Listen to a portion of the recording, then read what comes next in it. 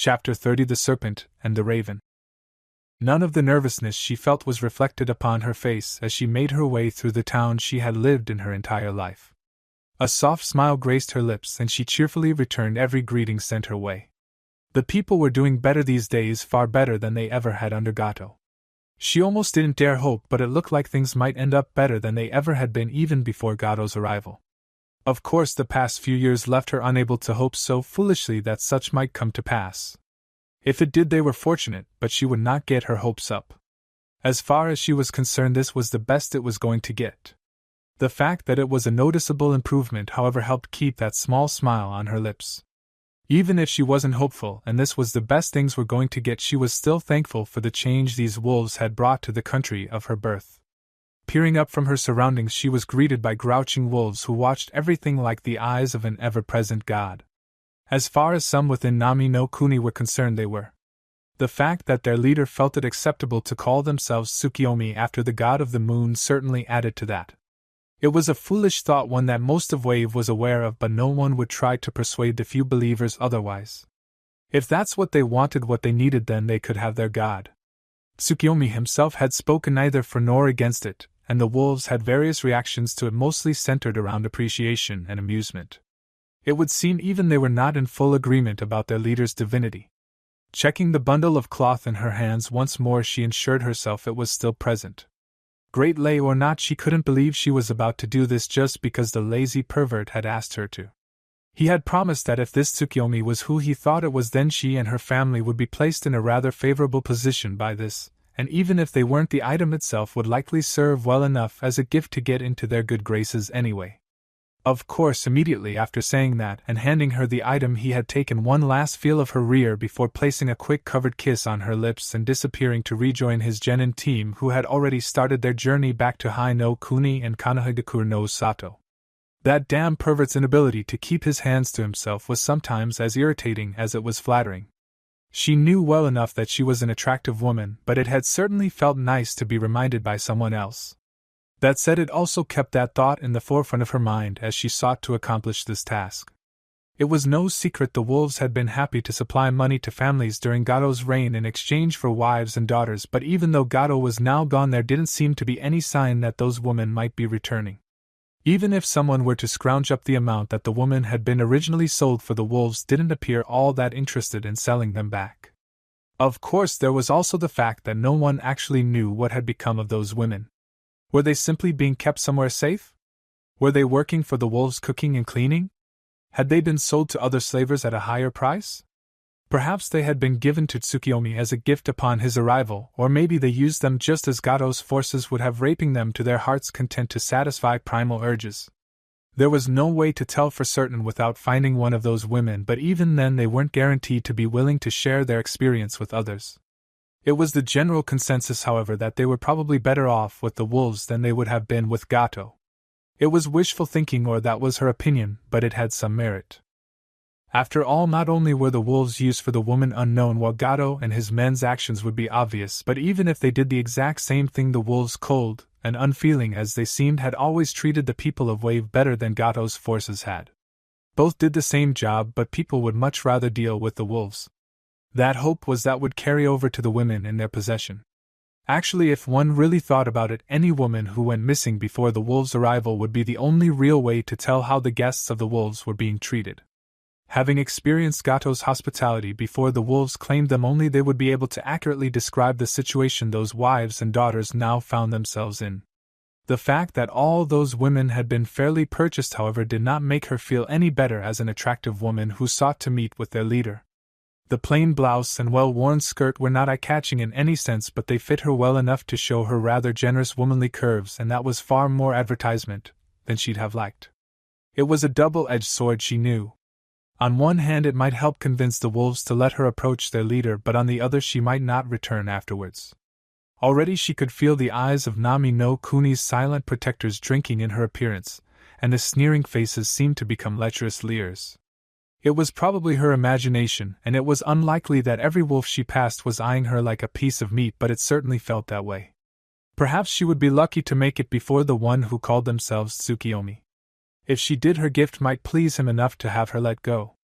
She wouldn't have that chance if the wolves decided to take her now, and she never meet the man. The thought that she was safer at the mercies of the Alpha and his whims when his wolves had already demonstrated their vicious might and dark cruelty upon the forces of Gato did not comfort her. But it certainly provided ample drive for her to arrive before him quickly. Leaving the streets of the village for the clearings that surrounding it only served to focus the attentions of the wolves on her further. That was no surprise as she was headed in the direction of Gato's old mansion. Kakashi had assured her that even if the mansion really was destroyed, there was no way in hell the wolves hadn't cleared it of valuables first. Shinobi were opportunistic bastards by nature. He had claimed something that had a high likelihood of referring to the fact he had betted her when she showed interest, and the wolves were most definitely shinobi in every sense of the word. The fact that they were at the very least camped out in this direction was further supported when two wolves dropped from branches just a bit further into the forest, and stopped her from entering it at all. Placing the bundle of cloth on the ground, she raised her hands before her without prompting, taking a single step back from the bundle on the ground. "These woods house the wolves. What business do you have here, daughter of the bridge builder? I bring a gift." She kept her voice as even and calm as possible. "For Tsukiyomi-sama." The first wolf didn't turn away from her, but the second noticeably looked to the bundle of cloth on the ground. "And your gift is within there?" asked the second. "It is," she answered with a nod. The two wolves shared a quick look before the second one approached. With each step they took, she took one more back to give them space. When they eventually reached the bundle, they didn't hesitate to crouch down to inspect it, completely ignoring her. She couldn't imagine people thinking she was much of a threat, so it was understandable. They rummaged through the cloth until they could peer at the contents, but they never removed them. Staring at it for a moment, they looked to her, and then back to their partner. Scooping up the bundle, they brought it back to the edge of the woods where they showed it to the first wolf. The first nodded after a quick look, and the second walked back and handed it to her. "Very well," spoke the first. "We will take you to present this gift to Tsukiyomi-sama." They paused for a moment. "Where did you get it?" "Kakashi-san of Konoha's Team 7 gave it to me. He said Tsukiyomi-sama would approve." "I think Tsukiyomi-sama will approve. Come, follow us closely. If you stray from our path, you will be cut down." As if to emphasize this, several other wolves dropped from the trees, showing that the wolves did indeed make their home in these woods. "Of course." With a nod more to assure herself than them, she stepped up to stand before the first wolf. Without another word he turned, and she knew she was expected to follow. As soon as she had stepped into the treeline, the second wolf fell into step behind her. Logically, he would be keeping an eye on her in case she tried anything, but there was still a part of her that claimed he was only behind her so he could stare at her ass. That feeling was only supported when she heard a faintly whispered "damn" behind her. Kakashi had said much the same, but her vanity certainly appreciated the second opinion. Now she was just hoping that didn't work against her when it came time to leave. Aside from the occasional glimpse of various wolves throughout the forest, the trip was uneventful, until they reached a large clearing of broken trees and ash. There had obviously been some sort of explosion here, and she was smart enough to realize that this must have been the explosion they had all seen from the bridge. Most of them had assumed that it had been Gato's mansion going up in flames, but one had to remember that these were shinobi. Considering how happy the people of Nami no Kuni were to think the last trace of Gato had been removed from their country, she had to admit it was a rather good idea. Not only did they please the people of the country they were trying to take over, but they got to keep what must be a rather expensive mansion. Everyone knew that Gato liked to live lavishly. There was no way his mansion would be anything but the best his money could buy. Just like Kakashi had said, shinobi were opportunistic by nature, and she applauded the manner in which they had taken advantage of this particular situation. Not far from the man-made clearing was one that seemed far more natural. It was here that Gato had built himself a palace, and it was this palace that the wolves had been happy to turn into their new den. She was escorted through the manor grounds and into the building proper before being told to wait just inside the doors. The first wolf proceeded to leave the room, no doubt in search of his master to inform him of her presence. The second wolf, however, seemed content to remain standing behind her. At a respectable distance, of course. How else was he going to be able to enjoy the view? Knowing that he was staring, she turned to look over her shoulder. "Down, boy."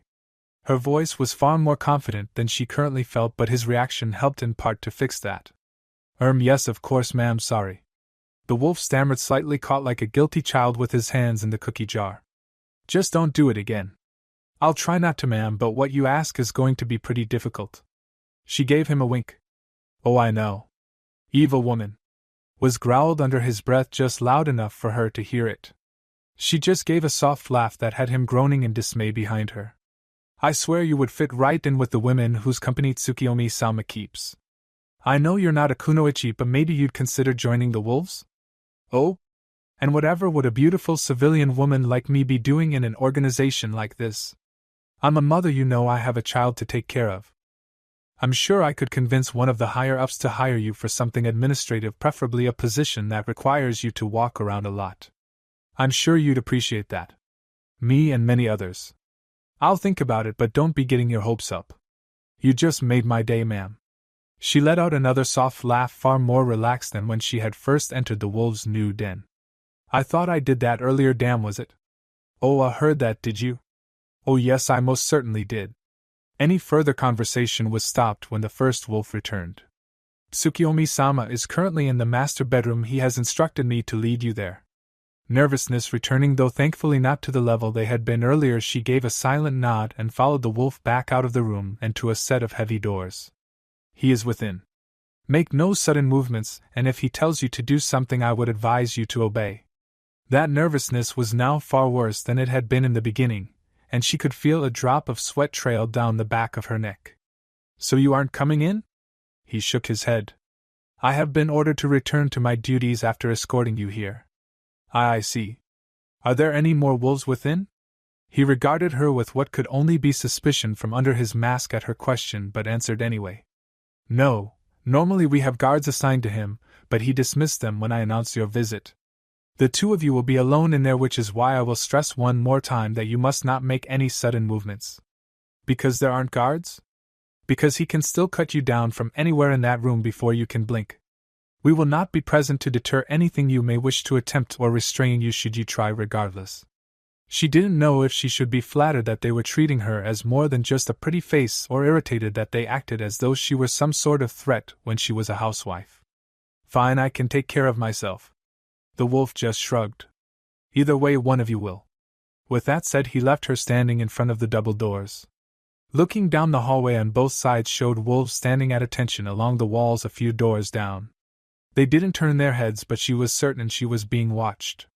Mustering up her courage and taking a deep breath, she turned the handle and gently pushed against the door. It swung open easily enough and without a single sound, allowing the light of the hallway to spill into the much darker room. Gas lamps burned dimly along the walls, doing little to banish the darkness that clung within the corners. Dark curtains had been drawn over the large windows that took up most of the wall across from the door, and blocked most of the early afternoon sun from entering the room of the man who referred to himself as the god of the moon.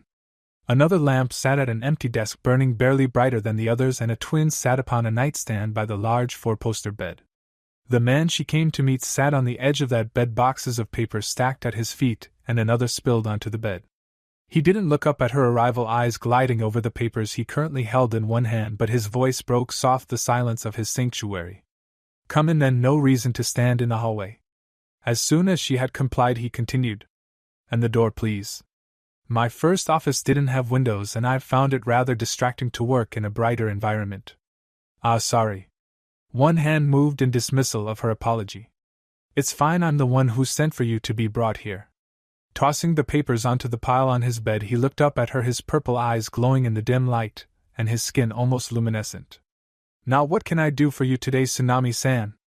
One hand immediately shot to her mouth to stifle a gasp. At first it was because of the unique appearance he had in the darkened room, and then due to how young he looked. Despite that quick movement, however, the young man made no move to cut her down. I brought something you may like. A gift? A gift, she confirmed.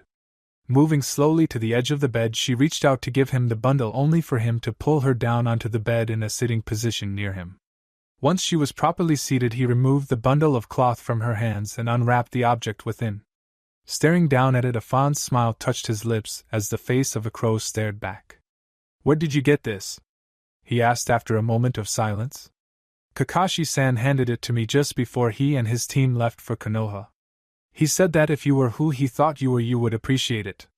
He gave a light chuckle. Ah, good ol Inu. He's right, I do appreciate it. I'm sure Mikoto-chan will as well.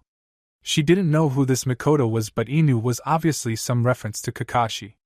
It was curious that they would know each other, and she was almost tempted to ask. Before she could, however, Tsukiyomi asked his own question. So I take it you must be close to Kakashi then? We are well. A hand was held up to silence her. I understand. His purple eyes trailed up and down her body, tracing every inch of her form. I can certainly see what drew him to you, Tsunami-san. You're a beautiful woman. Despite herself, a faint dusting of pink graced her cheeks. Thank you? No thank you. I'm rather happy to have this, and any friend of Kakashi is a friend of my wolves. Call on us and we will aid you. Was there anything else I could help you with, Tsunami-san? The woman thought for a moment. Well, one of the wolves I met today did mention something about the possibilities of an administrative job, and I do find myself with more and more time on my hands as Inari gets older. Another source of income certainly wouldn't hurt. He gave her a grin that matched very well the namesake of his forces. I'll see what I can do. Hanabi-sama. At the voice of the main family's lapdog, the Hyuga heiress paused in her walking and peered over her shoulder at the one who addressed her. Niji, I take it this means you've discovered something? The boy bowed slightly. Yes, Hanabi-sama. It certainly took you long enough. Come, we will discuss this in my chambers. Of course, Hanabi-sama. She had already been heading for her room, and so it took very little time for the two of them to arrive. Taking a second to check the surroundings with her Byakugan, she was confident there was no one to observe the two of them entering her chambers. If the branch members were to become suspicious that the two of them were on to whatever was happening behind the scenes of the Hyuga clan, it would be bad, but any rumors involving the two of them together would be worse. Her room was one of the few that the Byakugan couldn't penetrate, and so they'd be safe from prying eyes as soon as they were within. Letting her cousin enter first, she kept lookout. As soon as she knew that anyone entering Byakugan range would only see her entering her room and not question it, she followed after him. So she crossed her arms over her chest and did her best to look down on him, something rather difficult considering the difference between both their ages and height. Were it not for the seal on his brow, he would be able to utterly decimate her in a fight. That fact was a source of endless frustration, but that same fact brought great satisfaction because she could still control him. What have you learned? Yesterday I observed a group of branch members exiting a sightless room. The name was a given considering the Byakugan couldn't pierce it, though taking into account the beliefs of the clan it was also a wonder they weren't referred to as fateless rooms. The fact that the members of the main family used them as personal quarters was a rather sound explanation for that. I expected a main family member to exit after them, as it is not uncommon for an elder or main member to bring branch members into them for various reasons. Naturally, those reasons were varied and all were left unsaid. The people of Konoha couldn't be allowed to learn that which went on within the clan. To my surprise, there was no main member, but Hinata-san left the room after the others, followed closely by a guard in a wolf mask who quickly vanished. That caught her attention. A wolf mask? That was infinitely more important than whatever he had to say at the moment. Her father told her about the enemy of the Yamanaka, a boy by the name of Naruto, and a former member of the Uzumaki clan. He used the boy as an example for one who was not all that powerful but who had allies that were, and the fact that the Yamanaka were soon brought to their knees supported the fact that Naruto most definitely had powerful allies. And with the Yamanaka claiming that it was a group of unknowns wearing wolf masks that were breaking down their clan and not the clanless boy, it was obvious that these wolves were aligned with the academy student that had been in her sister's class. Now those same wolves were guarding her sister as she met with various branch members in sightless rooms. Already things were looking very, very bad. While the Hyuga were far above the Yamanaka, the wolves tore down the clan of Mindwalkers from the outside almost effortlessly. If they had a way into the Hyuga clan, then their might wouldn't matter. They had more than an in, it would seem they also had support. She wasn't all that surprised by that last fact. Of course they had support. Most of the branch family would love to see the main family brought down, and with Hinata knowing more about the main family than the branch members supporting her, they were beyond vulnerable to the maw of these wolves. They were going to be devoured. Already she could feel beads of sweat trailing down the back of her neck. It could be a coincidence, but fate never dealt with coincidences unless there was a purpose behind them. Changes were coming to the clan, it was undeniable. Wolves seeking to take over the clan or not, the branch members were going to be making moves soon, and the fact that they felt they could do so despite the seals on their brow did not speak well for the main family. Regardless of what was happening, Fate's message was clear: she needed to get out. Yes, Hanabi-sama, a wolf mask. Her cousin continued, ignorant of the thoughts that had raced through her head, or the unease that had taken root in her heart. I see. Continue. Remembering the location, I awoke earlier this morning and sat down in a nearby garden to wait with my Byakugan. Just as the previous day, Hinata-san entered the room and many branch members soon followed. He paused, slightly uncomfortable. I must point out that the branch members that followed her are well-respected members of the branch family, and have a lot of pull over the rest of the branch family. Whatever they are up to isn't isolated, or at the very least won't be isolated for long. When they started exiting again several hours later, I moved closer in hopes of overhearing something about the meeting. Unfortunately, I only caught one thing before another member silenced the one who was talking. And what did you hear? He paused and took a deep breath. The very thought infuriated him. They were speaking of Hinata-san. She was referred to as Hinata no Mikoto. What? It came out far more like a hiss than was proper for a Hyuga of her standing, but she hardly noticed. A goddess? They think her a goddess? Things just kept getting worse. If they truly believed that she was a goddess, then there was no way they would ever submit again to the main family. A bloodbath was inevitable, and she was not foolish enough to believe that only the branch members would fall. Hinata was believed divine and was somehow involved with the very wolves who brought down the Yamanaka clan. No matter what happened, the Hyuga clan, as they knew it was about to fall, the only question was who would bear the burden of rebuilding it. The victors certainly, but with outside help and far greater numbers on their side, it looked like those victors could very well be the branch family led by her sister. She could go to her father and the elders about this. In fact, she should, but that might tip off the branch members and bring things to a head far before they were ready. It might be a well-needed advantage for the main family, but even if they won, there would be few if any branch members within the clan afterwards. The Hyuga could not survive without the branch family. Her father had taught her that. They were absolutely crucial, and that meant it was actually in the best interest of the Hyuga clan that the branch family succeed. If that truly was what the fates had planned, then she, as the heiress of the main family, stood in its way. That was not a wise place to be. But she had been warned, given time to prepare, so fate must have other uses for her. It was up to her to ensure she was available to play whatever roles were left for her. She needed to leave. Very good. Niji continued to watch them, but under no circumstances are you to be caught or report any of this to the elders or my father. I will see that things are taken care of. There is no reason to bother them with this. By your command, Hanabi-sama. He gave a slight bow, which she waved off. You are dismissed. She should have exited the room to check for anyone who may have seen his exit, but she couldn't bring herself to. As soon as he was gone, she fell back against the wall and slid to the floor, cradling her head in her hands. How the fuck was she going to avoid this mess? An unknown presence behind her had her turning immediately, and it was only at the last second that she managed to keep from throwing the kunai in her hand. Oh? What have we here? Security had been one of her primary concerns when she built her outposts, and she knew for a fact that it was far too tight for any animal to ever hope to get past. Add that to the sudden appearance of it, for she would have detected it earlier had it been present, made her question why she was gazing upon the golden scales of a serpent. Of course, there was one answer that came immediately to mind, one that brought a smile to her painted lips. A child of Oden? What brings you here? A roll of parchment fell from its mouth as it looked up into her eyes. The high priest has asked that I deliver this to the holder of the snake contract. You are Shino? That would be me. Whatever might my beloved godson have sent me? It is not for me to say. I shall take my leave now. With a flash of crimson, the snake was gone, leaving only the parchment behind. Curious as to what her godson would be sending her, she picked it up and tucked it into her shirt. She was itching to read it, but she had patience enough to retreat to her sanctuary so she could take the time to enjoy the first thing she had ever received from the boy. Even if he didn't know that he was her godson, and was simply looking to contact the holder of the snake contract, which wouldn't be surprising considering the gift she had sent him, it was still precious to her. Swiftly she made her way back to her chambers, long legs devouring the distance between her and her godson's written word. With every step she became more eager, her heart rate increasing and her breath drawing shallow. And still past the excitement was a sense of nervousness that was unbefitting of one such as she. Maybe he really had figured out the identity of his godparent but didn't want anything to do with her? Could the knowledge that she was a traitor to his home make him hate her?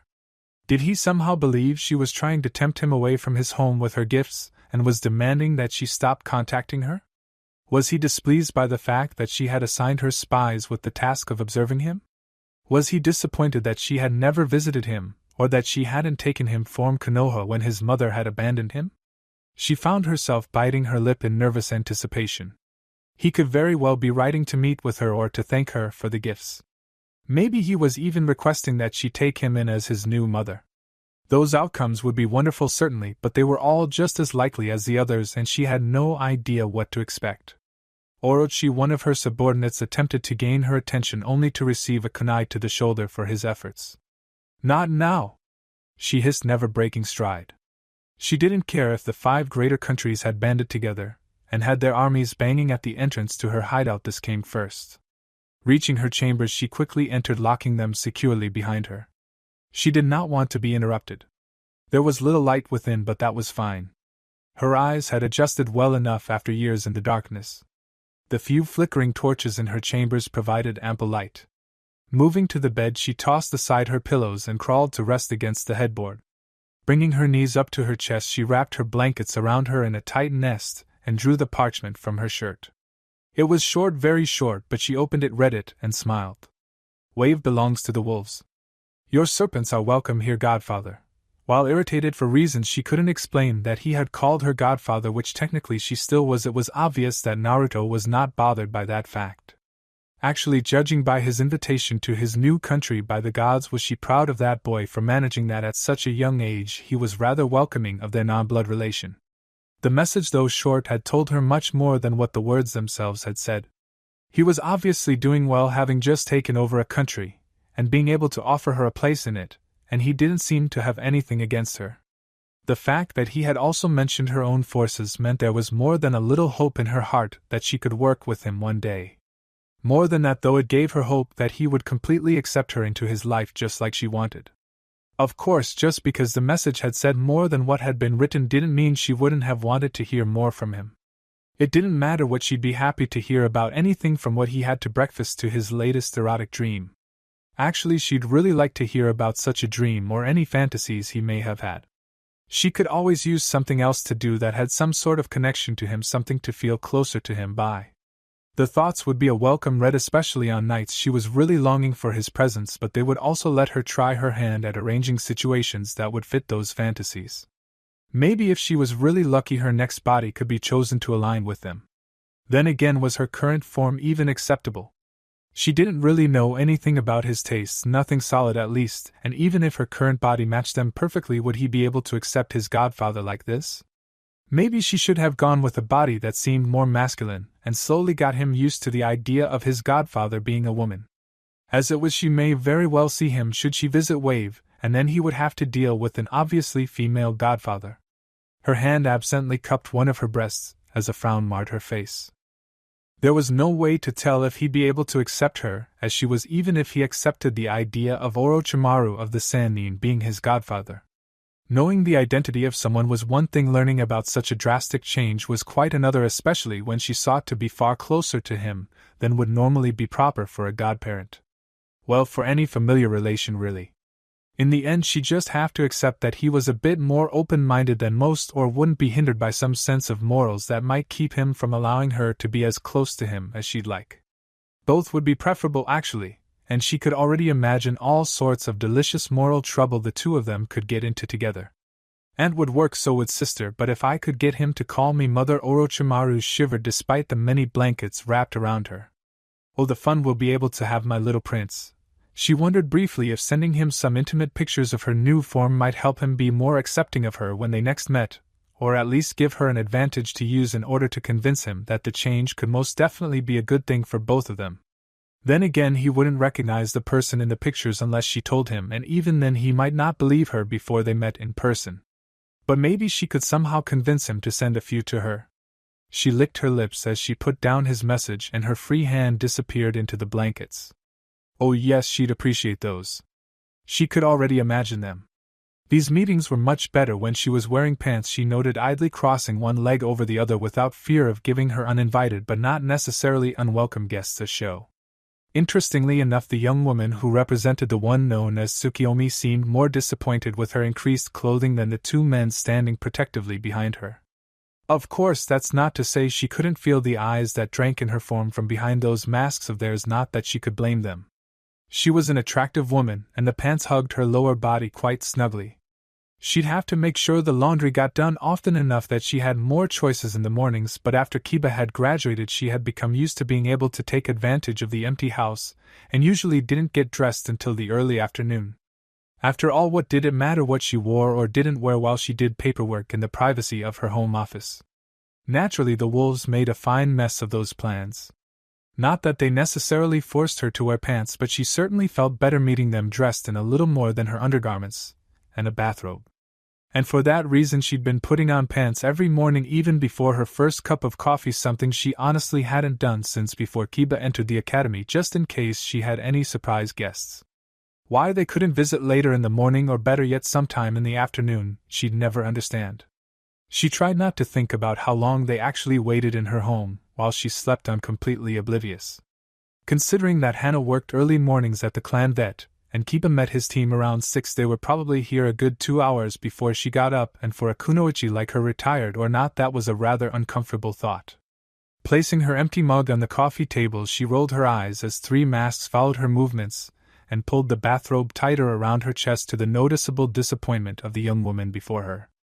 Just because she started wearing pants didn't mean she was going to start getting dressed before noon. It was her house, damn it, and if someone didn't like that, it was their own damn problem. Not that these wolves seemed to mind, they would probably be perfectly happy should she start coming down completely naked. Honestly, there weren't many who wouldn't be. Then again, with how interested the woman was with her body, it wouldn't surprise her too much to one day wake with the 3 of them in her bedroom. Were that to ever happen, she half expected that she wouldn't be finding herself alone in her bed. Or clothed, for that matter. But the female wolf's apparent sexual preferences aside, there was business to discuss. Or she assumed there was. They had yet to make a social call to her house, and unless the young woman was planning on asking her out on a date, which was doubtful considering the 2 standing behind her, unless they were some sort of package deal, then this had something to do with the packs. So was there a reason you came for a visit, or did you just need to see me again? Otsum, you should know that seeing you is reason enough for a visit.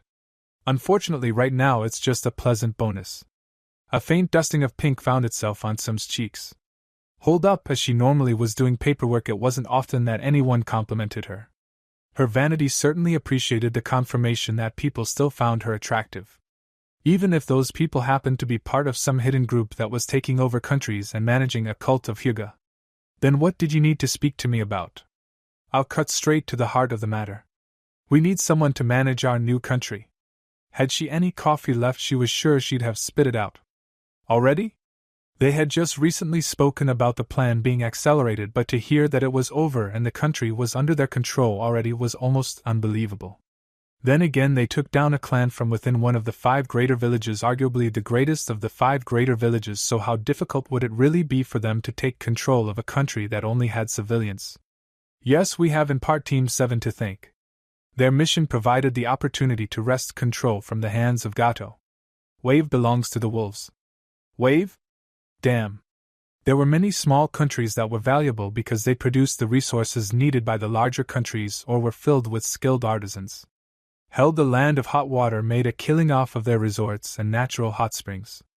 The amount of tourists who used up years of saving and the money spent by wealthy lords on vacations was staggering. But Wave? Wave was right up there with the land of hot water, and yet it was almost completely undeveloped and home to only a few hundred people max. The location was perfect for trading, and even under Gato's tight control had acted as one of the largest trading hubs of the world. With the wolves taking care of it, there was no doubt that it would blow up to tremendous proportions and find itself in a class all its own. Indeed. As I said, we need someone to manage it. Commander Sai has control over the wolves in the area but is not suited to running a small country.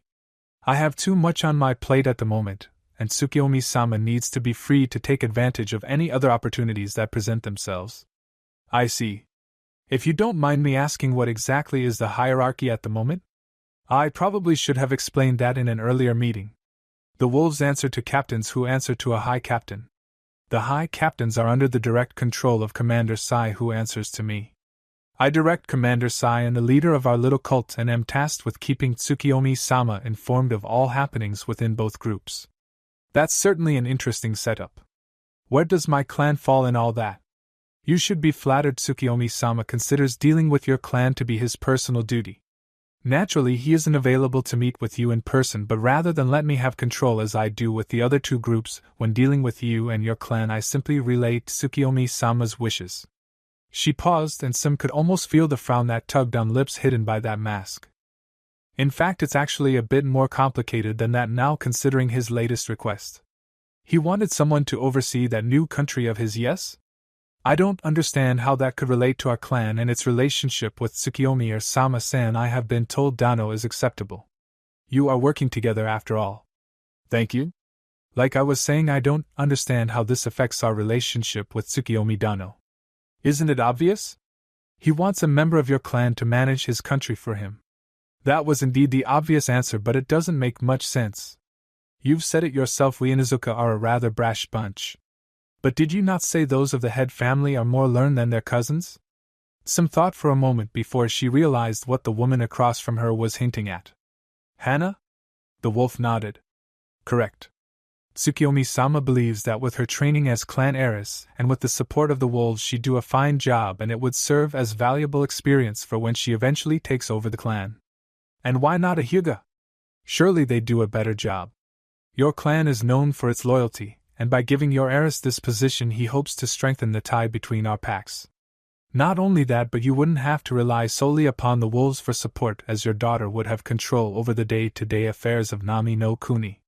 It's a sound idea, but I would prefer to hear her opinion on the matter first.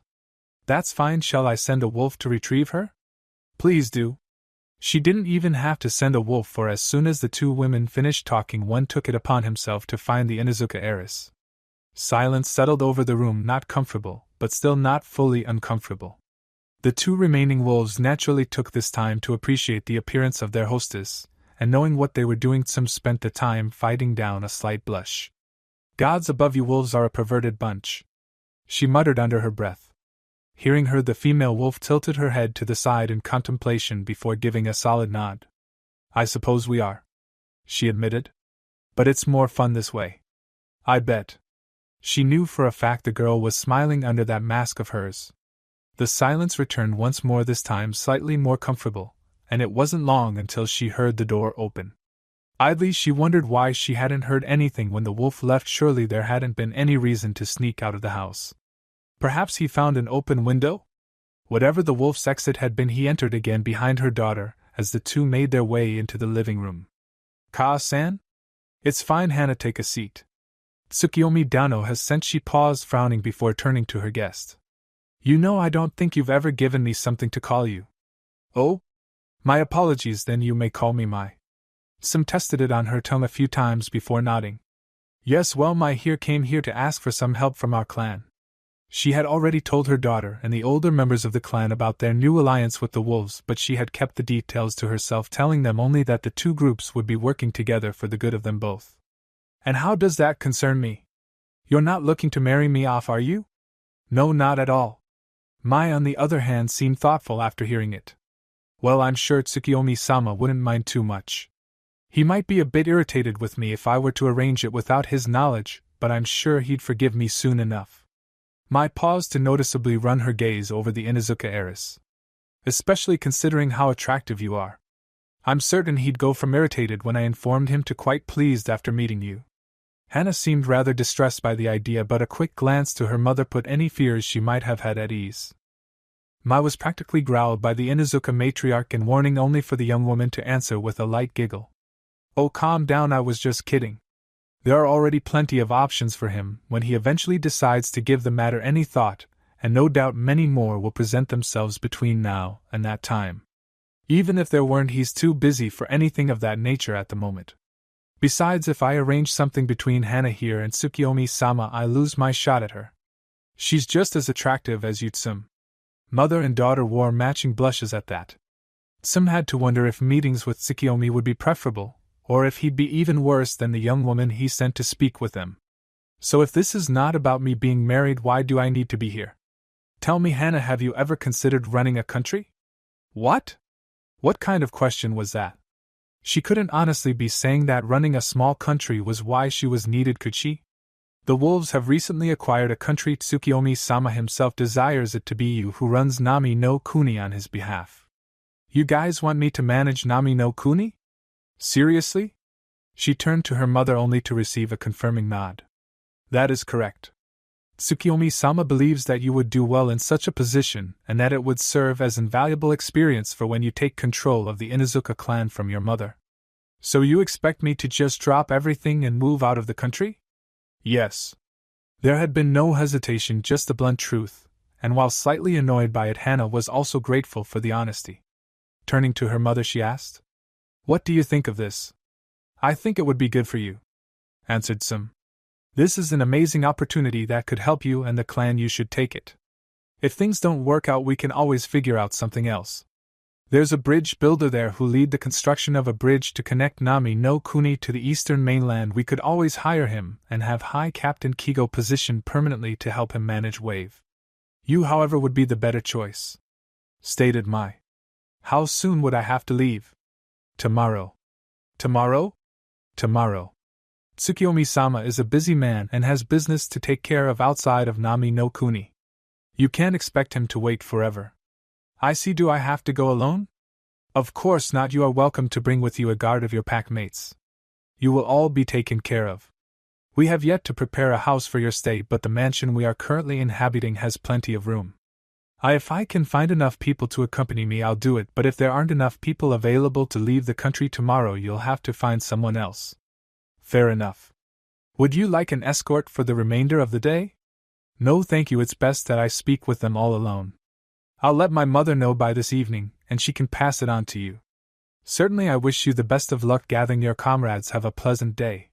Recognizing the dismissal, Hana took her leave. Silence once again settled between the two remaining women for several moments, neither really having anything else to say. Finally, Mai's soft voice interrupted it. "Well, I do believe that concludes this morning's business.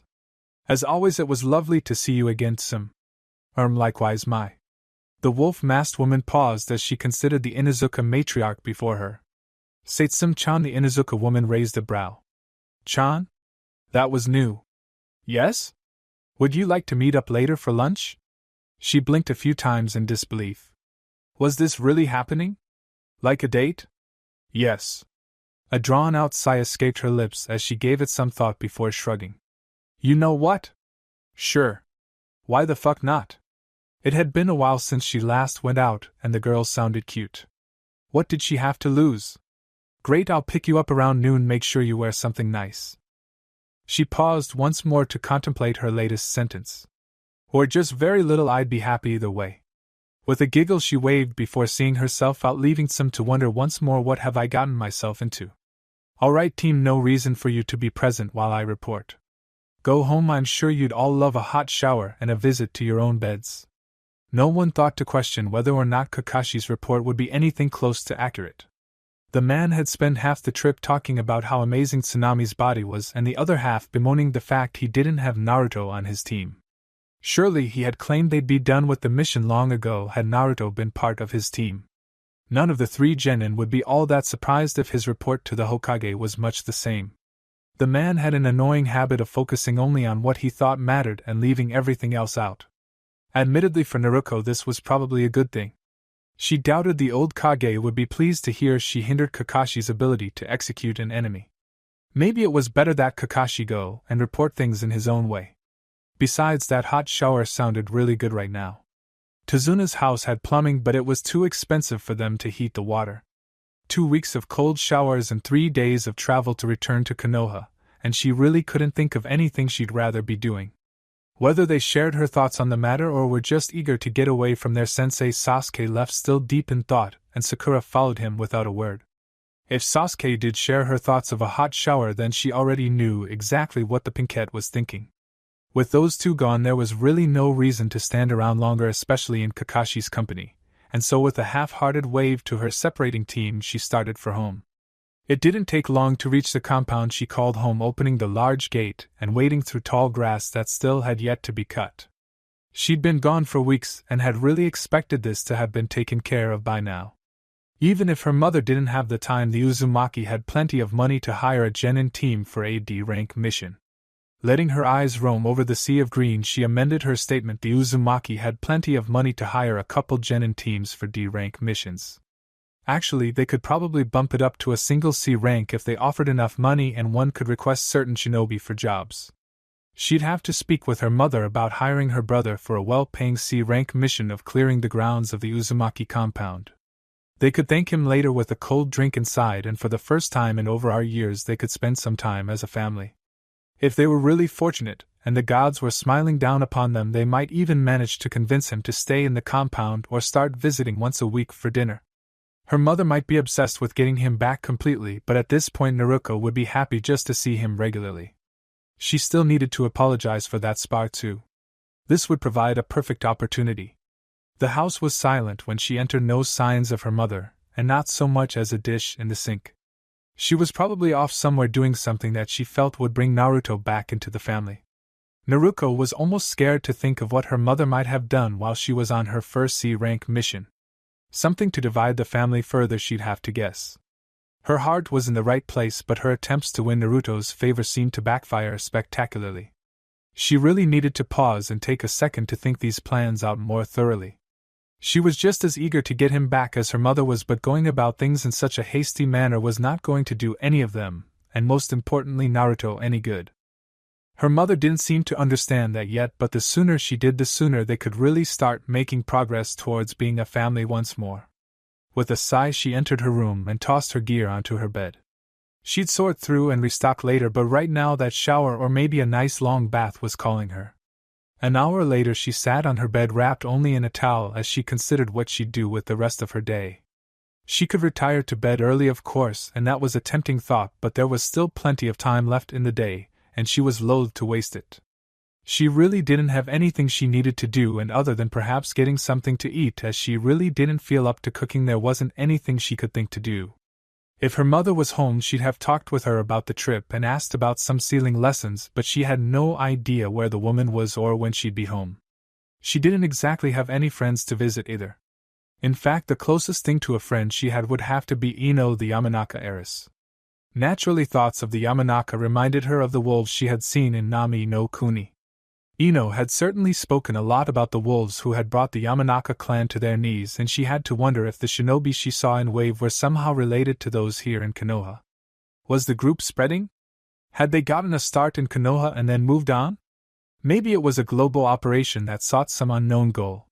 But whatever the truth was, Ino claimed that her brother was somehow involved. Having seen the wolves and their operation in Nami no Kuni, she could only pray the girl was wrong. What on earth would her brother be doing with a group like that? Tsunami pointed out that things could have been worse for them under Gato's rule had the wolves not stepped in, but she had trouble believing that a group who ripped money from the destitute, slaughtered their client and all his forces in cold blood, and who bought young women in the middle of the street as if it were nothing, could have anything but their own best interest at heart. How could a group like that be trusted with a country and the lives of all those who called it home? She had to hope her brother hadn't found himself involved in something like this, and was in over his head. Of course, if anyone had more information about the wolves or would be able to give her a better opinion on what she knew, it would be Ino. She had also heard that her father Inoichi had made some sort of deal with her brother involving the wolves. It might be a good idea to speak with him too. Her mind made up, Naruto dug through her closet for something simple to wear over to the Yamanaka compound. Maybe afterwards she and Ino could go get something to eat. Better yet, she could invite Ino to join her for a meal and they could discuss it all over a late lunch. Yes, that would definitely work. Dressed well enough to be seen in public, she scribbled a hasty note to her mother about her planned whereabouts and left it on the table just in case her mother should return before she did. Hopefully she wouldn't be too upset with her visiting the Yamanaka. She had really not liked them recently, and blamed most of her problems with her son on them. That would be something to work on when Naruto was part of the family again, especially since he could confirm that it wasn't Ino or her clan's fault. Though the Yamanaka compound was actually located within the village proper, much like the Akamichi compound, and not with most of the other clans in the clan districts, it did not take long for her to arrive. Curiously, however, it also didn't take long for her to gain entrance. Before she could even utter a word, the gates of the Yamanaka clan were opened, both guards moving to stand at attention. How odd. Maybe Ino had spoken to them about granting her access, or something that was really the only reason she could think of that might explain the behavior. Unless the heiress had recently sent for her, and it was simply good fortune that she happened to be visiting anyway. Considering her current family issues, that luck seemed unlikely. Shrugging off the odd occurrence, and the way everyone she passed seemed to give slight bows at her passing, she went straight to Ino's office, knowing how much time the Yamanaka princess spent poring over clan paperwork. A visit from a friend would be a welcome break for the girl, she was sure. Knocking on the door, she was immediately called in. Perhaps the theory that she had been expected wasn't so far off the mark. Uzumaki-sama, I wasn't expecting you to arrive this early. The blonde heiress was sitting at her desk and buried in paperwork as usual. Eyes focused on whatever she was currently working on, she didn't even glance up at her visitor until she heard a rather confused Uzumaki-sama? HM? Oh. Naruko-sama, my apologies, your mother was going to be stopping in today to look over some clan paperwork. Really? Asked Naruko, a puzzled frown on her face. Did you ask her to help you or something? Ino stared at her for a moment, as if she were puzzled by the question before her eyes widened in understanding. You were on a mission, weren't you?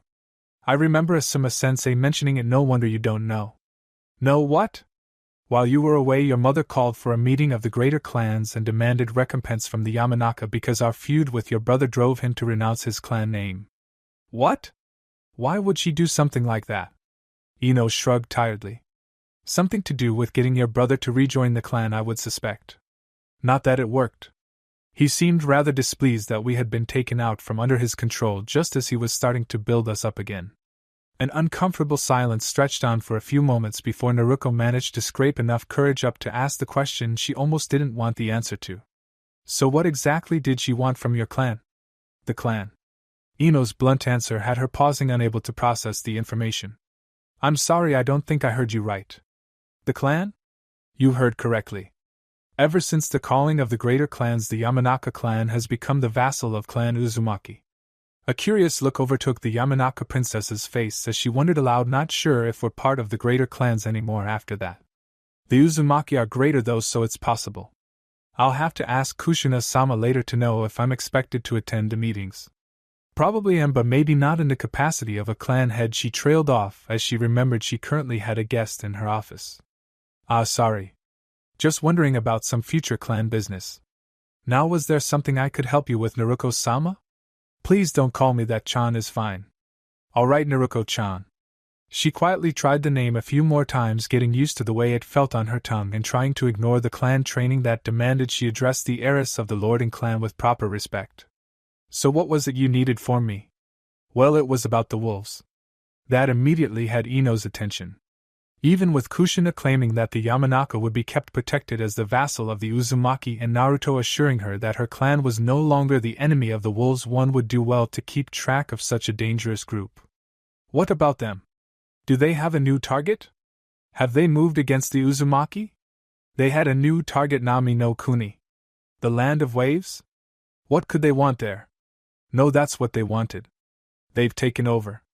Ino leaned back into her chair as she attempted to process what she had just been told. They've taken over a county? Her voice was weak, hesitant even to her, but there was still that tinge of awed disbelief carried by it. It was recently that her clan was the target, but now, having just moved on to other things, they already had control of a county. A valuable one too, if she remembered her lessons properly. Yeah, they were working for Gato, a shipping tycoon that took over years ago. When he attempted to stamp out the resistance of the villagers, the wolves cut his men down before beheading him. That sounds like the wolves, all right, but are you sure they're the same group? Naruko could only shrug. No idea, I've never met the wolves here in Konoha. In Wave, they all wore snarling wolf masks and dressed primarily in gray. There was one with a hood and a mantle of white fur while we were there, and people referred to him as the High Captain. He's the one who beheaded Gato and declared Wave to be under the protection of the wolves by the order of the Moon God. The Moon God? Ino looked at her skeptically. Well, I suppose it could have been someone going by Tsukiyomi, I guess. Probably the name of their leader. Never heard of a Tsukiyomi associated with them. I guess they didn't have much need to mention him here in Konoha. Never heard of any High Captain either, now that I think about it. That's rather odd. And why's that? Well, assuming it's the same group, Konoha's wolves seem to be just a small portion. Over in Wave they were led by a high captain, so why isn't there a high captain here to oversee whatever it is they're doing in Konoha? I don't know, maybe because it would draw more attention. I've never seen any wolves here and only your clan speaks of them, but over in Wave they were out in the open and acted. She paused to consider the validity of her next statement. They acted just like the Umbu here on patrol actually. There were some who were doing things for Gato, but the rest of them sat atop buildings overlooking the village and walking through the streets to keep an eye on the populace. That could be it, but I still find it odd that a commanding officer would be missing from anything they're doing here. I could understand they're more valuable, but surely the risk of losing them would be worth having a more stable setup within Konohagakure no Sato. Unless Ino looked at Naruko slightly uneasy with her latest thought, and wondering if it was a good idea to mention it to the heiress of the lording clan. Unless what? Giving a deep sigh, Ino continued with her newest theory. Unless Naruto is their commanding officer. No! I won't hear it. Please just hear me out. Do you have any idea what kind of people these wolves are? Ino gave her a blank look. Her clan had been brought to its knees by this group that no one believed existed. People were framed for kidnapping and rape, the treasury was robbed, threats and warnings were delivered to her room as she slept, and the reputation their clan had built up for generations was lost. She knew what kind of people the wolves were. They weren't people. They were wolves. They stalked their prey, taking it down in a show of vicious force and devouring it without remorse. They were shinobi, the truest, most pure example of shinobi she had ever borne witness to. The wolves followed the old ways back before there was peace and international law, before the villages or even clans. They behaved like the first villagers that turned to banditry and stealth, mercenaries and thieves that looked out for themselves first, their families second, and everyone else as a target. They didn't need fancy jutsu or catchy names like those of these days did. No, all they needed was the cold steel of a blade and a target to go after. She probably understood what these wolves were better than Naruko could ever hope to, but at the same time, if she was asking that question, it was pretty obvious that she had seen a glimpse of the wolves' true nature over in Wave, where they didn't have to hide from a village of shinobi who were unlikely to be accepting of their presence, and even less so of their actions. No, I have absolutely no idea of what kind of people these wolves could possibly be, answered Ino dryly. It's not like they were the enemy of my clan or anything. Naruko had to stop at that, an embarrassed red across her cheeks. Sorry, I forgot who I was talking to. Of course you do, but I love my brother, and to have him compared to those things is absolutely infuriating. I watched as they went about collecting money from those who didn't even have their own homes, saw the way people shied away from their approach. I was there when they slaughtered Gato and his men just because he was in their way. No survivors, no mercy. They were laughing. Laughing. They enjoyed it. And while I agree with the rest of the world that Gato was a horrible person and am glad he's gone, no one should take so much pleasure in ending lives like that. They're no better than the thugs and bandits he had hired. Only they had power and were willing to use it. They're worse. Naruko paused, collecting herself. They bought people like cattle. A young woman only a few years older than we are was sold by her father to them in the middle of the street under the light of the sun just so he could pay Gato's tax. All the wolves are horrible people, if they can even be called such. They're just a group of bandits more organized and trained than all the others. You're right, they are. This was the first she had heard of wolves acting in such a manner, but she wasn't all that surprised. It sounded just like them. They didn't spare the Yamanaka clan because of pity or because they were too weak. No, they spared them because Naruto wanted to use them as an example, a lesson to any others that might go against him, that even if he was just a clanless genin, he had power they couldn't hope to combat because they weren't even aware of its existence. How does one dull a blade that is hidden? But they're powerful. Ino continued. More powerful than they should be simply because they're hidden. No one knows of the threat they are, and so no one is prepared when they strike. That's the way of the shinobi, taking advantage of the world as best they can. However, no matter how horrible they are, one cannot deny the fact that Naruto is involved with them somehow. Maybe he befriended a few that weren't so bad, maybe he hired them because he knows how ruthless they were, or perhaps he was left so desperate and alone that he didn't have a choice. Are you saying it's our fault? The anger was gone, and the girl seemed distraught that her brother's involvement with the wolves may have been in part because of her. No, not at all. It's no more your fault he became involved with the wolves than it is the Yamanaka clan's fault he renounced the Uzumaki name. And yet your clan suffers for it all the same. Someone will always suffer, it's just the way the world is. That doesn't mean I like it. Ino gave her a sad smile. Not many do, but that suffering doesn't last forever. Your brother, for whatever suffering he's gone through, seems to be doing well now. Even the Yamanaka clan are getting better. Sure, we've lost a lot, but we had even less not long ago. One just has to keep going no matter what happens if they ever want a chance to escape the cruelties of the world. Thank you, Ino. I'm sorry for interrupting you. What were you saying you know about my brother and the wolves? I was saying that it was possible Naruto was their commanding officer, or at the very least might have contact with one. My father spoke to Naruto to make sure there were no Yamanaka casualties during the feud, and it was Naruto who told me the Yamanaka were no longer the enemies of the wolves after I informed him of our new vassalage. Even if he's not the commanding officer, he seems to be the spokesperson of the wolves in Konoha. If that's the case, it's equally likely that the higher-ranking wolves contact their forces in Konoha through him. It would maintain a chain of command without risking the presence of a high captain, and Naruto is a resident of Konohagakure no Sato. Before graduation, back when the feud first started, he was still a civilian. As you know, civilian Konoha and shinobi Konoha are almost two separate entities. While a civilian, he had no obligation to report the wolves or their operations unless they threatened Konoha as a whole. With them only targeting the Yamanaka, it was a matter of a single clan instead of the village, and even if discovered, there wasn't much they could do about it. Well, she amended. That depends on his actual involvement, of course. As just someone to meet on the behalf of the wolves or to pass on orders, he would have been pretty safe, and with him being against my clan, he became the perfect option. That is assuming the wolves were already planning on going after us. It's more likely that he was already helping them set up in Konoha, and when I made the mistake of incurring his wrath, the wolves couldn't be kept from joining in. Why would he even be a good choice? Why not go for someone who would remain a civilian? I don't know, it's all speculation at this point. Naruto seems pretty mature, and he was pretty much alone here in Konoha, which made him easily approachable. Without friends or family, he was almost always available, and no one questioned his whereabouts. Also, as a shinobi in training, it was likely he could relate better to the wolves and understand their actions better than a civilian that hadn't been exposed to the shinobi world.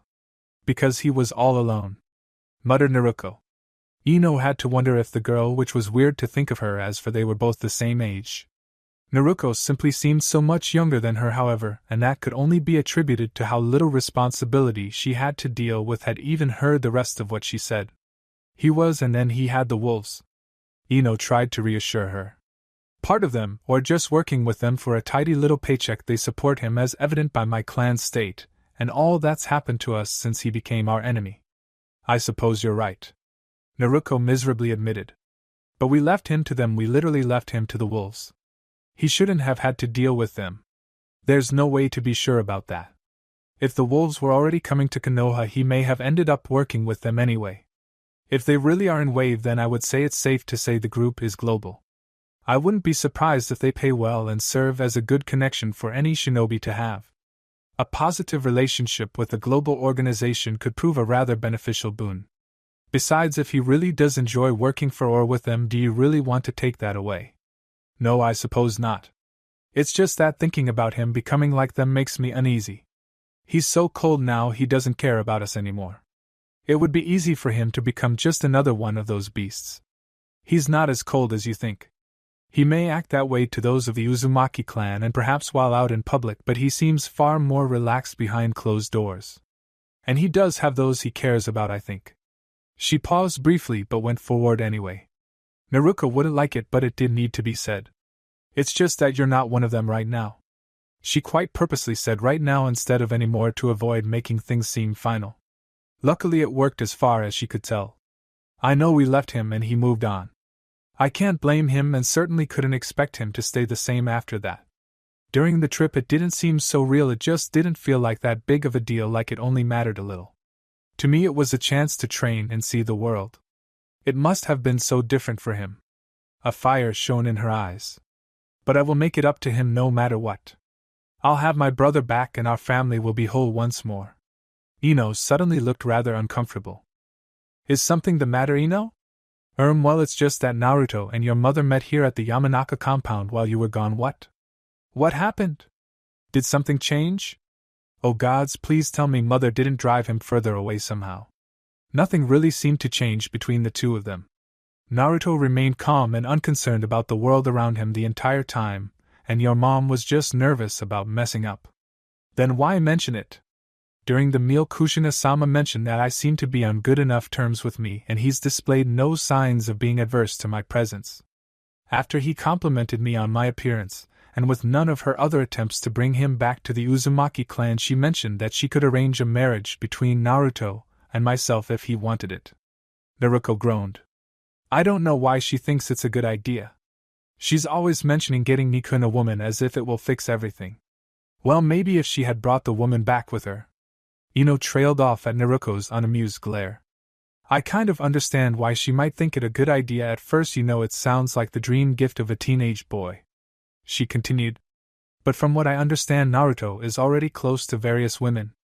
Hinata is his age and they met in the academy. He's often seen with Mitarashi Anko, a Tokubetsu jounin my dad's worked with, and I know he at least shares a bed with some of the female wolves at times.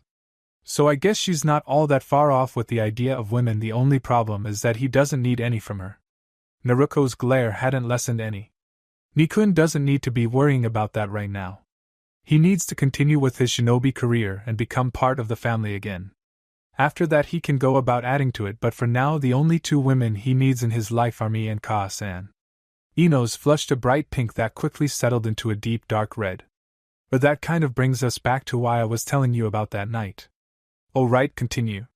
Naruto mentioned something about if he had wanted me I would have already been his. Ino managed to ignore the glare burning into her head by turning somewhat in her chair to peer out a well-placed window. And then he continued to comment about your absence. I'm not sure if he was being serious or if it was meant to bring what she was trying to do with me to her attention, but he mentioned that maybe if she gave him you things would be settled between them. Until today Yamanaka Ino had never before borne witness to a face that was twisted in complete horror, and yet at the same time blushing madly. He what? The thought that her mother would give her away like some possession was awful, but the idea of belonging to her brother reminded her of the days she had the talk with her mother, and what she had unknowingly implied about her brother, and their mother. That was not helped by her earlier comment that the only two women Naruto needed in his life at the moment were she and her mother. She could feel her cheeks burning red and was absolutely mortified by the thoughts that went through her head. After an uncomfortable few moments of silence while Naruto valiantly attempted to calm down, and Ino managed to stop blushing, the Uzumaki princess found her voice again. What did my mother say? Her mother wasn't thinking right lately, and she had good reason to be scared of the answer she might get. Sure, the family would be together again, but families weren't supposed to be together like that. Ever. Ino swallowed nervously. She knew that the longer she took to say it the more distressed her fellow blonde would be, but how does one go about telling someone that their mother actually sat there contemplating giving them away as a gift to their estranged brother? She went silent. I think she was thinking about doing it. Eventually she realized we were all watching her and told us you weren't present because you were on a mission outside of Konoha. Ino continued. She didn't bring up the matter again, but she also didn't say anything against the idea. Naruto didn't clarify his reasons for asking, so I'm still not certain he was actually after you like that, but if I had to guess, he's not going to dissuade her from thinking he does. I wouldn't put it past him to just wait and see what your mother ends up doing. He's probably wondering exactly how far she's going to go in her attempts to get back into his life. I see. Naruto seemed a bit shaken up by the news, but she deserved to know. If nothing became of it, then great, but she should still be aware of what her mother had done. If something did happen, however, at least now she had fair warning. Did you have any idea why he might not be willing to let us in? I know we abandoned him, but mother's actions alone, successful or not, should be showing him how much we want to make up for it. The mind walker paused for a moment to think upon a fitting response to the question. You said it yourself earlier, I think. Huh. He needs to focus on his career and his family first. That's what you said, isn't it? Well, yeah, but we're his family. Kushina asked if he wouldn't come home to his mother. He responded saying that his mother and sister left 4 years ago, and he hadn't seen them since. No, the word that came out was almost a whine, but it carried a clear note of defeat. He mentioned having a new family now, who I would suspect as being the wolves, or at least certain members of it. I could be wrong, and he could be referring to Hinata as his family as far as I know, but when he mentioned that his family left, there was no bitterness in his voice. He was just stating a fact. That's what you should focus on. That we're no longer part of his lives and he doesn't care? Exactly. You're no longer part of his life, and that means you can re-enter it. It might not be easy, but he's moved on. How is that good? Because he doesn't seem to be angry with you. Don't you see? He's treating you both as if he hadn't met you before your return. I know he hasn't forgotten you, which means he's making an effort to keep things civil and pretend it's never happened. Did it? Yes, it's done over with, and it's going to affect you all for the rest of your lives. It's going to take a while for him to open up to you again, that's obvious, but you have to start somewhere, and it's better to start at the beginning of the race than 2 miles away. You and your mother are both kunoichi or his comrades whether he likes it or not. Start regaining his trust and work your way slowly back into his life. But you need to remember he's a comrade now too. Treat him with respect, and don't push too hard. And if you ever find yourself on a mission with him, I would recommend doing everything possible to impress him without making yourself look like a fool. If you manage to impress him, he'll become interested, and he'll keep you around. It's how he is. So it's good because I have a better chance? That's right. I suppose that does make me feel a bit better. Just treat him like I would any other Konoha shinobi I meet, right? It's a lot more likely to work than trying to force yourself into his life again. And remember, I'm not saying he'll accept you quickly or even guaranteeing it will work. This is just the best way I can think of for you to be a part of his life. Thank you, Ino. You're welcome, Naruko-chan. Was there anything else you found out or needed from me? I really do need to finish preparing for your mother's visit. No, well, actually, I was wondering if your father might be available one of these days so we can all discuss what we know of the wolves. I'm sure he sees things we might miss, and I'm sure he'd like to learn of our own experiences with them. I'll talk to him about it, I'm certain he'd be curious. Thanks, I'll get going then. See you around, Ino. Have a good day, Naruko-chan. Ino frowned at her desk. Now where the fuck did I put that file? It was not all that unusual to see a group consisting of some of the most skilled kunoichi in Konoha gathered together at a table in one of the village's many restaurants. What was unusual, however, was the rather somber atmosphere that clung to them. Any group with a quiet Mitarashi Enko, especially in the company of those like her best friend Yuhi Kurinai and the usually energetic Inuzuka Hana, was usually not a sign of good fortune. Whether that lack of fortune was the reason for her usual exuberance to be missing or because someone was about to suffer misfortune was usually impossible to determine from a distance. Those around her today, however, told anyone who bothered to look that Enko was not up to her usual mischief. That in itself was good news, but whatever had them all down probably wasn't. Of course, even that's subjective to one's views. It was good news in a way, just as it was also bad news. One would not be wrong to simply declare it news and leave it at that, for at the end of the day that's all it was. These kunoichi, however, didn't like that news, and therefore this news was bad news. So you're really leaving? Umbu's Cat 1 Yuzuki Yuga was probably the most level-headed of the group. With no major problems in her life and a calmness befitting one who belonged to Konoha's most elite division, she usually served as the group's voice of reason. Not that they often listened. Yeah, me and the others leave tomorrow. Hana, like many Inuzuka, was rather wild. While reserved compared to many of her kin, she still had a tendency to stand out amongst her friends. She was always up for some fun, but unlike her good friend Enko, she usually managed to keep situations from spiraling out of control. And you have to go? I get that you're the heiress and all, but what could be so important that you have no choice but to leave? As the second most level-headed, Kurinai was relied on to help Yugao rein in the other two when things started to get too wild. She was also the one who could manage to get the Umbu to loosen up a bit so they could all enjoy their time together. Well, I don't have to, but it is important to the clan, and Ka-san thinks it will be good experience for when I run the clan. You know, you still haven't told us what exactly it is you'll be doing outside Hai no Kuni, or where you're actually going. Mitarashi Enko was without a doubt the most wild of their little group. Unlike the others, she didn't really care about the consequences of her actions, and was far more focused with simply having a good time. Her well-known bloodthirst and love for explosions also kept away many men who might otherwise decide to approach. Each of the four in the group was undeniably attractive, but most people had more common sense than to bother Enko, especially if she was drinking. That's because I'm not supposed to. It's clan business, and my mother would rather it stay within the clan. For now, at least. She might not mind later, but it's too important right now for us to risk letting this get out. You almost sound as if what you're doing could be considered treasonous. pointed out Yugao with a frown. You're not about to do something stupid, are you? Yeah, you know that's my job. Anko commented. Yes, stupid like taking a fresh genin on a C rank mission, blowing up a casino, and then sharing a bed with him in a town away from Konoha. Kurenai hadn't been too pleased to hear about that. Maybe if they had taken someone else with them, even a hidden wolf guard, she wouldn't have minded so much.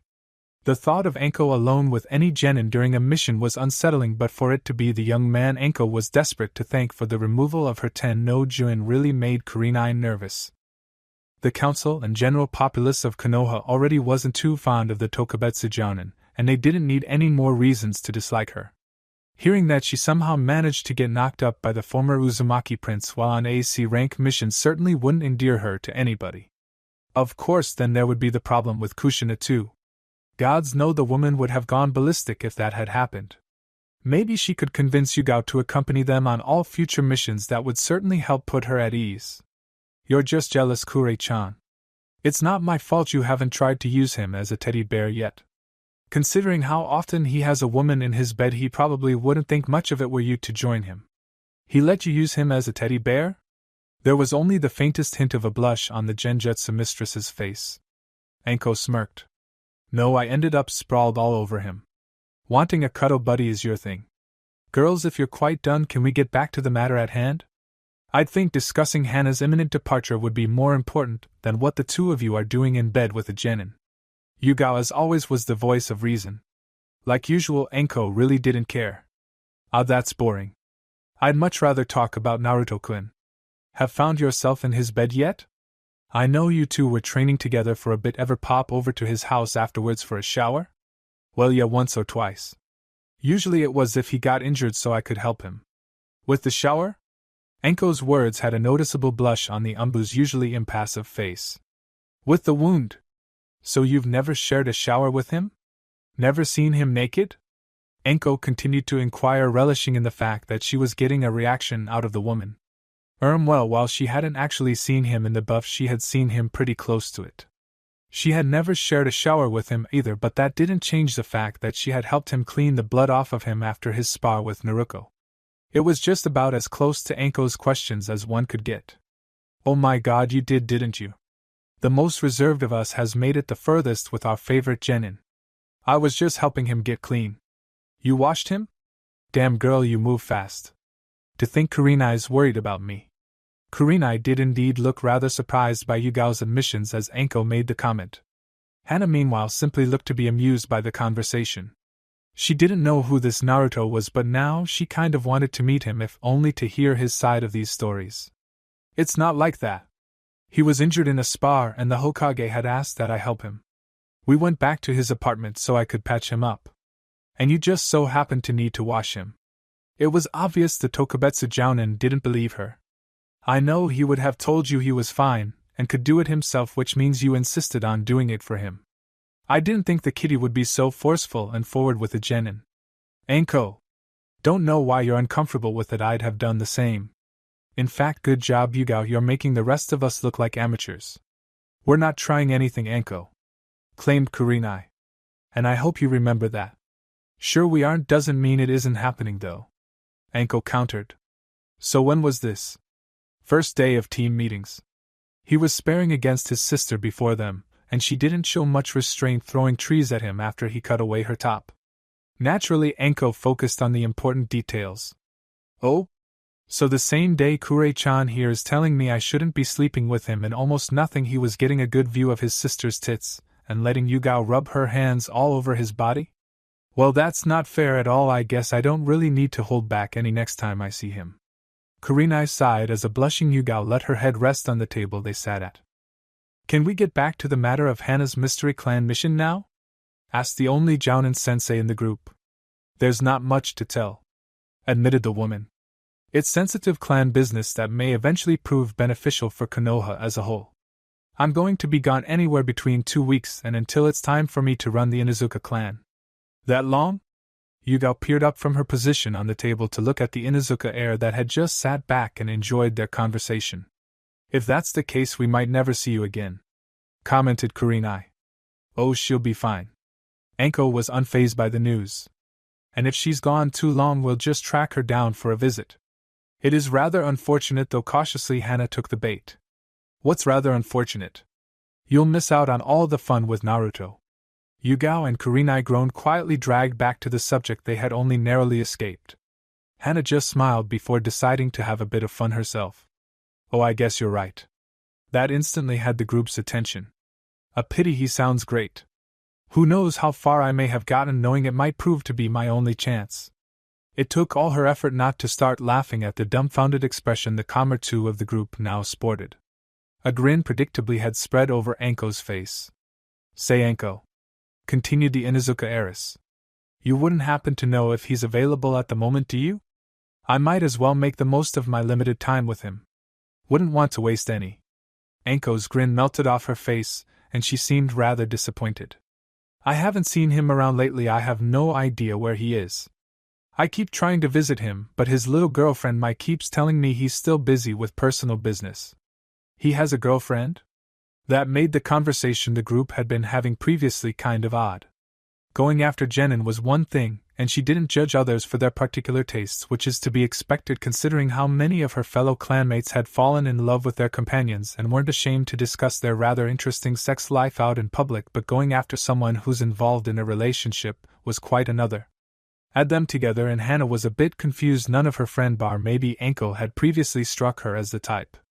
No, or we don't think he does, but there's a young woman who's often with him and gets rather flustered pretty easily when it comes to Naruto. If nothing else, the girl has a crush on him, clarified Kurenai. Are you sure the two of them aren't together? Asked Hana. Kurenai frowned deeply at the question. Well, no, he took both her and Anko out to dinner, and she's almost always leaving his apartment when we arrive, even if it's early in the morning. Visited one day soon after the kid helped me out to find him resting with his head in her lap. Added Anko. They certainly looked good together, and it would make sense if they were a couple, but even then I don't get the feeling they're exclusive. And why's that? Yugao asked, this time curious for more information about the personal life of her former student. In response, Anko pointed across the restaurant where one Inuzuka-tsum was sat across from a dark-haired young woman. Because she seems to currently be on a date with Hana's mother. I suppose she could be cheating on him, but even then I don't suspect he'd mind, especially if they let him watch. It was Hana's turn to blush madly. Can't blame him, muttered Yugao quietly. What teenage boy wouldn't enjoy that? A gay one. Anko was quick to comment but froze as the words came out of her mouth. She and Kurenai shared a shocked look. You don't think Kurenai started? Well, he hasn't actually made any moves on us, and there are plenty of women comfortable sharing a bed with him. Hana's embarrassment faded into amusement at Anko's growing look of horror. He's gay? Kurenai was looking like she couldn't believe it. What? That's bullshit, declared Anko. How the fuck am I supposed to thank him if he's gay? Hana couldn't help it. She burst out laughing. 2 fingers trailed gently down ebon feathers as Purple Eyes inspected the paper held loosely in his other hand. It only took a few lines to recognize the writer, and he was pleasantly surprised to learn he was wrong. Uchiha Itachi, a rouge shinobi from Konohagakure no Sato, was known for his frequent use of crows in his techniques, and so when a black bird came bearing a roll of parchment, he became suspicious. That really wasn't helped by the small metal bangle clasped on the bird's leg that quite proudly displayed the Uchiha's signature fan. Of course the bird was actually a raven, but that didn't make him any less cautious. One had to remember that Itachi was not the only Uchiha still alive. He knew of 3 personally, and the Sandaime had mentioned more bodies being missing, and he also wasn't the first to be associated with the midnight birds. Luckily, the sender seemed to be aware that they were no longer the primary Uchiha associated with the birds and had thus sent a raven instead. Though he supposed it didn't matter much this time because he came to the same conclusion anyway. For future visits, however, he would now know. Other than the piece of metal with the Uchiha fan on it, there seemed to be nothing special about the bird, and certainly nothing that hinted at it being a summon of some sort. If this really was just a trained bird, then he was really damn impressed both with it and its owner. How they, in this case being both the bird and its trainer, knew where to find him he didn't know, and if the bird had managed to find him without the owner knowing where he currently was, then he had to give the raven credit because it was either very skilled or blessed with the devil's luck. The bird wasn't his focus, however, and his attention remained upon the letter in his hand. She had mentioned being a spy for him, but it certainly looked like she was doing her best to keep her word. Her report wasn't much, unfortunately, despite her being in a group she claimed to be made up of S-rank criminals. Apparently they were just getting started and not much was happening. In between apologies for not having a proper report, she had given him the most complete profile of every member that she could. What made it a bit more interesting was that she included both her and her alter ego, someone by the name of Toby, and had given a description of the hidden leadership within the group.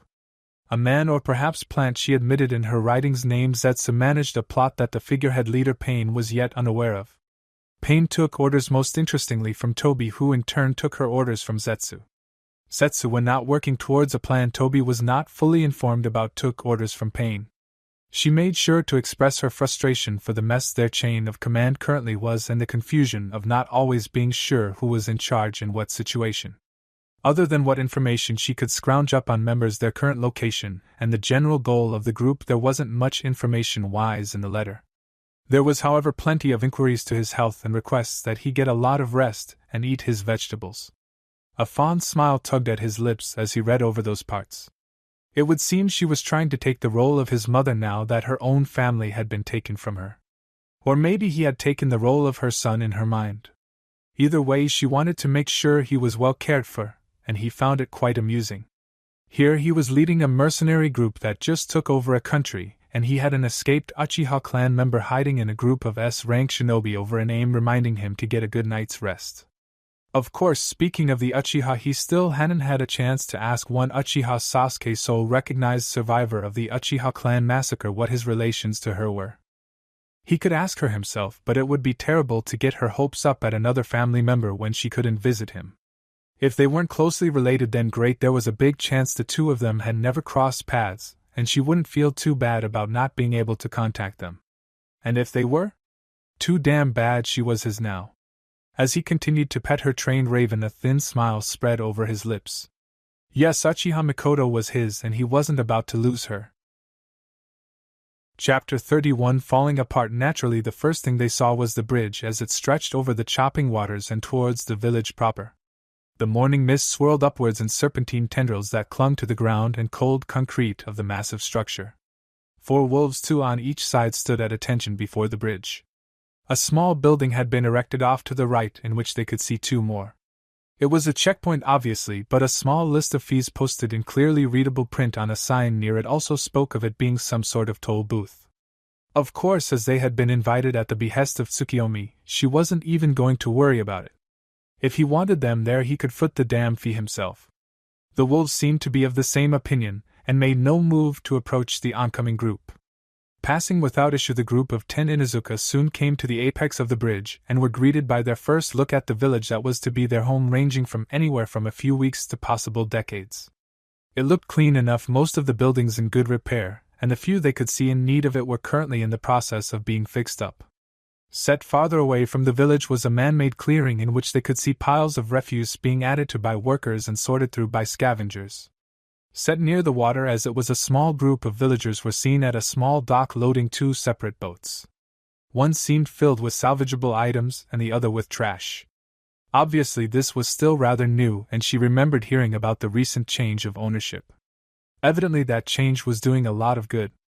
Idly, part of her mind made the connection that this was the village of Nami no Kuni, the same Nami no Kuni she was going to be managing on behalf of Tsukiyomi. It was an odd feeling, but not unpleasant. All of this was her responsibility now. These people would look up to her to take care of them. It was a scary thought, and she would not deny that she was somewhat intimidated, but she was also eager to be able to leave her own mark here, hopefully as the first of many leaders who would see this country prosper. As she and her companions continued to take in the sight of the village from a distance, they were approached by a wolf with a red fur mantle.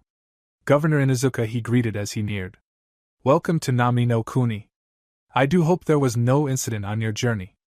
Obviously addressing her, Hana replied. Governor? It was suggested by Tsukiyomi-sama.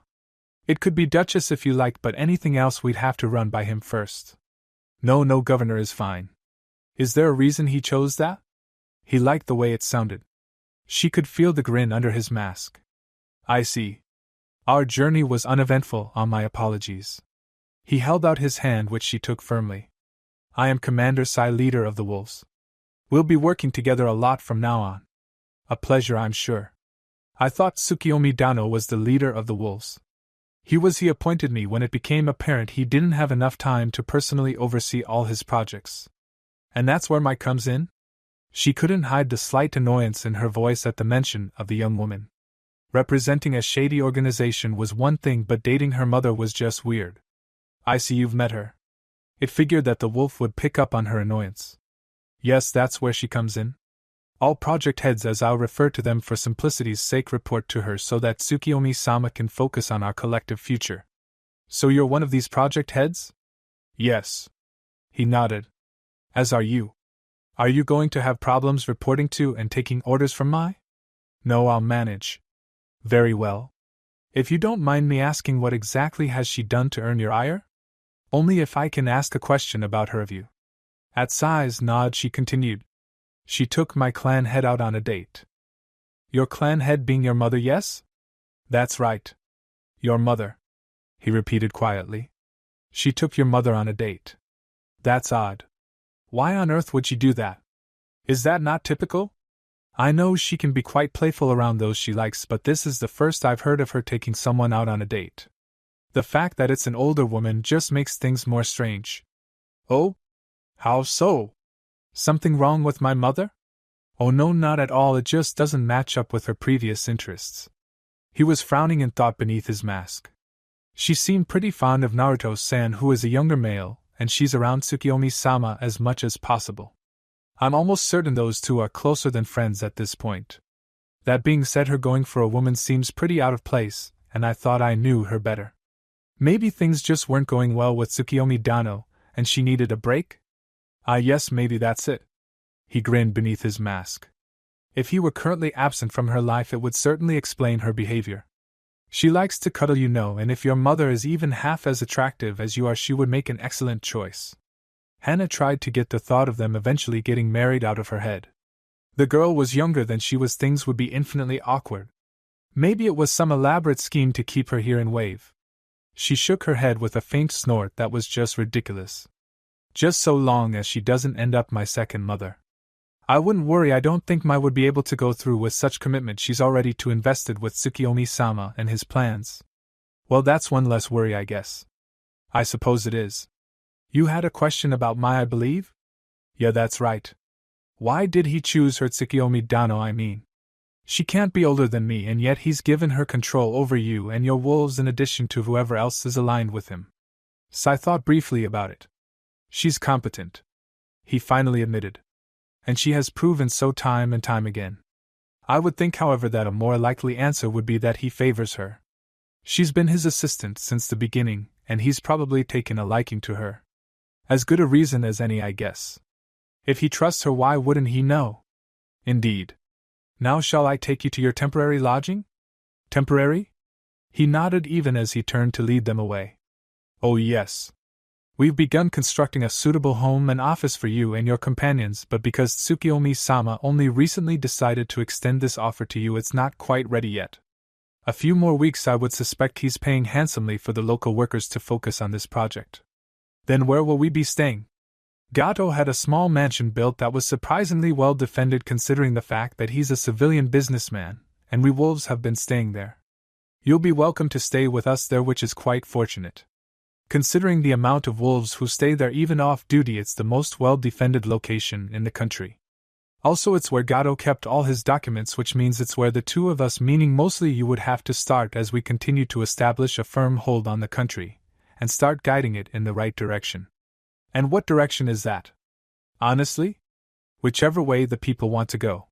It will help them accept us and show them that they still have their own freedoms while giving us the resources needed for other projects. We give them the opportunity, they start to grow and expand, and then with our guidance we ensure everything runs smoothly. So you're really taking the role of guiding seriously, offering the advice and opportunities and letting the people decide whether to follow it or not. Sai went silent for a moment, thinking of the best way to put it. Well, no, not exactly. While the people decide how, we wolves require that progress be made in order to support our own growth. There's also the matter of ensuring people don't do things that may be detrimental. To that effect, they can do as they like so long as they're actually doing something, but there are things we cannot accept. When they cross that line we step it. Doesn't seem to be much ruling then. What's my job? No, not much ruling, there's no need at the moment. Your job is to work with me and the wolves to keep things running smoothly. Is that going to be difficult? I can't imagine too many problems arising. So far we haven't had any. The people are happy to work together in an effort to undo all the damage Gato caused. Unfortunately, we can't expect it to stay this way forever. Sooner or later conflicts will arise as everybody tries to rise above their neighbors. That's when the real work starts. Luckily we get a head start, and the better the foundation we can lay and the more growth we have to increase variety, the better off everybody will be. Makes sense, I guess. When do we start? Tsukiyomi-sama is leaving in a few days. He'd like you and your companions to be settled and familiar with the country before he does. That said, I'll probably have you start as soon as he's out of sight. Like I said earlier, the sooner we get this done, the less we'll have to fix in the long run. Alright, sounds good to me. The Inuzuka clan members stayed silent as their heiress spoke with the wolf, and when the two stopped speaking, the silence remained. It near the same time that buildings began to surround them. I hear we have the village proper, commented Sai. I'd ask that you all pay attention to your surroundings so they become familiar. This will be your home for a while, I'm sure, and it's always a good idea to know your surroundings. No one else spoke, but that didn't seem to bother the commander of the wolves any. Though it was still pretty early in the morning, the streets were filled with people, not all that surprising considering how much the village relied upon fishing, and it was obvious that the villagers were currently pleased with their situation. Laughing children darted in between legs and excited chatter filled the air as gossip made its rounds. A few restaurants were already open, and smells of spices that had for so long been out of reach to the people wafted out to draw in customers. Of course, all that happiness was offset starkly by the imposing image of wolves perched upon rooftops in a manner as unfitting as gargoyles upon a farmhouse. And while the people of Wave seemed to take little notice of the silent watchers on their roofs, they did notice those who patrolled the streets. Very few of the adults that passed wandered closely to the wolves or seemed to interact with them if they could at all help it. Unperturbed, the wolves continued to inspect wares, catch the occasional would-be thief, and break up the fights of drunken dockworkers who had just got off their night shift. The children, on the other hand, were much more welcoming. In one alley, Hana could see a wolf crouched down by a fence, a group of young boys huddled around them, all holding kunai, as the shinobi instructed them on how to wield them. Broad smiles stretched the lips of each of them, and they were eager and excited to learn. Another two wolves nearby tried their best to keep vigil as a troop of giggling girls braided long hair and filled it with flowers. The only response they received was when the male wolf removed the carefully woven flower circlet from his head and instead nestled it atop his female companions. Naturally, a new circlet was placed on his head seconds after. Neither of them seemed to mind. Watching, Hana couldn't keep the grin off her face. Maybe this wouldn't be as bad as she had thought. A generous amount of his drink made its way past his lips. It had been a long time since he had last sat across from his old rival, and he couldn't help but feel a bit nostalgic. Said rival, on the other hand, didn't seem to share his sentiment. Odd that he was usually considered the one lacking emotion. What did you want now, Danzo? His rival had seemed more and more worn lately, his age finally catching up to him. He supposed that was a good sign that he was getting too old for this as well. They would both need to find replacements, or if the gods smiled down upon them, they needed to find a single replacement that could take both their roles. Hopefully, however, they would not keep them as long as the two rivals had that kind of workload was simply too much. Idly he had to wonder if Naruto would find himself with the same problem, or if he had found a solution that worked for him. He knew very well the stress of running his own organization, and even though he had done most of Naruto's work for him, he also had a lot more experience than the young man. Oh well, if nothing else, it pointed him out as his prospective replacement. Even without asking, he'd probably take up the role simply by nature. It was only right, he mused, that the dark side of Konohagakure be filled with yet another who understood the importance of shadows. The darkness provided freedoms the light couldn't, and restrictions that kept one bound to them, but maybe Naruto would manage to find some sort of middle ground, even if just to give him the necessary freedom to support his village. Just had some news I felt you might be interested in. I doubt Jiraiya's network has picked it up yet, and even if it had, you wouldn't be receiving the report until sometime next week unless he deemed it sufficiently urgent. If it's not urgent, why would you want to bring it to my attention yourself? Hiruzen raised a single brow. Even if you thought I might like to know, a letter from you would have been sufficient. It's not necessarily important, confessed Danzo.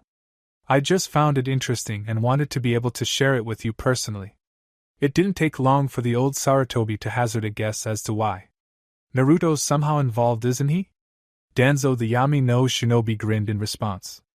Hiruzen had to style a groan which only seemed to further amuse the retired shinobi. All right, sighed the Sandaime. What is it you wanted to bring to my attention? You are familiar with the situation in Nami no Kuni, yes?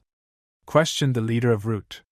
I am Hatake Kakashi. Made his report for Team 7's recent C rank turned a rank that gave me a brief overview. How brief? It was Kakashi. The Sandaime Hokage said that as if it alone was an explanation. He wasn't wrong, but he clarified without prompting regardless. Very brief. What exactly did he tell you? Narrowing his eyes in suspicion, Hiruzen nonetheless answered. Team 7 escorted the bridge builder Tazuna from Konoha to Wave. The mission was successful but complicated by the appearance of the demon brothers Gozu and Meizu, and then later by one Momochi Zabuza. In the end, Gato the tycoon who had been controlling Nami no Kuni with an iron fist was dealt with, and Zabuza was driven off after receiving grievous but not fatal damage. Sarutobi paused briefly before shrugging. Also, Kakashi liked to point out that all his genin were horrible disappointments, and he would have done better had they all been burnt logs. There was something about the worm in his report too, but I admit I have no idea what he was talking about or how it related in any way to the mission. And that was all? He explained in great detail his conquest of the client's daughter. Apparently her ass alone had him briefly contemplating sending back his genin team with his headband so he could stay there. That is troubling, noted Danzo. To think one of our best would be tempted to leave us for a civilian woman's body. After a moment of silence, Hiruzen quietly commented, must have been a hell of an ass. Danzo was nodding in agreement without so much as a second thought. Think we could convince her to join Konoha? A weapon like that would be more efficient than a Jinchuriki any day. And when we weren't at war? Something administrative, maybe, mused the Warhawk. A position where she would walk around a lot would work wonders for morale. I can't believe you're actually considering this. I can't believe you're not, he countered. Can we please get back to the reason for your visit? I doubt you came here to talk about an ass. Kakashi tapped. To his credit, Danzo did look a bit embarrassed once he realized the direction their conversation was going. Yes, got a bit sidetracked there. Now, while what Kakashi told you is not wrong and is for the most part complete, you should know him well enough to realize he left out details that, while not directly pertaining to his mission of guarding the bridge builder, are nonetheless important. Hiruzen wasn't surprised, but he had to wonder if that was just Kakashi, and he shouldn't have given him a team, or if Kakashi was doing things like this on purpose because he didn't want a team. Neither answer was good, but the second was preferable, if only because the blame wasn't on him. And what did he leave out? That iron fist of Gato's he mentioned? It was enforced by a group of wild dogs we know of here in Konoha. The wolves? The very same. Danzo nodded. Gato hired them a while ago, and they've been acting as his enforcers since. And they just let Team 7 complete their mission? I'd say it's more likely that Team 7 helped them complete theirs. Pondering that, Hiruzen rubbed his chin lightly before the realization struck. They were lying in wait to betray Gato, weren't they? Indeed. When Gato gathered his group in an effort to crush the remaining resistance in Wave, the wolves took the opportunity to slaughter him and his forces. There's more you're not telling me, the Sandaime accused. The wolves have taken over the country, claiming it under the protection of their leader, someone by the name of Tsukiyomi. The professor snorted at the presumptuous name. So Wave is theirs then? What of it? Can't be much worse than while under Gato. Oh no, Nami no Kuni is doing very well from what my spies have seen. Or rather what they're allowed to. Hiruzen raised a single brow in question. So long as my men stay around the village, the wolves do nothing more than offer a Konoha salute when passing. Should they attempt to actually enter the village, however, they are quite forcefully removed. I see. And how does this relate at all to Naruto? You know as well as I that Naruto is involved with the wolves. I won't deny I've had my suspicions. There are no suspicions he's involved. It's a fact. I've seen his wolf guard. Hell, I trained them. That got Hiruzen's attention. Eyes narrowed, he asked, what are the wolves? You obviously know more than what I've been able to piece together. They were at one point root agents undergoing training. These agents unfortunately could not be successfully conditioned and retain most of their emotions despite my best efforts. Danzo shrugged lightly. It's a rare few that can be both trained effectively and conditioned to feel little to nothing. It's why my operation has so few. The rejects I allowed back into the Konoha populace to continue life as civilians. If nothing else, I figured having shinobi-trained civilians would prove to be a boon during a crisis where they could aid Konoha shinobi in getting their fellow civilians to safety. The Sandaime didn't like what he was hearing, but he couldn't deny that it was a fairly sound idea. There were worse uses for the rejects of Danzo's illegal little pet project. Ignoring the fact that you've continued with Root despite it being disbanded and have apparently trained far more operatives than you have under your control, how did they become the wolves? Originally they still were under my control, explained Danzo. And then someone else, this Tsukiyomi, managed to take it from me. It is he who created the wolves. So Tsukiyomi takes advantage of your trained operatives and creates himself a little army. How is Naruto involved? That's the one thing I can't quite puzzle out. Isn't it obvious? Naruto is Tsukiyomi. Hiruzen looked at him skeptically. Before you explained it I would have believed you, but how could he have possibly managed to gain control over them?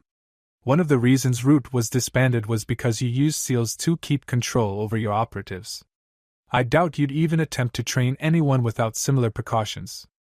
And yet Naruto has somehow managed to edit the seal. I don't know if it's still in effect or nullified completely, but he has their loyalty now. And a country. Danzo smiled. Yes, and a country. This does, however, provide you with a good opportunity. Konoha is not all that well off financially after the past few wars, and with the massive loss of shinobi after the Uchiha massacre, the effects will be felt before long. We're better off than Suna or Iwa, but that won't last forever. So you propose I come to some sort of arrangement with Wave through Naruto? Exactly. And this isn't some attempt to get your own spies into better positions in Nami no Kuni? Well, it would certainly help with that, admitted the Yami no Shinobi. But while I think it's important to watch him, I don't have the feeling Konoha would suffer terribly were we not to do so. He's more likely to take up arms for us than against us. What brings you to that conclusion? As far as I can tell, he doesn't have anyone left here in Konoha other than perhaps Yuzuki Yugao, his temporary sensei during the academy, or Mitarashi Enko, who seems to have taken a liking to the boy and enjoys taking him out on missions. Because despite this, Konoha is his home and wolves can be rather territorial. You're relying on him being possessive. Hiruzen paused. And Tsukiyomi? Do you have proof of either? He strikes me as territorial, and I'm completely certain that he and Tsukiyomi are the same. You asked me what the wolves were, and here's your answer. The wolves are Naruto's personal army. A deep sigh left Hiruzen's lips. I was afraid of that. Let's hope you're right. By the gods, let's hope you're right. Because Konoha is in no shape to weather an assault right now, especially from the inside. He would remain blissfully unaware of the troubles of the Hyuga clan until it was too late for him to intervene. The house was quiet, far more quiet than it should have ever been. Unfortunately, she found herself getting used to it these days. Long gone was the laughter and pounding of feet as she and her brother played. No longer did her mother's lullabies fill the air. Naruto, focusing more on his studies, no longer called out for her to come back in from the back garden for dinner. No dinner now was taken in silence at the table, alone, the house empty around her.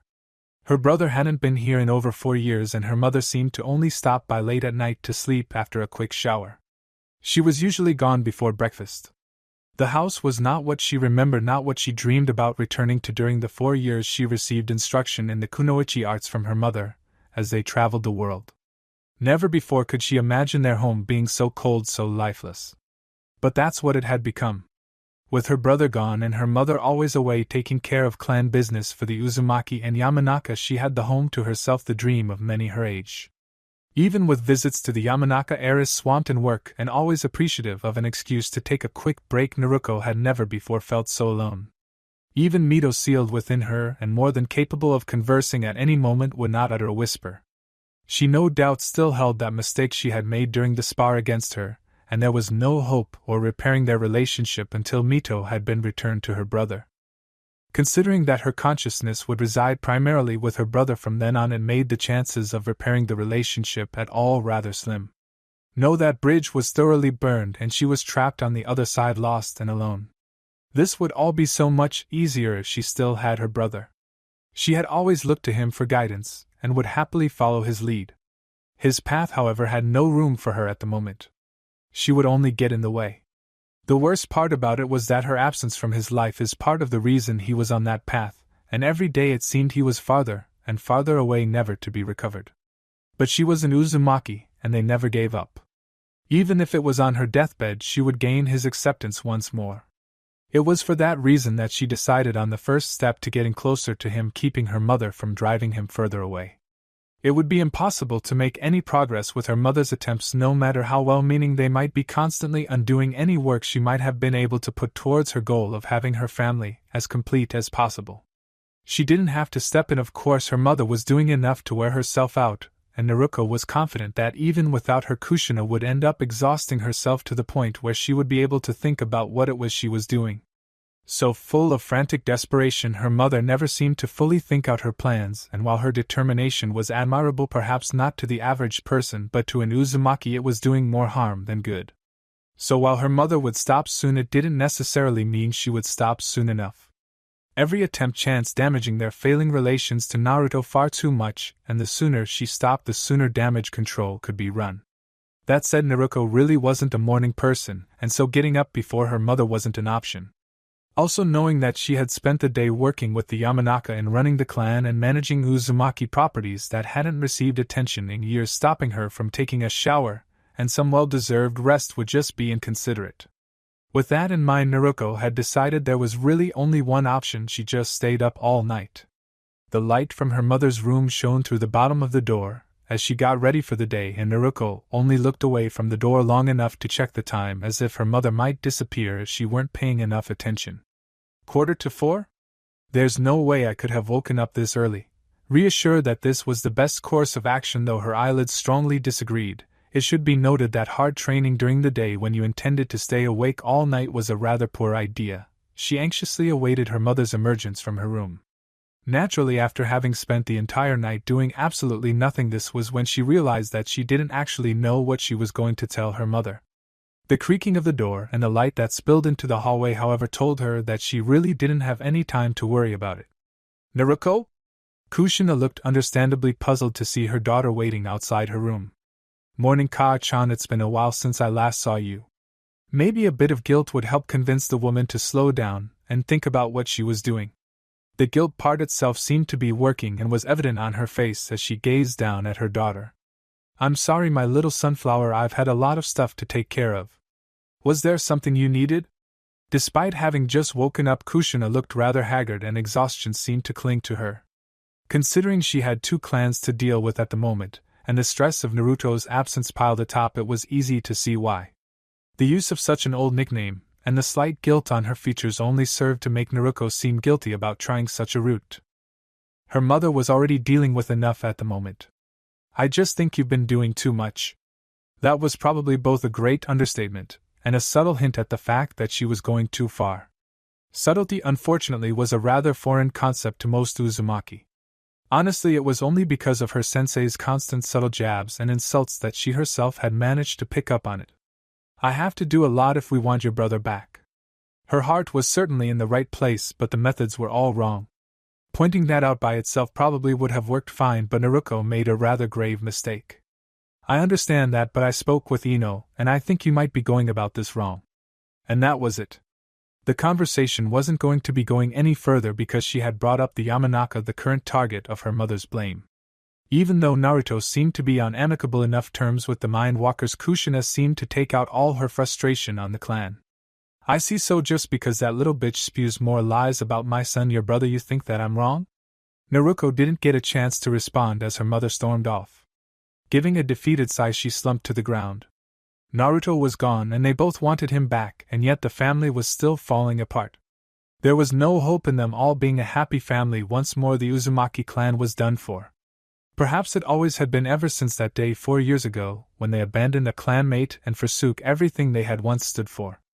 That thought did nothing to stop the tears. Chapter 32. Father of the Wolves. The tightness of her chest and the stinging of unshed tears in her eyes was nothing compared to the regret that had already settled to gnaw at her stomach. She shouldn't have been so angry, especially at her own daughter, and she knew it. Naruto wanted her brother back just as much as she wanted the return of her son. It wasn't the girl's fault that the closest thing to a friend she had was the Yamanaka heiress, nor was it her fault that the Yamanaka were the best to go to in regards to information about Naruto, having interacted with Naruto more than most. But logic holds little to no sway over one's emotions. She couldn't stop herself from being angry when the clan she held most accountable for the loss of her son was brought up, and most certainly couldn't help the feeling of betrayal when her daughter seemed to associate more with them than her own mother. Considering she was rarely around these days, working either on clan business or trying to think up a way to return her son to the clan, it should have been expected. And in a way it had been. What was unexpected, however, was that her daughter ended up having good relations with the Yamanaka heiress. When she first returned to the village with her, she'd have been pleased to hear the two young kunoichi were getting along, but after learning the part they had played in her son leaving her clan, leaving the family, she couldn't help but hate them.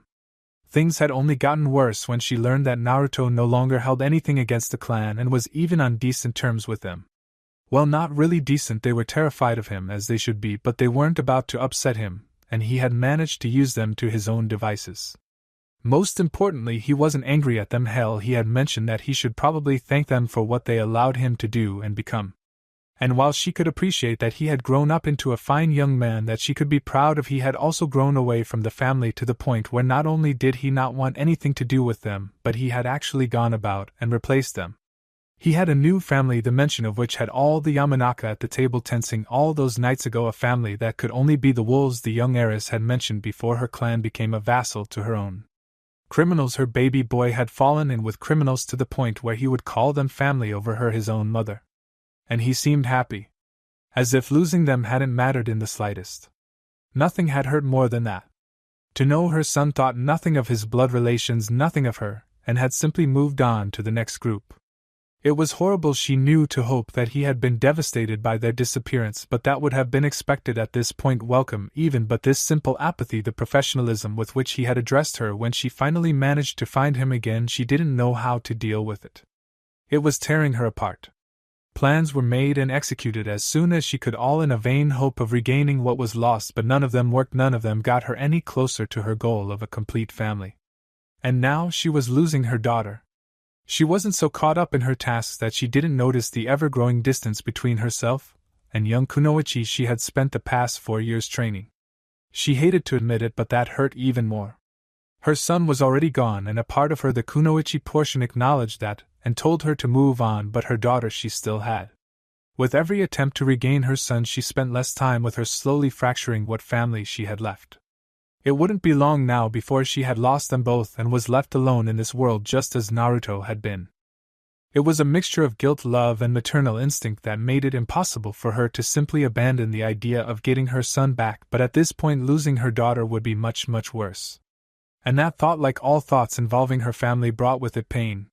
Despite her intentions, she had abandoned her son to fend for himself for 4 years. There were worse places she could have left him. Certainly Konoha was rather friendly compared to the other villages, but that didn't make things any better. She, the clan head of the Uzumaki, had abandoned her family. Were there any other adults in the clan, she would have been expected to surrender her headship to them and exile herself from the clan. Just like her son had done. He had taken it upon himself to leave the clan when he had feud with a fellow Konoha clan. It was exemplary, really, for any clan member who wasn't Uzumaki. Other clans might approve, might even hail him a hero, especially because he managed to come out victorious in the end without dragging in the clan. The Uzumaki, however, never abandoned each other. If one had an issue, they all had an issue, and they would fight to the end to see things through. Had Naruto wished to declare himself, and by association the entire Uzumaki clan, the enemy of the Yamanaka, the clan would have proudly stood behind him. But there was no clan, it was just him. She had already taken her daughter from the village on a 4-year training trip. And because it was just him, he had cut himself free from their name, and taken the fight entirely upon his young shoulders. As an Uzumaki, she hated it. As a kunoichi, she approved. As a mother, she was ashamed. In the end, she knew no matter how much she tried to shift the blame to others that this was all her fault. Every last single thing that had happened was her fault, and her fault alone. Even as she denied it, the truth was always there in the back of her head, whispering to her as it became harder and harder to keep going. She wanted so much to simply give up curling into a ball and ignoring the world. But she couldn't. She made this mess, and she was responsible to fix it no matter what it took, or how long she had to work at it.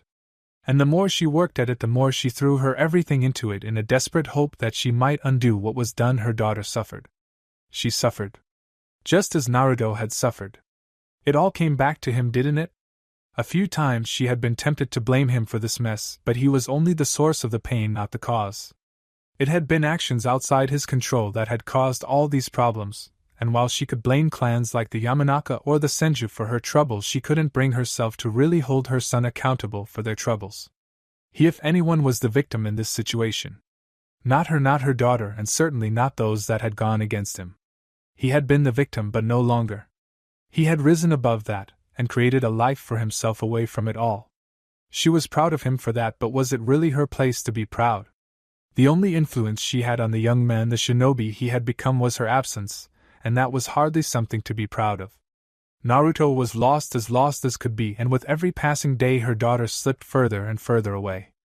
The last remnants of the Uzumaki clan, the greatest clan to ever exist, was falling apart, crumbling to nothing after all these years, and somewhere deep down in the darkest pits of her heart, a place that she refused to acknowledge, she knew that it was her fault.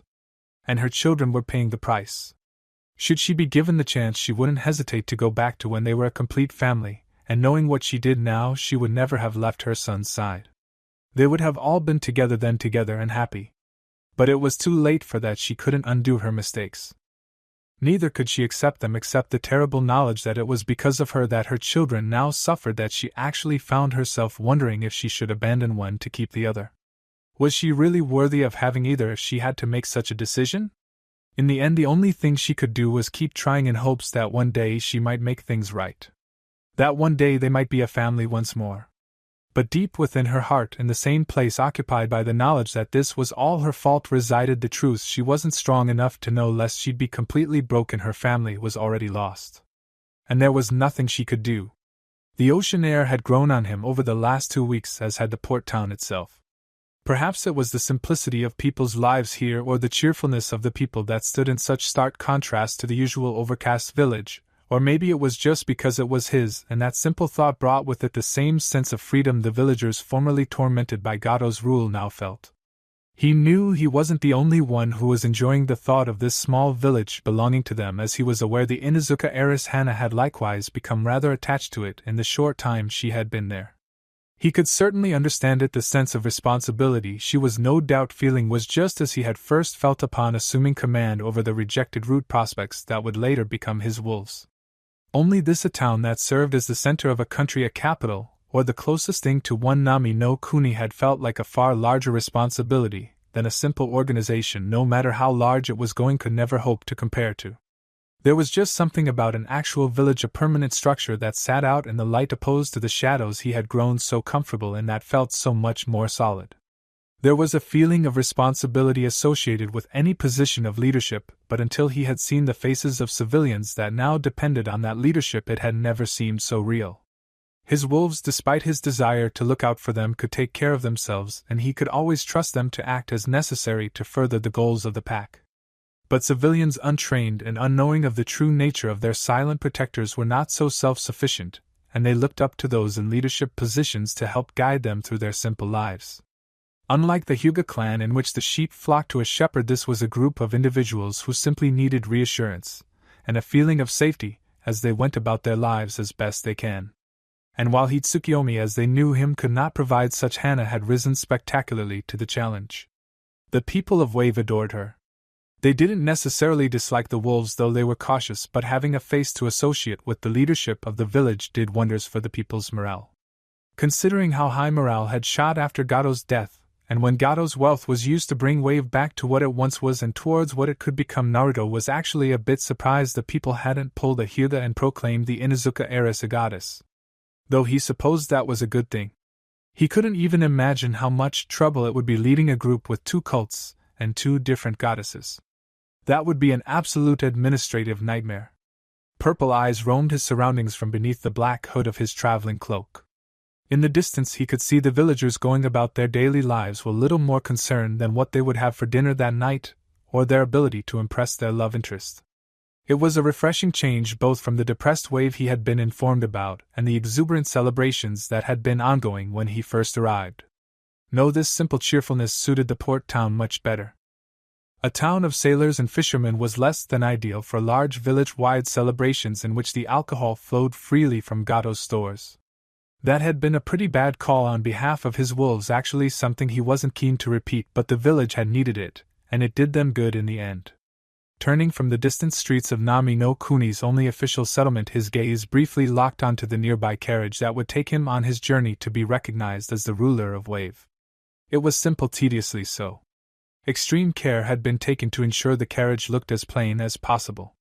Kept in good repair, the only thing that stood out about it was how average it was. And while the regular citizen might not make note of that fact, the lords and families that inhabited the capital cities would note that the carriage was kept immaculate with meticulous care. He did not need something gaudy to show his power, nothing shiny to attract attention. The dark gray carriage elevated him above the common rabble, but showed he had better things to do than spend his money needlessly. He was not there to socialize with lesser lords or enter pissing competitions between the heirs of prestigious families. No, he was going to be there to speak with the daimyo, to conduct business most of them would never be able to dream of. His carriage, intimidating in its simple perfection and marked only with the head of a wolf in a lighter gray, showed a grim seriousness that would never be matched by the rich nobles who had lived luxurious lives on the deeds of ancestors long past. They didn't have what it took to stand across from the daimyo as a potential ally instead of next to him as just another waste of space hoping for his favor. He was above them in ways they couldn't comprehend. And while they no doubt competed to outdo one another regularly, his carriage would immediately tell them that he had no desire to join their pathetic frivolities. He would not be joining their games because he was already playing one far more advanced than they could ever boast. Yes, this carriage would suit his needs perfectly. That was to say nothing of the countless explosive tags hidden within it, ready to cause mass panic and chaos should they need to make an escape. And who knows? Maybe he'd end up using it to threaten the daimyo should things go wrong. He might even end up removing him entirely. Briefly he toyed with the idea of replacing the man and his family with henge wolves and removing any member of the staff that became suspicious. No, that was going a bit too far. At the moment, at least. He'd keep that option in mind should something go terribly wrong, or save it for later when he wasn't dealing with so much. Pulling the strings of a man masquerading as a greater daimyo who was involved as your ally and supported your own position of daimyo was a bit too complicated for his liking at the moment. Managing the Hyuga who followed Hinata was enough trouble when he had to remain unknown and Hinata wasn't a natural leader. Luckily he didn't need to do much on that end at the moment, or he wouldn't have been able to so easily divested time to sort out things here in Wave, and then go off to negotiate with one of the world's rulers. For truly the greater daimyo were the ones who held the greatest power in this world, greater hidden villages at their call and armies of samurai ready to die at their command. And with the financial might they held, they could even hire entire lesser countries to take up fights for them, never having to resort to the deaths of its own people. It was almost frightening how much power those simple men held at their fingertips, ready to be unleashed upon the world. If even one of them was ambitious enough, the entire world would be engulfed by the fires of war within a week. That kind of power shouldn't be in the hands of those who had never really fought, never truly struggled. Unsurprisingly, the thoughts of their power only tempted him further to take it from them. Perhaps after he had secured backing he could target one of the other greater daimyo and take control of their country using a replacement. He'd probably keep that a secret from his backer though. Such knowledge certainly wouldn't endear him to the man. Smaller countries, on the other hand, would probably be appreciated by the Lord of Lords, and even if he kept it a secret from the world, there was simply too much favor to be gained to keep his backer out of the loop. Alas, those were thoughts and plans for another time. He had to start at the beginning and then make plans for their growth. There was still no way to tell how the world might respond once the wolves came into the open. Old employers might be pleased to be able to easily contact them again, while others might fear their past involvement with the group coming to light and shining poorly upon them. After he dealt with that, he could go about scheming for what was starting to sound like a bid to take over the world. He had nothing against the idea himself, despite it not being his goal, though it certainly wouldn't hurt, and if nothing else the thoughts of such could be toyed with for his amusement during the coming journey. Using a carriage unfortunately meant he would be traveling at a rather civilian pace. This was going to be a long 2 weeks. From the carriage his eyes moved to the few that surrounded him. Unlike the departure of Team 7, his would not be marked by a large cheerful crowd. He was a name, a faceless ruler. The people had no love for him. Hana was their leader, and he the man who stood behind her in the shadows, his support evident, but unnoticed by the populace for anything more than that. The wolves were recognized as their protectors and were reluctantly accepted after their experience with Gato and his goons. Those who supported the wolves, grateful for aid rendered when they worked for Gato, were few and far between. It was Hana who the wolves seemed to work for, or at the very least with. Should Hana have been the one leaving, he had no doubt that even after only a week of staying here and getting to know the people introduced as she was as their leader, they would gather together to wish her safe travels. That was her purpose, after all, the figurehead they could all look up to in adoration. His organization might be stepping into the light, but he would not be with it. His place was within the shadows, stalking around in the background and ensuring no one had to see what was necessary for their light to exist. He had to admit it saddened him slightly, but that was the cost of his actions, and he would gladly pay for the good of his wolves. The shadows were where he belonged, and they were where he would dwell for the rest of his life. These figureheads, he knew, would one day replace him completely in the eyes of those he led. Already he puzzled ways for Sai to be able to apply seals identical to the one he bore upon new recruits, which meant he would only be seen by those wolves when they were assigned a task that involved him, unlikely considering their junior status. No, they would hear solely of him from the lips of the older wolves instructed that tasks were his will, the will of a man they had never met and never would. In time the talk would disappear, save for the occasional whispering of his name, as though a prayer to some lost god they had once followed. Only the upper echelons of his forces would know better, but how long would that last? How long until only Sai knew of his presence in the background, watching over the wolves and directing them towards an uncertain future? When would it be Mai, whom all believed to run this vast group? When the flock and their goddess sought direction from her, when the wolves followed at her heels, and when the Inuzuka allied with them could only vaguely recall the man who had started this all? Some would recognize the name, but would perhaps dismiss it, having never met him, and believing instead that the young woman she had met was and always had been the true leader, hiding herself amongst the ranks.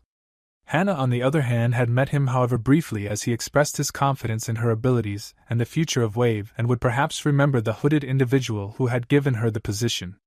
Hinata would know of him, of course. He doubted that she could ever forget, but what would that matter when she was the goddess of the Hyuga? Her people wouldn't know of him, and as she became more and more confident in her position, she would stop relying on him to the point where she'd only need to report to Mai. Already he had a basic idea for how to go about giving Sai the ability to add the seal. How much longer would it be until he faded into obscurity, forgotten by those he had brought together? While they all moved into the light and went about with their lives in the open, unrestricted by secrecy or the threat of being unready for potential enemies, he would be forever trapped in the shadows and remain there until his dying day. He had to wonder if this was anything like Danzo's own life, starting strong, fading away, and at the very end reduced to little more than an advisor. The old warhawk would offer advice to the Kage. Would he be nothing more than another opinion for Mai to consider, as she ran the empire he built? He would need to start giving Mai more power, in that case get her ready to lead completely, as he disappeared, however slowly, into the background, never to be seen again. It was his fate, it seemed, to lose all which he had. In this case, however, that which he lost would not necessarily be gone.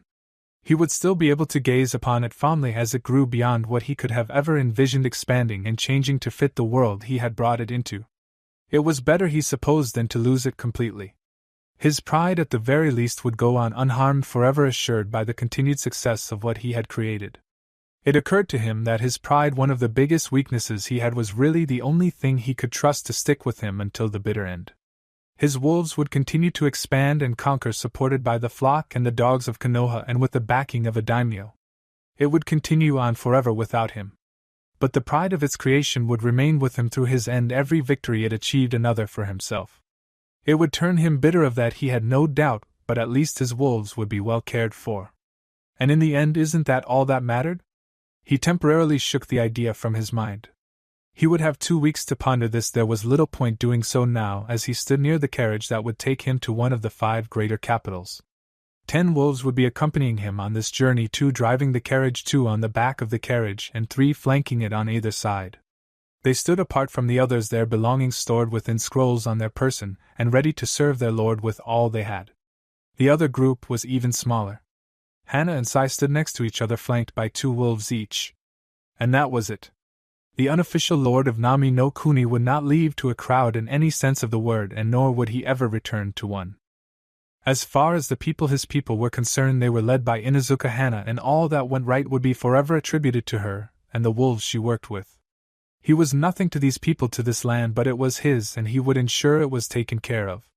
There was no cheering as he climbed into the carriage, no waving of crowds, or the well-wishing of villagers. No, not a word was spoken as he disappeared into the wooden carriage and shut the door behind him, his entourage of wolves taking up positions on and around it. Looking out the window, the world began to slowly crawl by as his journey and the first step to his disappearance was taken. The wolves would become legendary under his guidance, a part of history so great it would never be forgotten, but he wasn't a wolf, and he would be forgotten soon enough. But that was okay. The wolves would continue on long after he was gone, and through his child he would live forever. Because even if he was completely forgotten, he would always be the one who started it all. He would always be the father of the wolves. The mood seemed inappropriately somber in her opinion, as if he was going forth to the executioner's block rather than on his way to be recognized as a lord by one of the 5 greater daimyo. There wouldn't be any cheers, the wolves were too professional for that, but the silence didn't seem right either. And then there was the lack of, well, everyone. Not a single villager was present despite what the man across from her had done for them all. Hell, just her presence usually meant some villagers would be around, but the gathering of wolves was evidently enough to keep them from investigating the strange occurrence. She scowled lightly at the though. It wasn't right that the people of Nami no Kuni praised her for what he had done, and would trust her more than the very group that had secured their freedom. But not once had she heard any of the wolves complaining. They seemed to accept it, and carry on regardless. That, or perhaps they simply didn't care, concerned only with the will of their leader. And their leader he was. The Inuzuka clan was known for its loyalty, but theirs palled in comparison to the loyalty the wolves had to Tsukiyomi. Inuzuka would support each other through anything, the wolves would go through anything for Tsukiyomi. Normally she'd say that's a bad thing, but despite what other might have done in his place, Tsukiyomi didn't seem to have any intention of taking advantage of such. In fact, he seemed more concerned with the needs of his army than he was with his own needs. It was certainly commendable, especially for one so young, but something still felt so off about the whole situation. The look in his eyes, for one thing, seemed so out of place on the face of a man going to meet with a daimyo about the future of his country.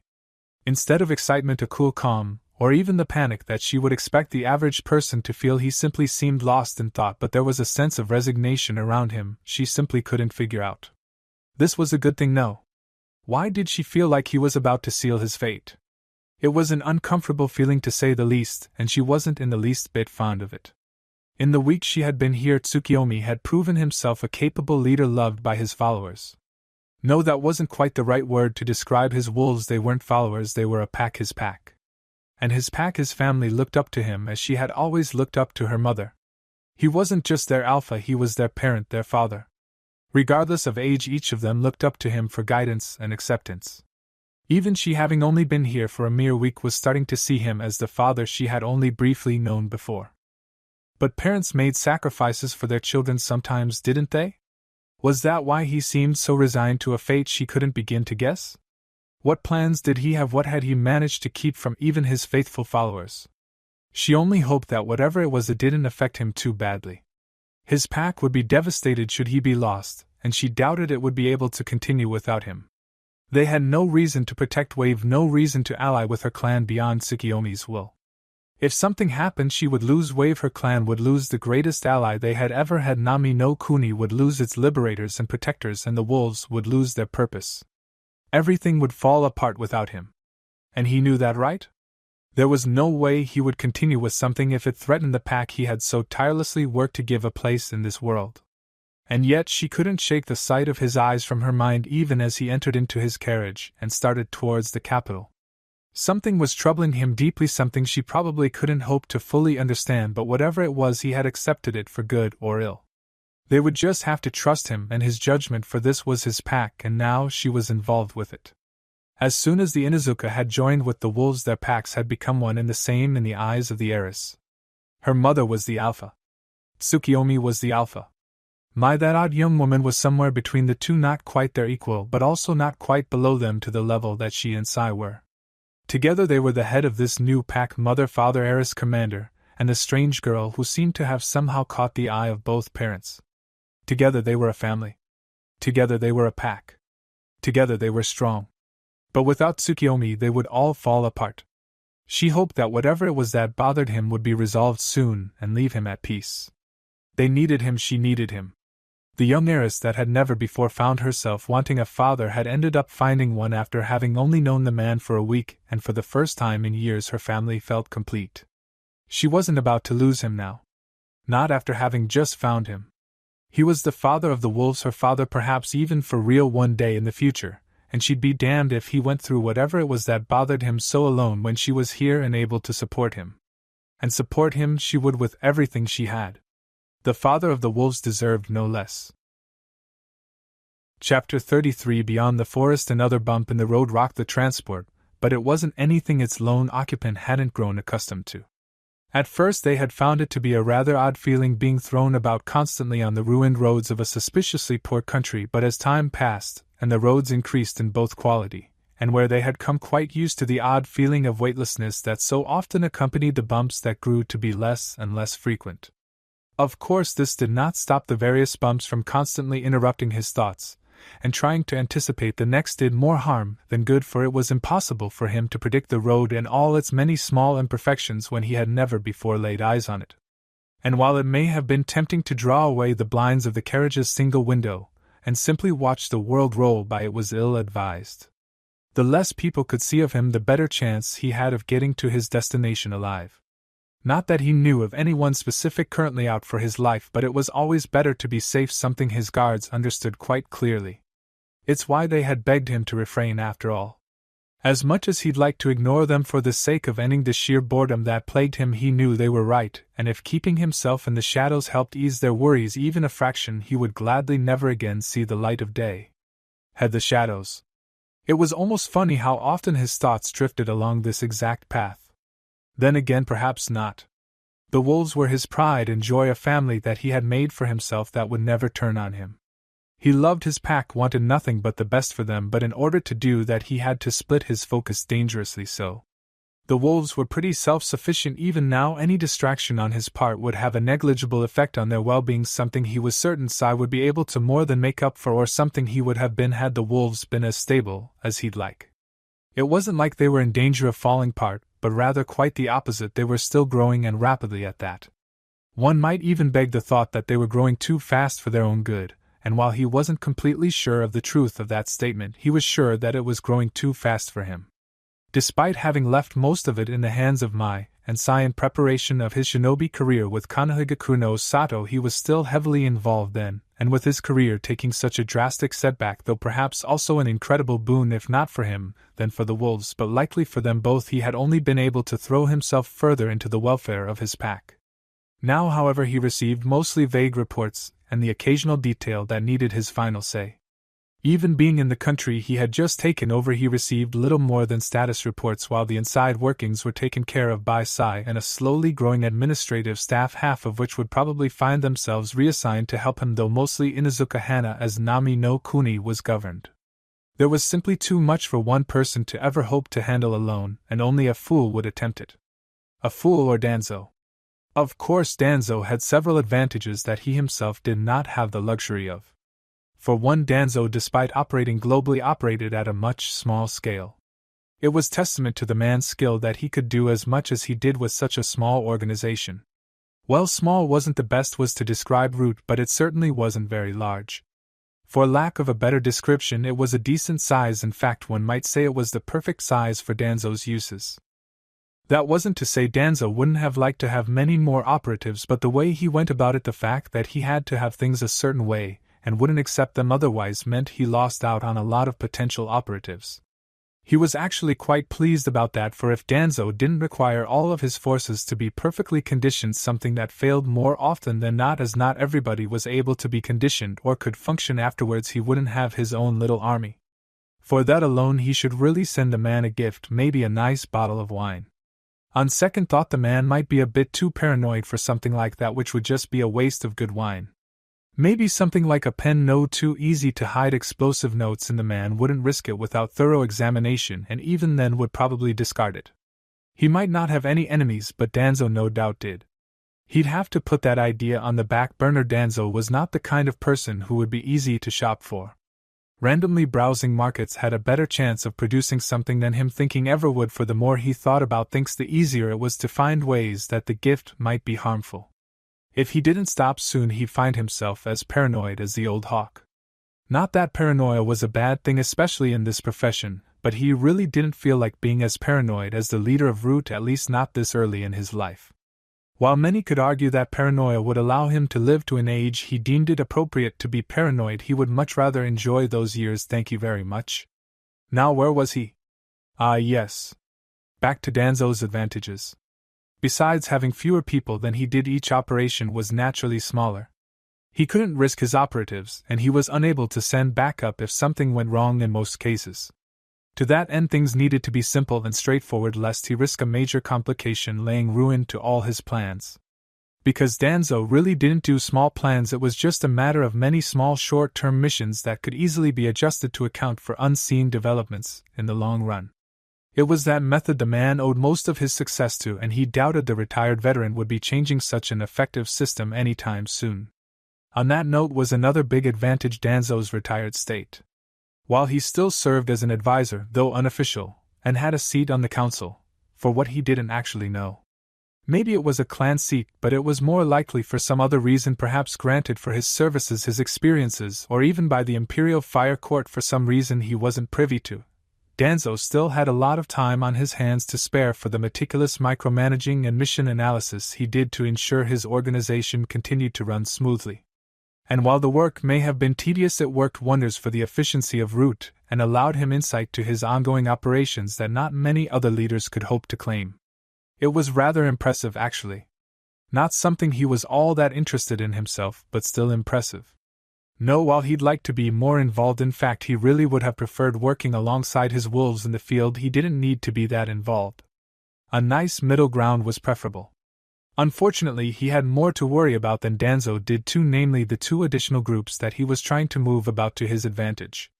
The Hyuga at the moment were unaware of his influence, but they were also something he had to be very careful dealing with. His inaction was both because he didn't need to use them at the moment, and because he had to be so damn careful about even the slightest way he and his wolves might interact with them. Unless he was the object of it, he was never dealing with another cult again. Ever.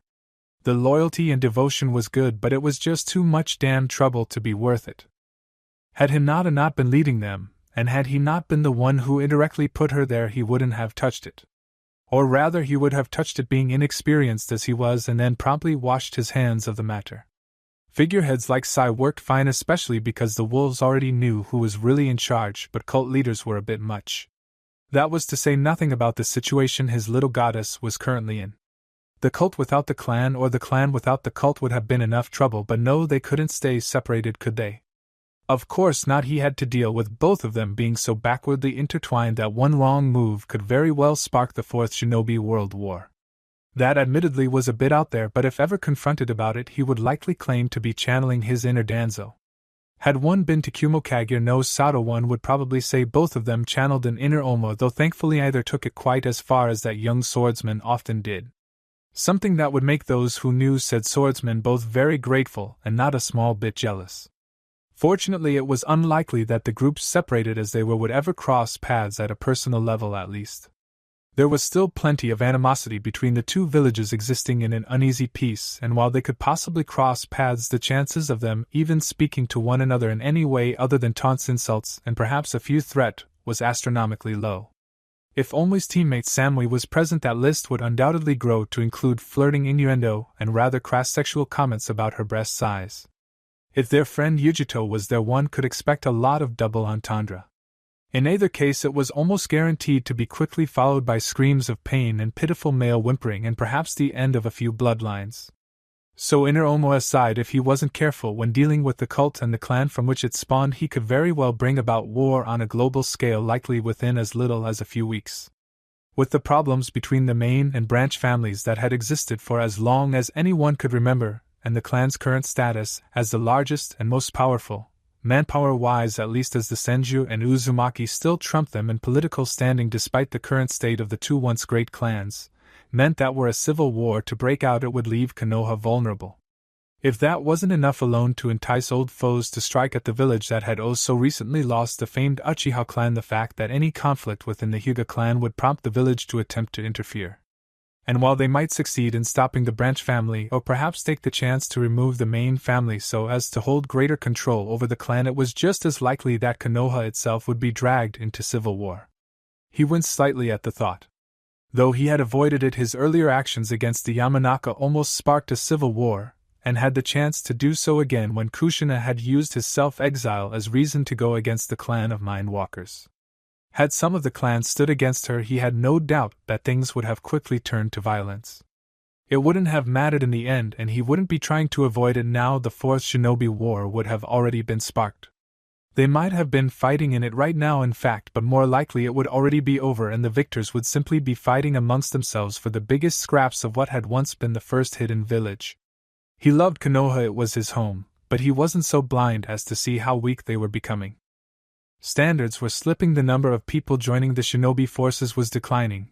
Likely the reason standards were slipping, people were becoming fat, lazy, and complacent, and while he was an incredible leader and shinobi Sarutobi Hiruzen was far past his prime, and it showed. Painfully so. He still respected the man for what he had done, and what he went through, but the man shouldn't be leading them right now, peacetime or not. Aiwa was always looking to rip out their throats, with shinobi known for stubbornness, almost on par with the nearly extinct Uzumaki clan, and the drive to keep going regardless of the conditions. Even when the Yondaime Hokage was cutting through them like a hurricane through rice paper, they refused to stop and charged until the last man fell. It was brave, incredibly stupid, but most of all dangerous. Very dangerous. One had to respect an enemy who wouldn't falter even in impossible odds, who would throw away their life for the sake of their country and for the smallest chance of cutting down their foe. It wasn't very ninja-like, but there weren't that many these days that were. They were warriors like most modern shinobi, but were more akin to bandits than samurai. No, that was a bad comparison. They had the energy and wildness of bandits, but they were more dangerous than that, and comparing them to such common trash was an insult to their skill and tenacity. Aiwa and its children were like barbarians, tribes of warriors who just kept going, caring not for their own wounds so long as their foes sated the thirst of the earth upon which they fell, and their rotting corpses fed the murder of crows that watched battlefields with the glassy eyes of death. Aiwa was not an enemy to make light of even after all these years and all the treaties that had been set in place to avoid further conflict on the scale of the previous shinobi world wars. There was no doubt that those same treaties were only cared about in Aiwa if one of their foes stopped following it, something that did nothing, that provided them with a chance to be less secretive and go further with what they were already doing without fear of the finger being pointed their way. Aiwa kept their weapons sharp even in times of peace, and they were always itching to reclaim pride for the sake of their own warriors lost on the field of battle against Namikaze Minato. Not that he could really blame them. Kyuubi was in ways similar to Aiwa. Like those hidden in the stones, they were always ready for war. Unlike them, they could succeed. Aiwa would send generation after generation at the gate of their foes and manage only to paint the land around the village red. Every generation would be fiercer, more ferocious, and more willing to lay down their lives for the chance to avenge their fallen fathers. Eventually the gate would break and they would tear through the enemy village like a horde of ravenous beasts. Kyuubi would march up to a gate. There would not be a gate standing for them to leave through. Thoughts of Aiwa brought the word savagery to mind, but Kyuubi was undoubtedly professional. Unlike the vast armies of Aiwa, theirs was smaller, but each shinobi was trained to a level far above their Aiwa counterparts. Kyuubi was a military, and it lived for war. It didn't care if it was fighting for one, preparing for one, or recovering from one. Kyuubi was war. It ate, breathed, and slept war, and when the trumpets sounded they were the first hounds to bound from the gate of their village and tear through their foes. There was a sense of precision with Kyuubi, the idea that no movement was wasted, and it was only to be expected from a village that favored the sword almost as much as the infamous Bloody Mist. Aiwa would keep trying until they succeeded. Kyuubi wouldn't try until victory was assured. Between the two it was difficult to determine the greatest threat, for both were dangerous foes to face on the field of battle. Of course, should they be facing one, it was Inavai. It was not surprising. Long had Konoha been considered the greatest, even when the other two possessed far more might than Konoha couldn't currently hope to scrape together. The chance to topple the first hidden village and establish themselves atop the new food chain was not one easily passed up, and the knowledge that were one of the other villages to gain the majority of Konoha, then it was likely they would be able to conquer the others. For what Konoha lacked in manpower, it had a surplus of resources always had, and that was a fact never lost on the other villages. Hashirama had chosen the location of Konoha wisely, and the village had benefited from it ever since. The other villages, while defendable, were too out of the way and had such tight security that they couldn't benefit from trade, leaving them to rely solely upon what they could produce themselves. Those same defensible positions meant it wasn't much. Only Kirigakure avoided such an unfortunate situation by having easy access to the ocean, allowing for limited shipping and plentiful seafood. In fact, his new country had once traded quite a bit with Kirigakure, but ever since the bloodline purges had started, the village had closed itself off from the world. It was likely the reason Nami no Kuni was in a bad enough situation for Gato to take over. The loss of such a source of trade would have wreaked havoc upon their economy. Speaking of Kiri, Konoha was rather lucky that they were too busy with their own problems to try anything, though there still remained the constant threat that Kiri's troubles might spread past the borders of Mizu no Kuni and drag the rest of the world into their mess. It was perhaps the reason other conflict had been avoided. Kiri was closer to both Iwa and Kumo than Konoha, something often used by those villages to justify having forces that far exceeded what the treaties allowed, and neither wanted to be caught fighting a war on two fronts. Then again, the tension Kiri's issues caused alone might spark a war that could very well end before Kiri opened again to the world around it.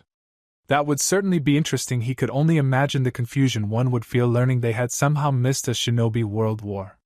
Kirigakure was well known for its insatiable thirst for blood. They didn't care if they were slaughtering outsiders or their neighbors, they just wanted to spill blood. Somewhere between Iwa's savagery and Kumo's military precision, had Kiri not been closed off to the world fighting itself, they would undoubtedly be the biggest threat for any of the villages to face.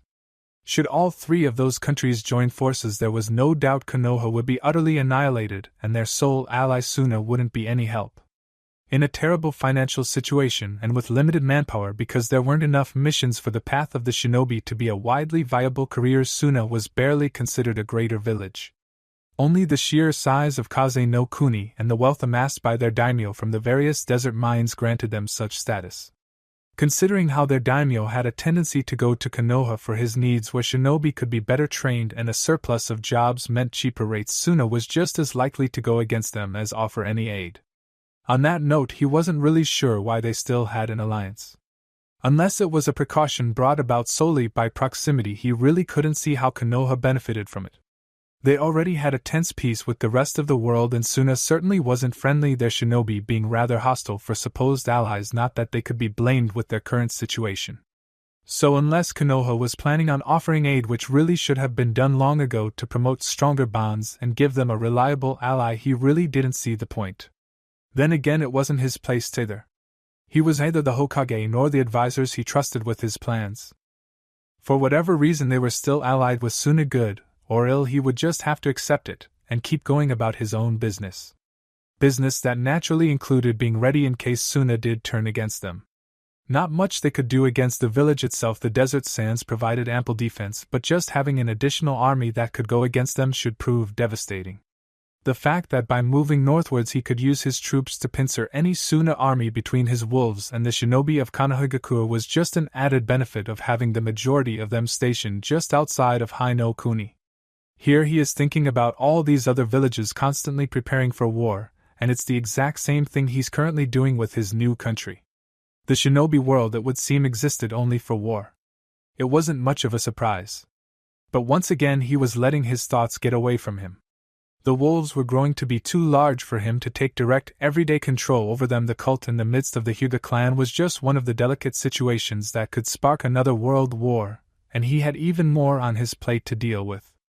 Fortunately, the only other group at this moment, and hopefully for a while yet, was the Inuzuka clan of Konohagakure. Thank the gods for the Inuzuka. Unlike the other two groups, he was not in control of the Inuzuka, and they were 100% self-sufficient.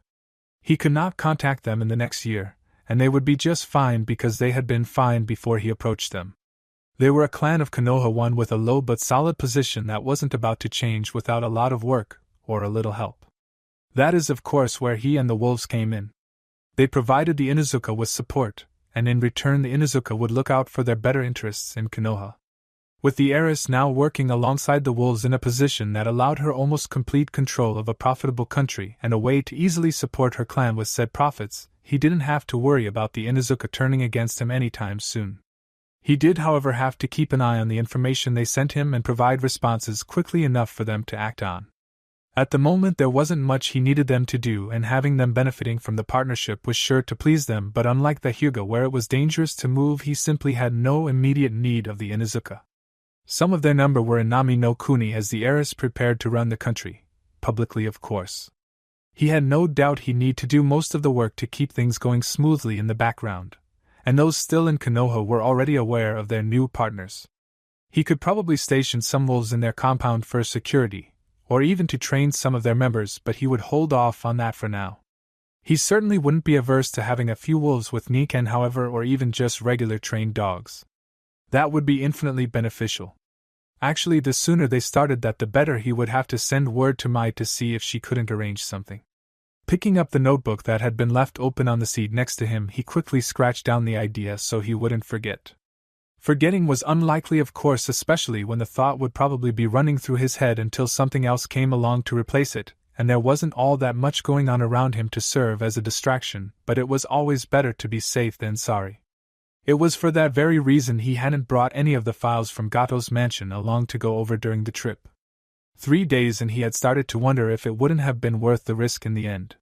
He really didn't even need to wonder about that. He already knew that such a risk would never be worth it, but at least it would have been something to do. Idly he wondered if there had been any books in Gato's mansion. It was likely, and he cursed himself for not grabbing a few for the road. While the journey had given him plenty of time to think about his wolves, a distraction really would have been nice. There were only so many times you could think about the current situation of the various groups you were involved with before you started to worry about what could go wrong. Thinking about what might go wrong was exactly what he should be trying to avoid on his way to visit a daimyo. Because even though he didn't show it, and his wolves wouldn't notice, he was beyond nervous. This wasn't a man he could immediately have assassinated or could blackmail. Threats wouldn't work, the legal system wouldn't help against its own ultimate authority, and the samurai armies of the greater lords were nothing to scoff at. If he didn't get this right, he risked losing Wave when the other villages inevitably sent their own forces to take control. They wouldn't be public about it, of course, probably using a third party to take over and run everything, but the fact was that group would have the support of the village, or even rival lord that was after it, something he couldn't claim to have yet. And while he knew any daimyo would jump at the chance to benefit from Nami no Kuni in a way that other countries couldn't protest, there would always be that lingering doubt. All that they needed for everything to go wrong was one distant relative of the Yamanaka holding sway over the court, or one distrustful advisor keeping the daimyo from committing. Something as simple as the greater lord having a head cold and not wanting to deal with them would be enough to cause a fair bit of trouble for his wolves. They could go to another lord, of course, but words spread fast and chances were good that if one lord rejected them, the next would, out of sheer principle. The lot of them were competitive bastards, and if one said the arrangement wasn't good enough for them, then no greater lord worth his pride would accept them and be seen as having lower standards than their fellows. This really was a one-shot kind of chance, because otherwise they'd be on their own against everyone who wanted a piece of Nami no Kuni and its superior trade location. That's not to say they were completely banking on having the support of a greater lord. He had thought of other ways to secure his position just in case something went wrong. It certainly wasn't preferred and would be nowhere as simple, but they were still options viable enough to go for should the greater lord have no interest in Nami no Kuni. The greater lord, however, was, as mentioned earlier, the best option. There was sure to be more than one country frowning at his backup of hostilely taking control of the lesser countries until the land he controlled rivaled that of the greater lords and he could stand up to them. No, that was definitely something he'd try to avoid unless they managed to get the support of a greater lord like he planned.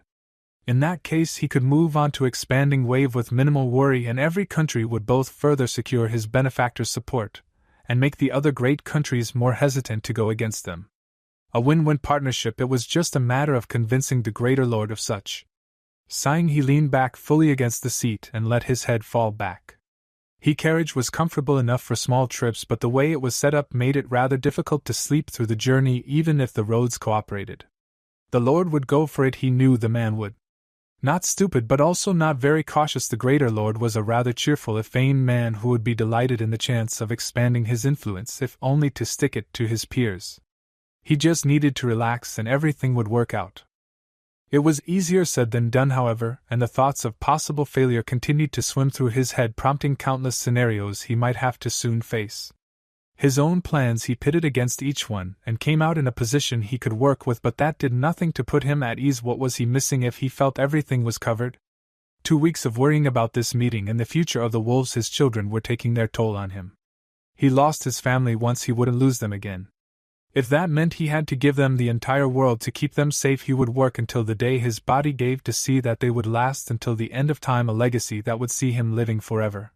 For even if the wolves far into the future lost his identity, he would always exist as the creator, and so long as the wolves were known until the end of time, he would never again be forgotten. If this stress was only a taste of the price he would pay in the end, he would happily bear the burden. But one of Mai's massages would be more than welcome. Chapter 34. For the clan, there were some snakes who enjoyed moist environments. Yakushi Kabuto was not one of them. He was incredibly fortunate to be stationed within Hai no Kuni, a country covered in dry woodlands. It was far better than working in a country like that of rice paddies where fields upon fields of rice were grown. There were paths of plenty to avoid them, of course, but that didn't endear the country to him any. No, he preferred things to be nice, dry, and preferably a bit warm.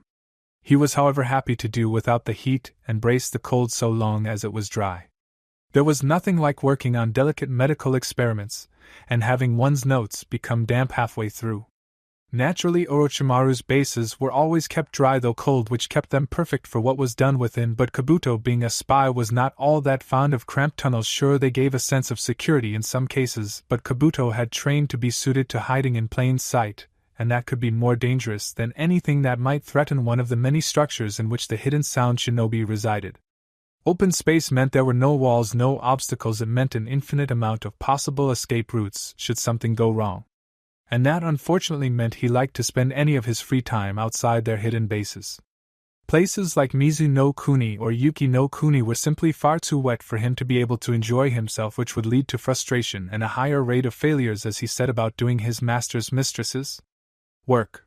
He could now add Nami no Kuni to that list. Distastefully his eyes roamed his surroundings, the sounds of footsteps echoing behind him as a small force of Odo shinobi marched on to the recently acquired country of Orochimaru's godson. Godson, now there was a surprise. He would never have guessed that Orochimaru was a godparent, let alone one who was viewed in good standing by the unfortunate child. Then again, that child just took over a country. They were likely more suited to each other than he was comfortable with. One, Orochimaru, even he would admit, was not the best for the world, but two was a horrifying thought, one that had him tempted to pray to any that might answer in hopes it didn't come to pass. Having a godson that supported him, her? He tried not to think about it. Certainly didn't make him feel good about the situation, but it was better than two of them. Orochimaru's brilliance was unmatched, don't get him wrong, but the world could barely handle him alone. Kabuto was rather fond of the world. After all, he lived here. Hopefully for much, much longer. Fortunately, there were no similarities between the two he was aware of besides having taken control of a country, so with any luck this Naruto was simply a loving godson who wanted to help out his godmother. Kabuto had to wonder if the boy was aware that he currently had a second godmother. Orochimaru had mentioned something about Tsunade at one point when speaking about him, or if this would all come as a shock to him. Of course, as recently stated, he had taken over a country. So maybe not too shocking. The thought of his possible reactions, however, at least gave the spy something to distract himself from the awful moisture that surrounded him. As thick white mist swirled upon the road before him and danced in tendrils amongst the trees to either side of him, he once again cursed the fact that he had been chosen for this assignment. He couldn't think of a single reason the job couldn't have been given to one or all of the Sound Four, or even Guren, who was just about his equal in rank. She really should have been the one here right now, actually. They had roughly the same skill, about the same rank, and the only real difference was that he was supposed to be maintaining his cover over in Konohagakure no Sato right now. It's not like he had some small position that allowed him to slip away easily. He had risen to be one of the top medics, and was the son of the hospital's director. People noticed when he left, and it wouldn't be long until suspicions rose. After all, why did the medic need to leave the country so suddenly? Leaving had proven hard enough considering the constant workload of the understaffed hospital, but once he returned the questions would start, and he wouldn't have another chance to escape the hospital for many, many more months. His network was going to suffer for this, he was sure. He doubted Orochimaru much cared, however the snake summoner likely cared more for Guren's crystal release far more than he did for Kabuto's spy network. Considering that the previous plans to invade Konoha had been scrapped out of fear that it could upset Orochimaru's godson, he was probably right. He wouldn't be surprised if the only reason she hadn't had him bring it down was because it could be used to look out for her godson, and would give her access to updates of his well-being. The fact that she would care about that was far harder to get his head around than her recent gender change. Or did that imply she became male? His gender change as Orochimaru was now female? It wasn't important enough for him to worry about. Just so long as he didn't have to start calling her mistress, he would be fine. With all her dungeons and her tendency to torture captives when she was frustrated sexually and otherwise, the prospect of calling her such was distinctly unpleasant for the most overqualified lab assistant in the elemental nations. Orochimaru-sama should do well enough. Thank the gods he could call them that regardless of gender. Unless she decided to change her name, of course. The thought sent a shiver down his spine. As if things weren't weird enough. Shaking the thought from his head, he redirected his attention to the oncoming bridge and the guards standing before it. He swallowed nervously as the snarling faces of wolves became more defined and his hand brushed lightly over the letter kept within his top.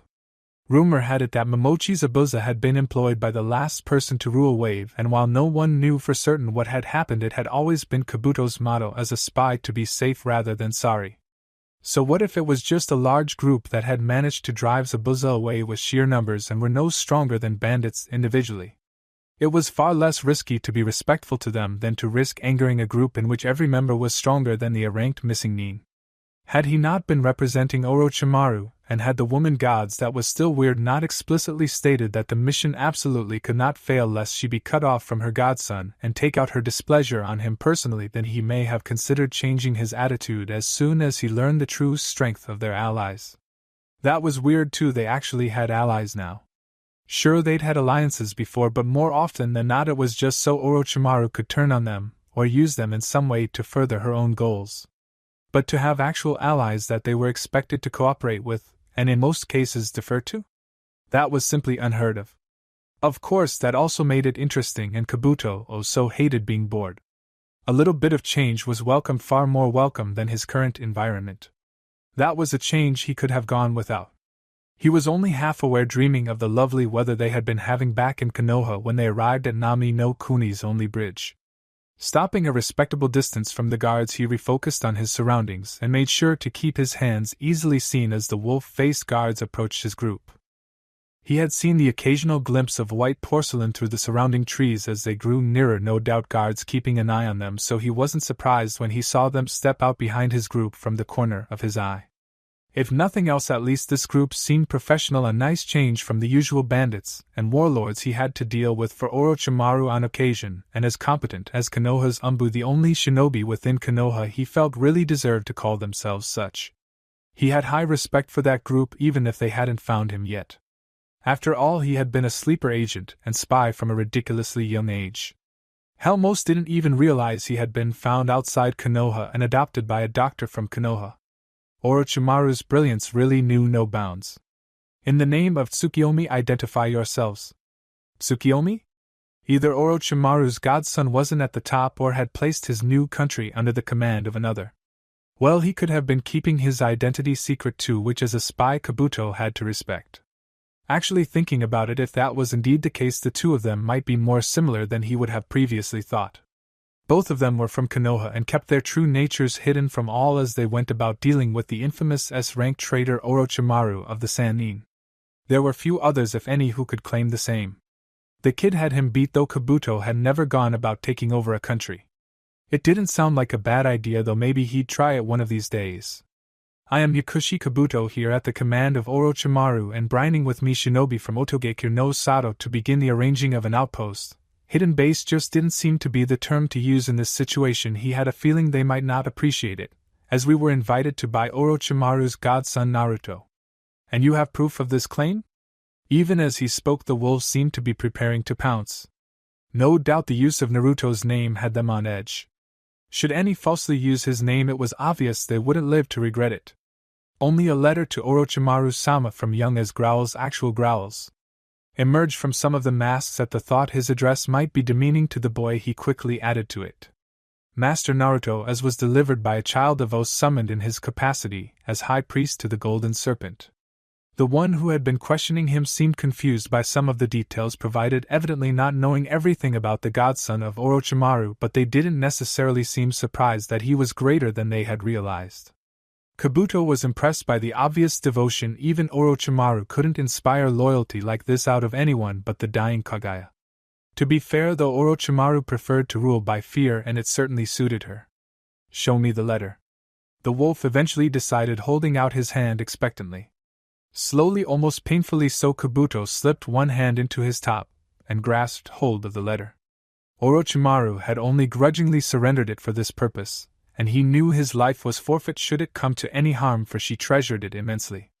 Her evident obsession was just another strange thing about her he couldn't understand. Making an obvious show of turning the parchment this way and that to show there wasn't anything hidden on it, he slowly moved closer and placed it in the waiting hand before retreating back a step and a half. The note was short. He had been allowed to read it himself, so it took the man only a second for his eyes to move over it. Despite this, Kabuto could sense the frown that tugged down at lips hidden behind his mask. I see. He held out the letter to Kabuto, who eagerly, though still very cautiously, retrieved it and returned it to the safety of his top. While that appears to be by Tsukiyomi's hand, I will have to confirm this with the commander in his absence. Well, that confirmed the name theory. The absence, however, was a bit troubling. Orochimaru was planning on arriving a few days from now to meet her godson. She was going to be terribly disappointed. He'd have to remember to send word of his absence, and the name he went by while amongst the wolves soon, in hopes of placating her wrath before she had a chance to take it out on one of her subordinates, namely him. Of course. Orochimaru-sama made it very clear that wave belongs to the wolves and we were to defer to you until they arrived. Orochimaru is coming here? There was noticeable discomfort, which was to be expected. There weren't a lot of S-ranked shinobi, and just one was a substantial threat. That had been the plan, but you mentioned that Tsukiyomi-sama was not currently present. Orochimaru-sama was quite intent on meeting their godchild, and with him unavailable, I do believe the meeting will be postponed. Very well, the commander will be notified of this so that Tsukiyomi-sama might be informed. Until then, however, I will have to ask that you remain here so we can sort everything out. I hope that this will not be a problem. The wolf obviously didn't care, but at least he was following the proper niceties. That was something at least. Not at all, please take your time. We'll be here. No, he'd rather they didn't take their time, but if one of the wolves so much as whispered that he had been rude during Orochimaru's inevitable though soon to be postponed visit, then he wouldn't be shedding skin. He'd be having it ripped from his flesh. From the tone of the wolf, the man was amused, no doubt, sporting a massive grin, and the rising and falling of some of his companions' shoulders meant he wasn't the only one. Oh, don't worry, we plan to. Kabuto only barely managed to keep himself from releasing a defeated sigh. This was going to be a long day. Damn you and your bloodline, Guren, I want to be back in Konoha. Do you understand your orders? 3 simultaneous answers of high echoed from the darkened room, 6 eyes staring back at him. This wasn't like him. He was treading on new territory, forbidden territory, and one wrong step could have disastrous consequences. But it needed to be done. He had to know what the boy was up to. Remember, if they discover you, their wrath will be upon us. If she discovers what it is I've sent you to do, her wrath will be upon us, and if you fail, we will not support you. The second you step outside this room to the moment you report back success, we will consider you traitors to the clan, and should Konoha discover your absence, you will be marked and hunted as missing Nin. His daughter had done well befriending the heiress. The news she brought back from her mission would have never reached him otherwise, and he would have been oblivious to their actions. He wasn't of the distinct opinion that said actions were bad, but they were undoubtedly a possible threat that needed to be looked into. The fact that he and his kin had history with the group only made it that much more important.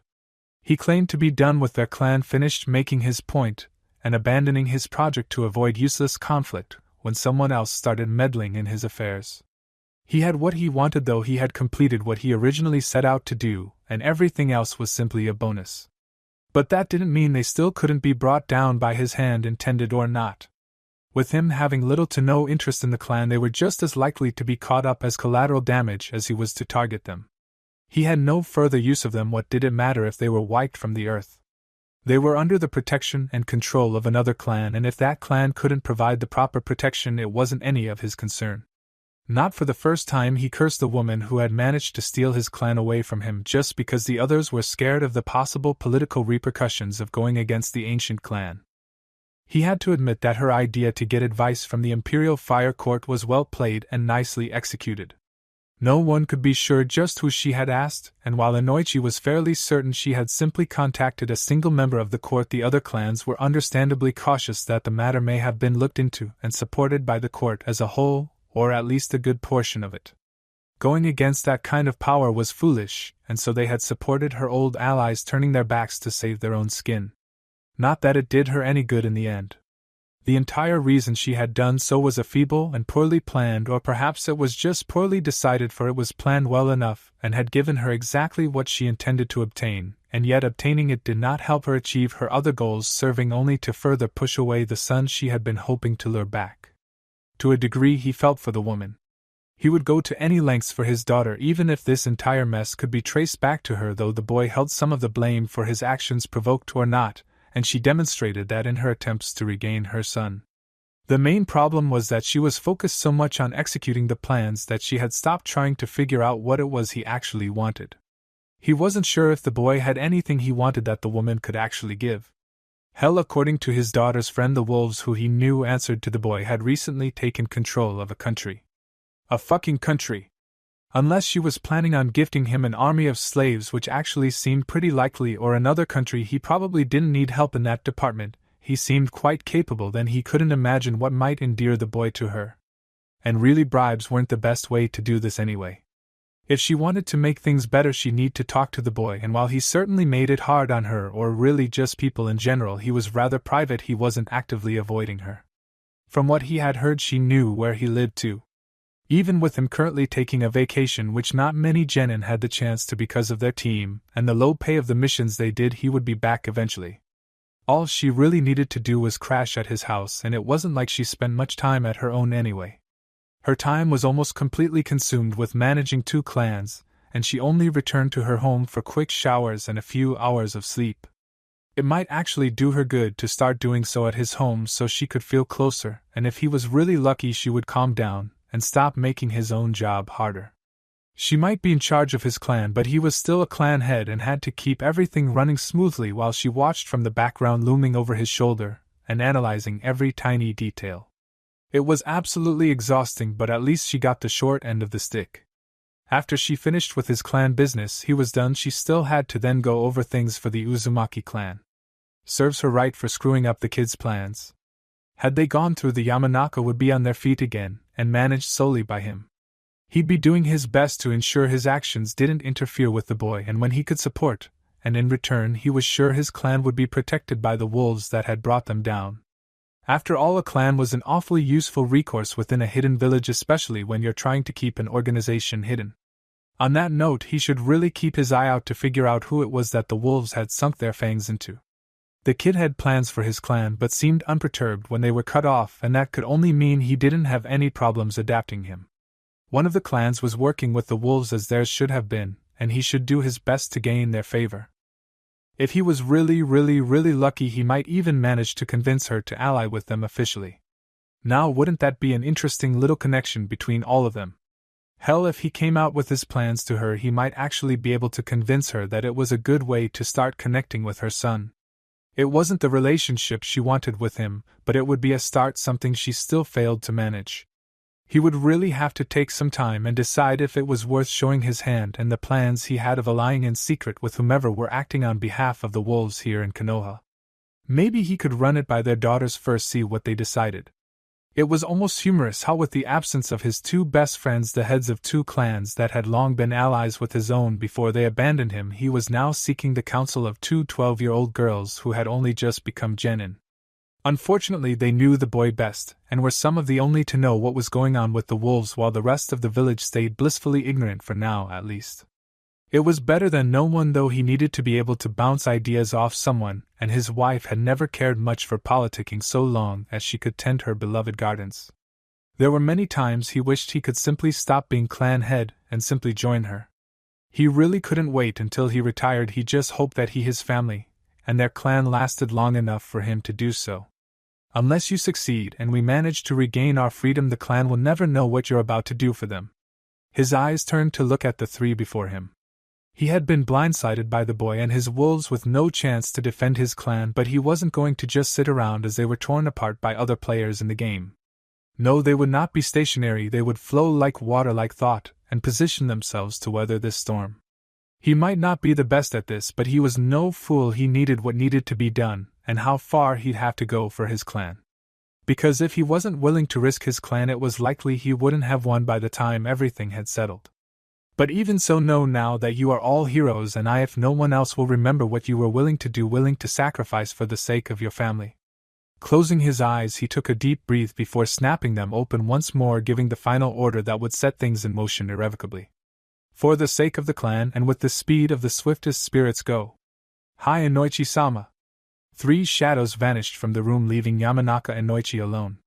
3 spies had sped off on a mission for their clan. 3 shinobi had, as far as the village would be concerned, become traitors.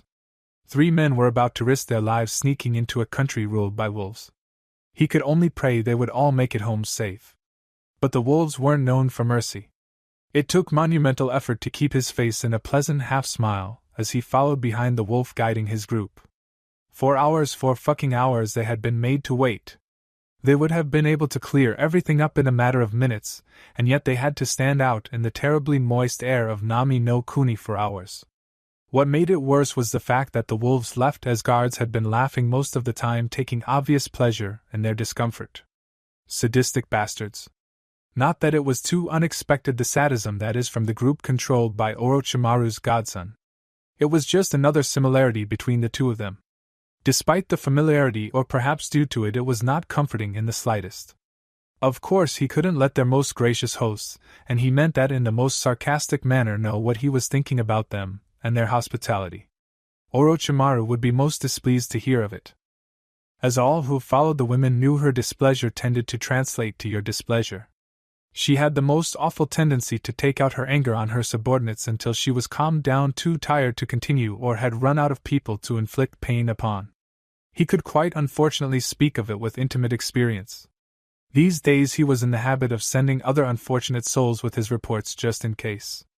Because even if his report was positive, her mood could be anything but something especially true when she first changed bodies.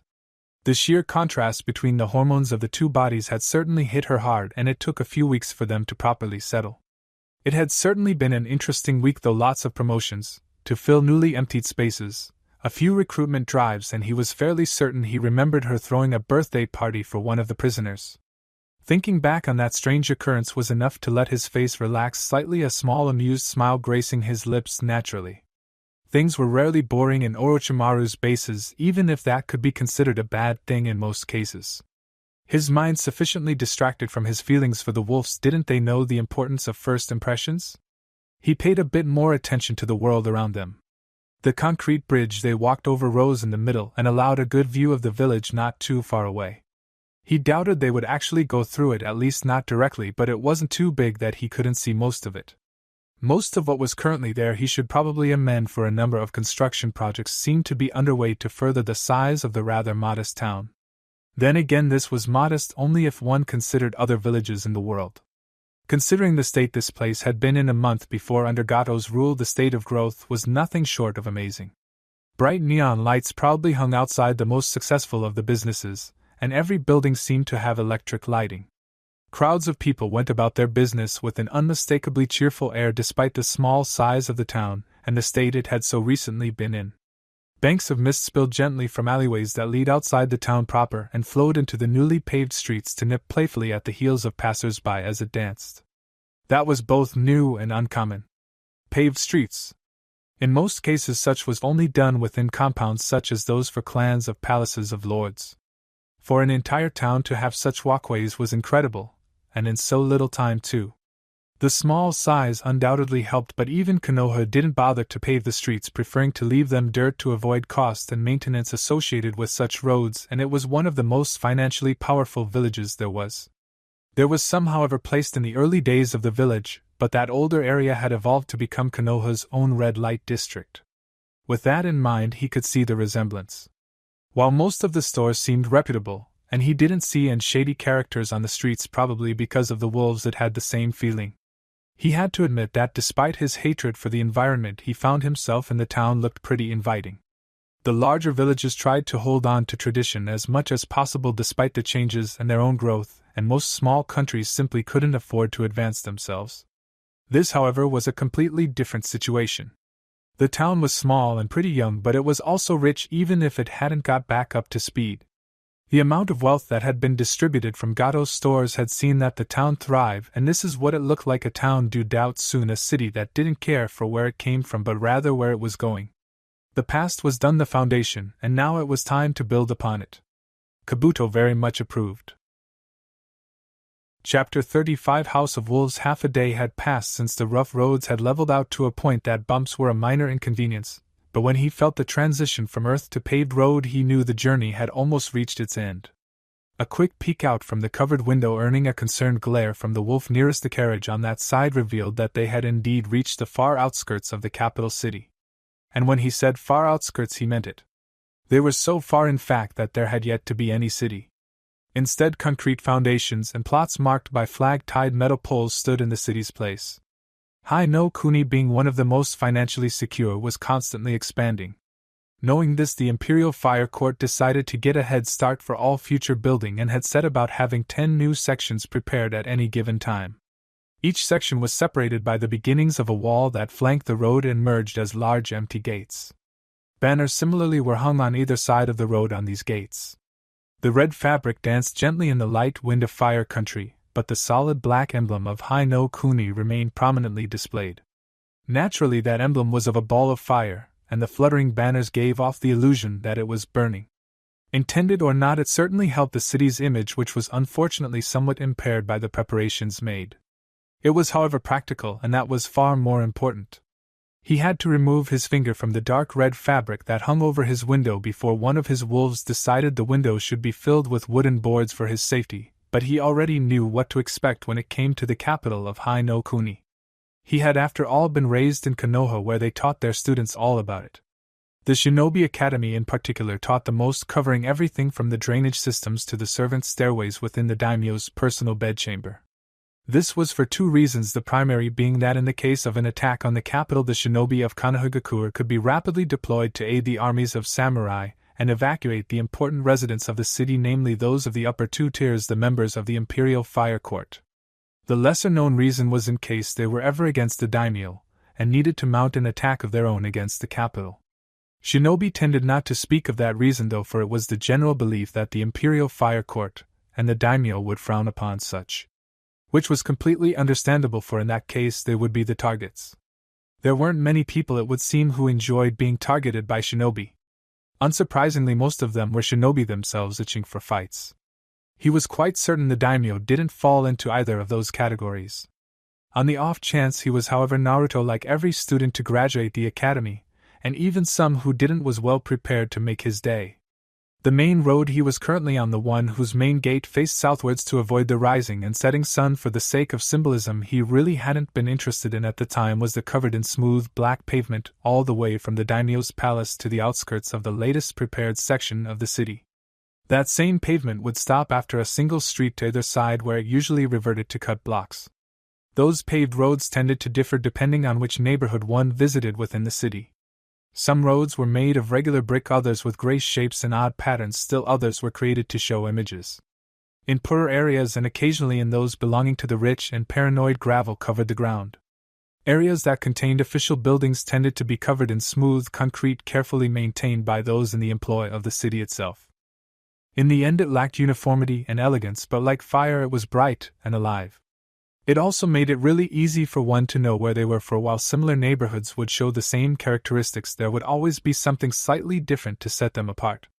The roofs he knew were all made of red or, in the case of the light gray government buildings, orange tile, and worked with other buildings to form a rather unique drainage system that took advantage of the overlapping roofing and differing angles to direct the rainwater of the summer months away from the streets, as much as possible to decrease the strain on the tunnels that ran beneath the roads. Only the capital of Mizu no Kuni exceeded them in the management of water throughout the city, but because it wasn't as critical as it was in the land of water, it was nonetheless impressive work. It also meant any trained shinobi could easily make their way through the city without touching the streets. Compared to the road-like roofs of Konohagakure, probably a result of a partially failed attempt to avoid such a situation, it was like a highway, and with no shinobi patrols atop it to stop one from using it, a thief or assassin was bound to find themselves in love.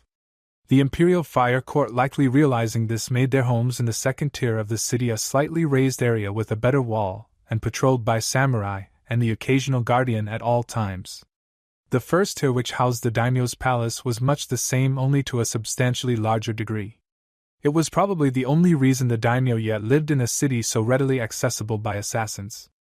Of course, being at the first tier, they would have to go through quite a lot of gates before reaching the palace. If her remembered correctly, the last count of tiers had been somewhere around 12, with talk of a soon-to-be-started 13th.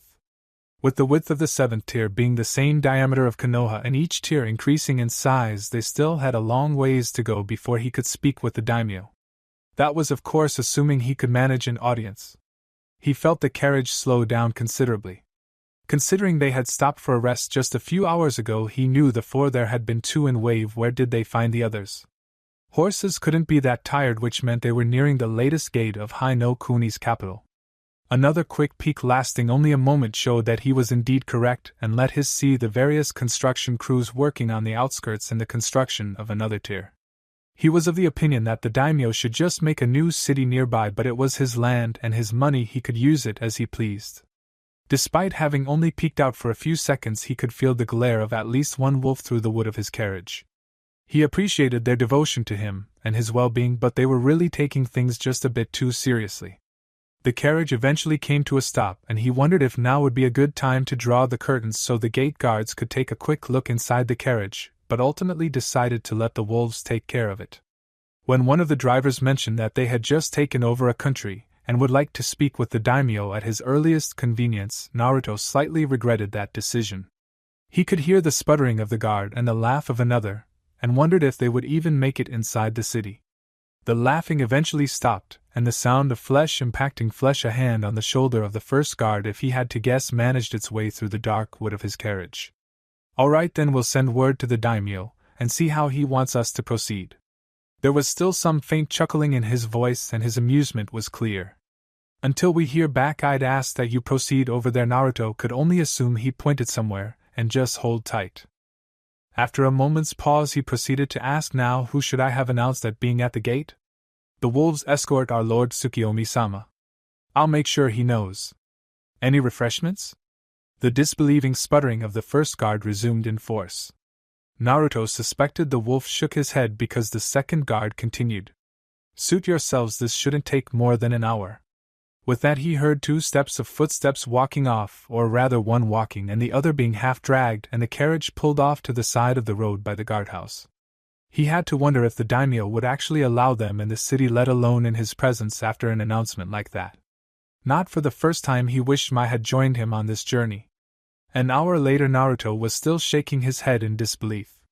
It had taken 20 minutes for word to reach them from the daimyo, and he had immediately cleared his schedule to meet with them. Despite the fact that his wolf had openly stated that they just took over a country, which would imply the murder of another daimyo, they were going to be allowed in his presence. In fact, Naruto had a feeling that it was because the wolf had said such a thing that they were admitted so quickly. Evidently the daimyo's curiosity was piqued. He had certainly heard that the man could be a bit strange, but this was something else. Not that he felt the daimyo was being foolish, the man had an army within his walls that would tear them to shreds as soon as they stepped out of line. And while he wasn't being as careful as he could be, he was still in a good position, and couldn't be blamed for being interested in meeting someone who claimed to have taken over a country. News like that would usually spread quickly enough, so for there to be a change in ownership he didn't hear about must have been sufficiently enticing for a daimyo who was likely finding himself rather bored as he took care of the affairs of his country. Naruto and his wolves were likely a very welcome break. and probably an excuse to completely wipe his daily schedule. Naruto, having dealt with the paperwork solely from a hidden organization for a while, knew only vaguely what it must have felt like, but it was enough to understand that some of the things removed from that day's plans weren't going to be finding themselves on one anytime soon, if ever. He had certainly been guilty of that himself, much to Mai's ire. That's not to say he managed to avoid it, of course, for like he said, it hadn't earned any points with Mai, and she had been more than happy to find some way to squeeze it into his full schedule. He didn't regret handing most of that work off to her, but perhaps he should get her something to show his thanks, like a vacation. A long vacation.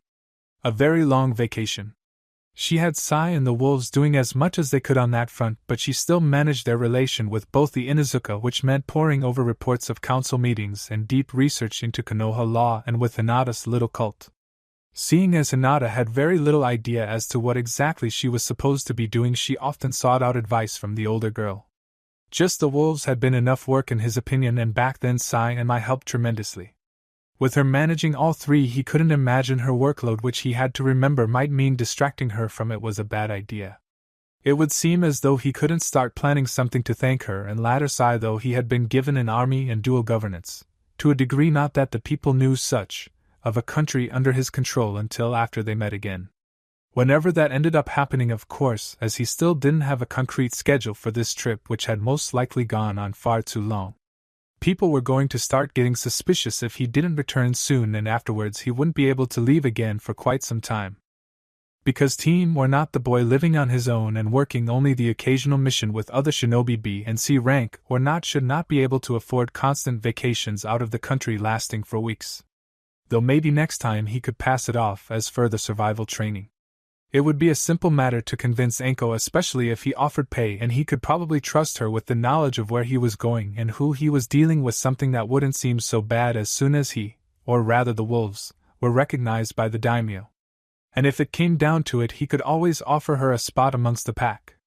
It wasn't like she hadn't already become close to him, and the pack was supposed to be the equivalent of his family.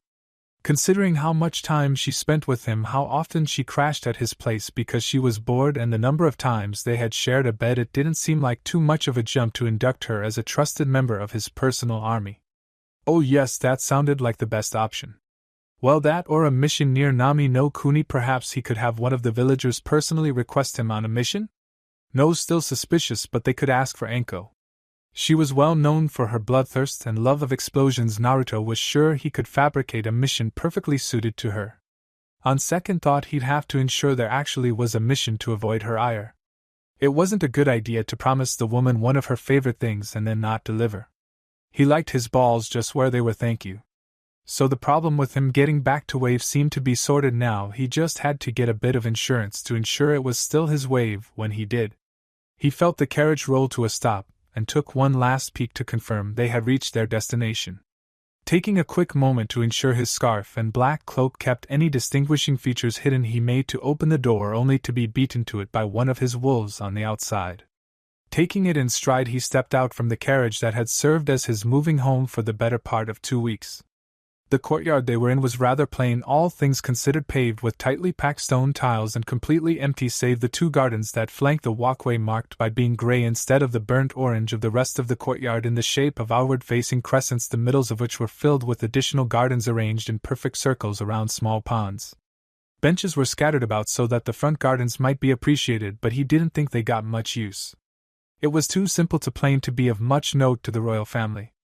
The daimyo himself, from what he had heard, might be satisfied by them, but he was too busy for such a luxury when his time was limited, and his family was no doubt spending their own time somewhere more grand.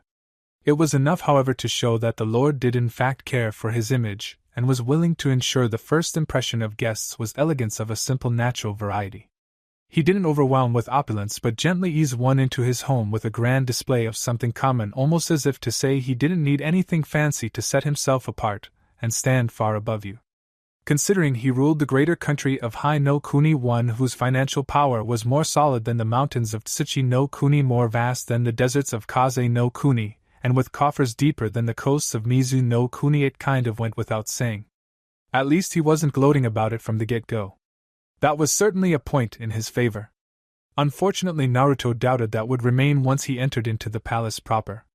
Even if the daimyo didn't need the extravagance, his family would crave it, and the palace itself was built long before his time and had spent many generations amassing decorative treasures. Unless the Lord had removed it all, unlikely it would be more than enough to keep a smaller country running for centuries. It would still be there in its overwhelming grandeur. Of course, he really hadn't expected anything else. The fact that the courtyard was so plain was an unexpected and very welcome surprise. He had spent the better part of 2 weeks within that carriage, stopping only to rest when they absolutely had to, and he was glad the first thing he saw upon exiting wasn't the overwhelming wealth of Heian Kuni's royal family. You wouldn't be able to see that relief nor the distaste he felt for what he was going to see within the palace, however, not just because his face was covered but because it was kept carefully blank, the very image of professionalism. The wolves would accept him no matter how he acted. He was their master after all, but the idea that he, the one representing them, might look foolish even in just their presence was unacceptable. He always without fail addressed them properly as a commander to his soldiers.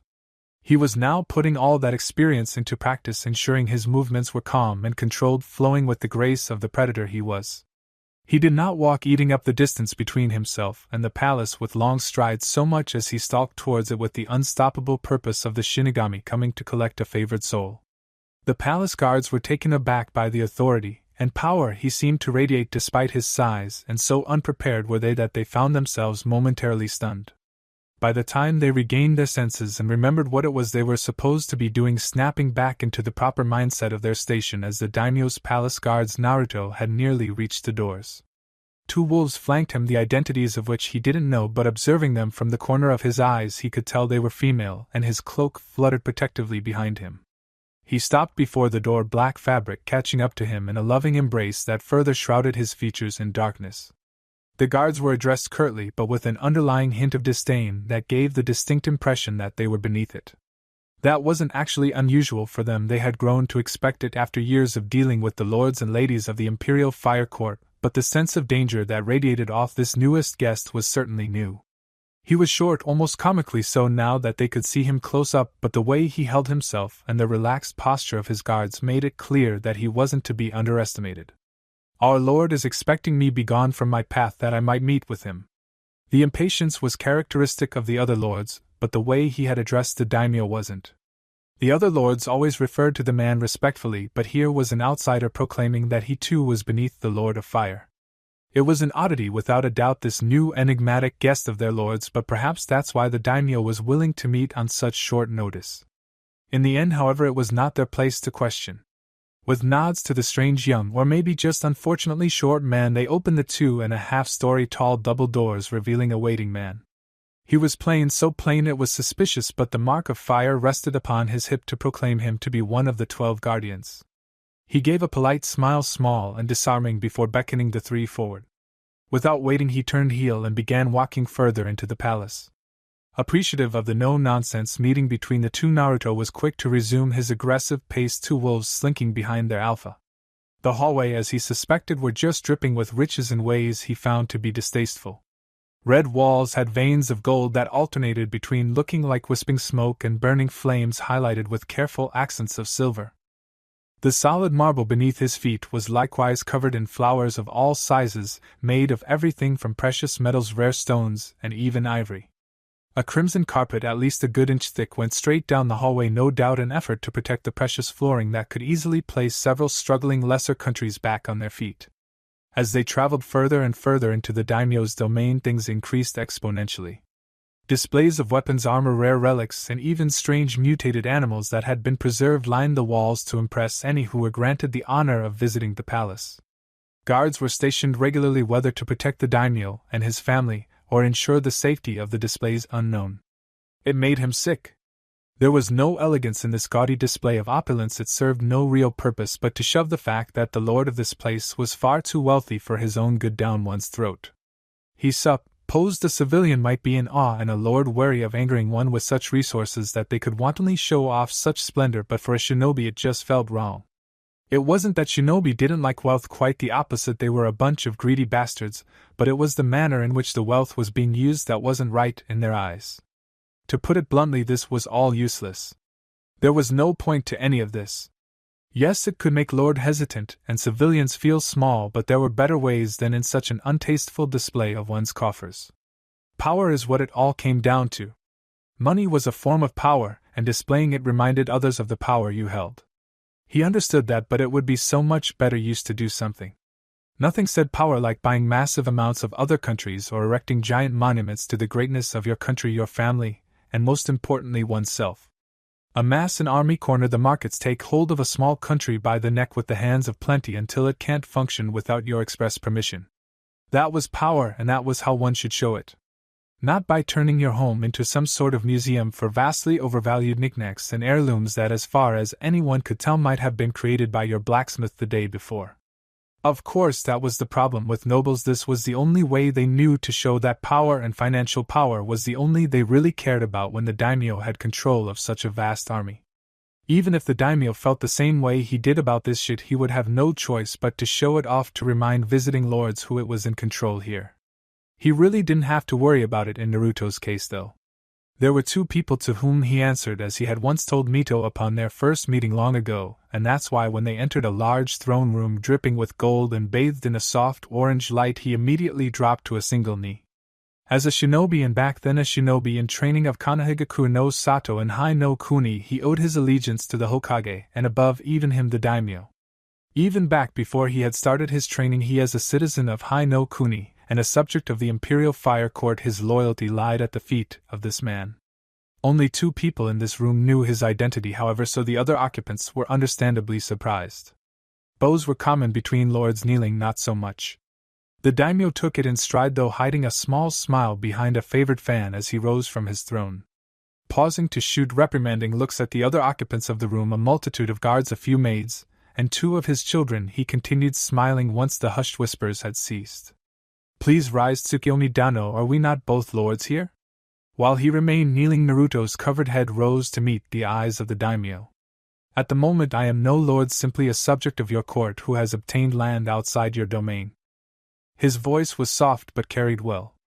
It was neither assertive nor submissive, an even tone that did nothing more than convey words. A subject of my court? One of the lord's brows rose inquisitively. Now that is interesting.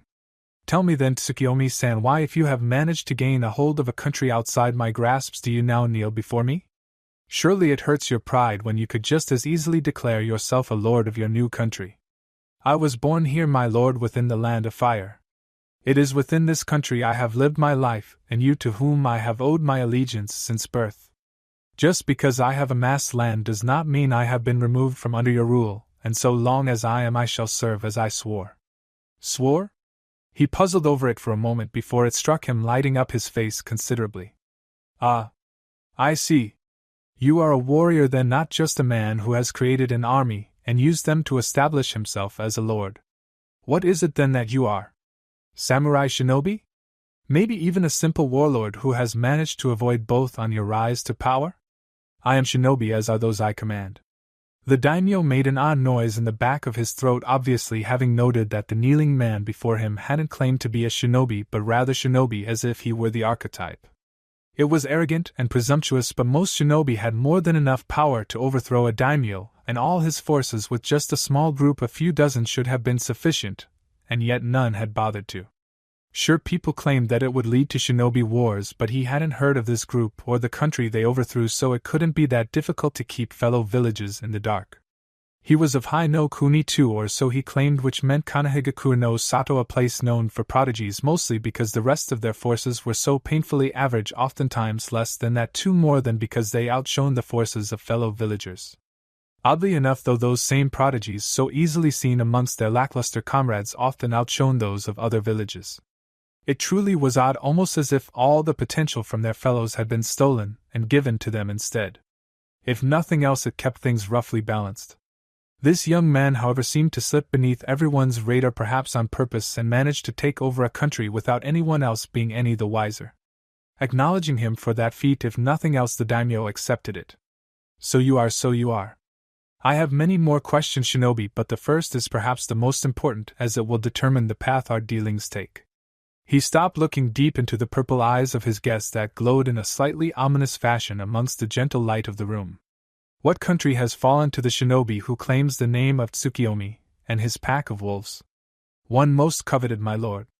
All within the room could feel the grin that stretched over hidden lips. I am sure you know of the riches it has amassed in the past and the potential it holds within its borders. I come before you today with that country in the palm of my hand. I kneel before you representing the new order of Nami no Kuni. That above all else most certainly gained the daimyo's attention, and he broke out into a grin behind his fan. Oh?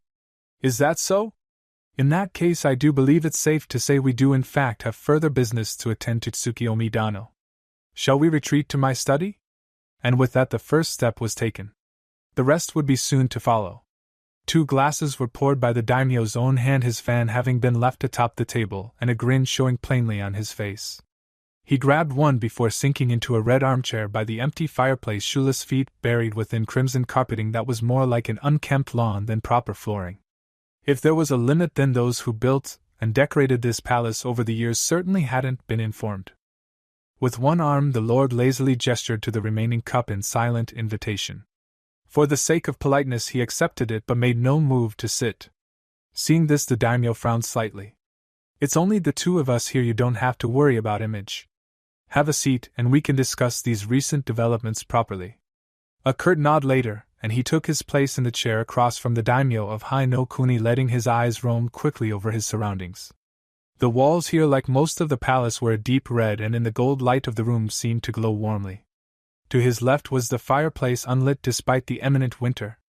To the right at the far end of the room was a large ornate desk stacked high with papers and reports the daimyo had yet to go through. There were curtains behind it, but the complete lack of light indicated it was just for show, and no window was hidden behind it. He could understand that the wolves had never been comfortable with him out in the open, and a window to an office was a glaring vulnerability.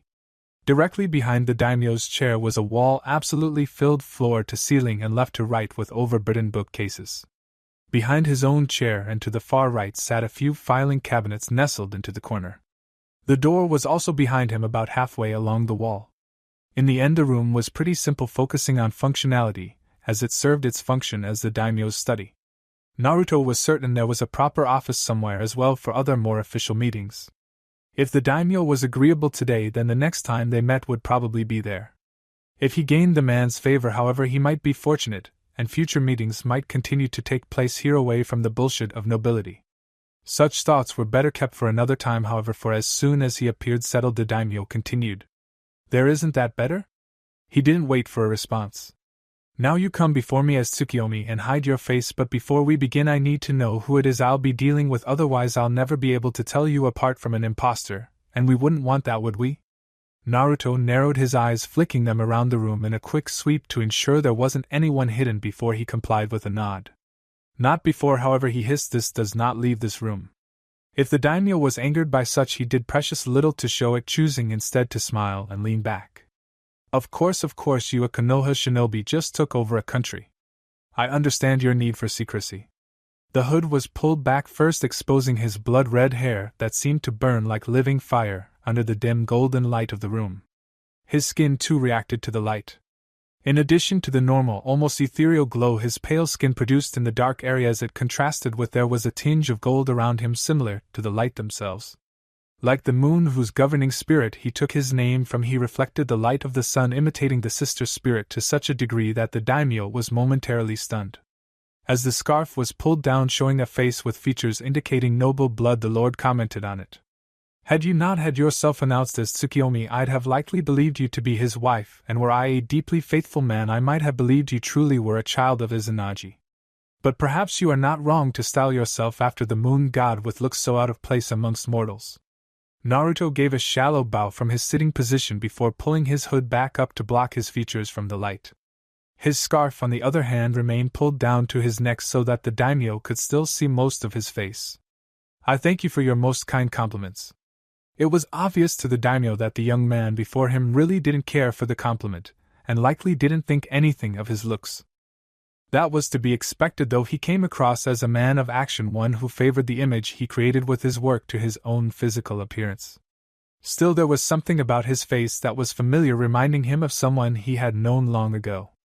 It was close, so close, just at the tip of his tongue, and it probably would have remained as such. But he didn't have to rely on some faint whisper in the back of his head to drudge up whatever memory he was trying to recollect. He had his answers ready before him. "Your face is not one I know," he started. But it reminds me of one I did.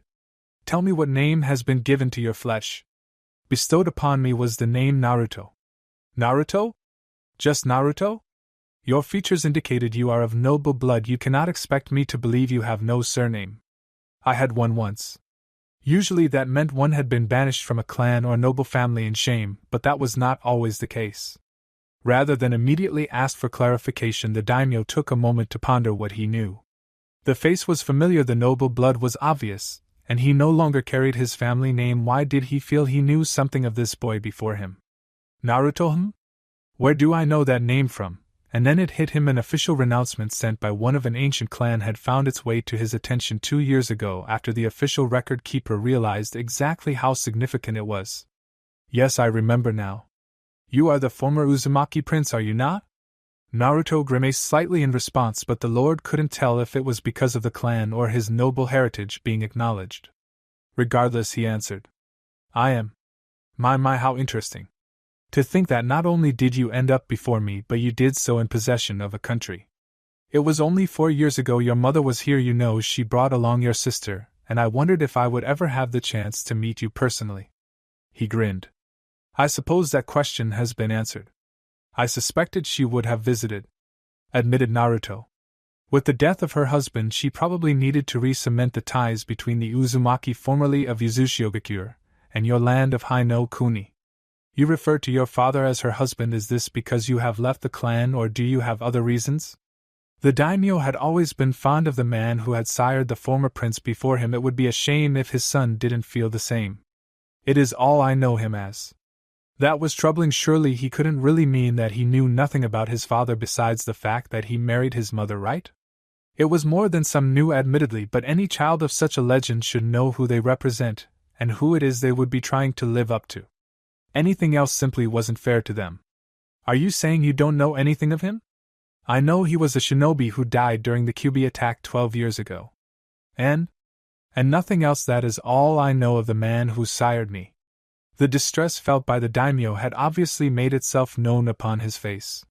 Some secrets needed to be hidden, he knew that, but others were simply too big to hide. Are you well, my lord?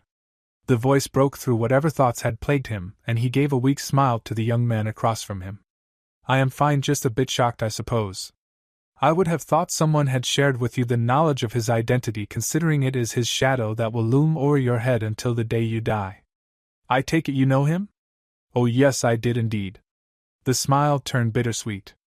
I remember him fondly, and considered him to be a friend. He was always welcome here, almost like the son I never had. He didn't stop by often, but he made sure to write, and usually talked about the projects he was working on with one of the Sannin. Jiraiya-sama? The daimyo laughed. No, not his mentor. There was nothing left for the man to teach him aside sage techniques, but even he hadn't fully mastered them.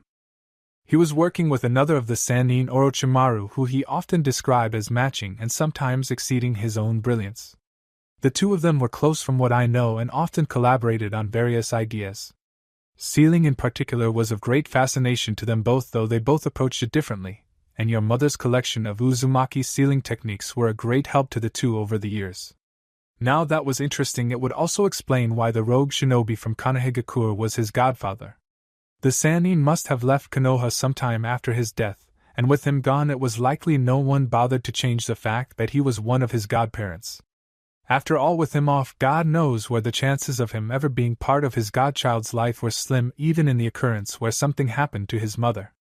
One should always expect the worst, but even that was a little too far-fetched for people to worry about. It didn't seem to matter either, as a living parent hadn't kept him from contacting his godson. I see, that would explain why he was chosen as my godfather. The daimyo seemed surprised by this, but not in a bad way. Is he now? Yes, that does make a lot of sense. Your father was well respected and quite loved, but wasn't close to many. Besides, your mother Orochimaru was probably the person he was closest to. Have you been in contact with him lately by any chance?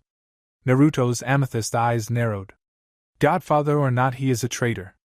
As a shinobi of Konohagakure and a subject of the Imperial Fire Court, it would be frowned upon to do such. The daimyo waved one hand in a lazy dismissal of his comment. As a Konoha shinobi perhaps, but being a subject of the court is completely unrelated. At Naruto's inquisitive look he continued. Konoha is rather isolated from the rest of Hai no Kuni, and we the court tend to turn a blind eye to most of it.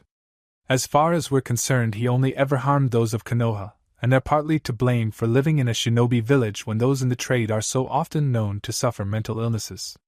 Because it's Hai no Kuni, Konoha shinobi are free to apprehend anyone they've marked as a criminal and return to their village unless they've been granted sanctuary within Hai no Kuni by the court, in which case action can only be taken should they step foot within Konoha itself.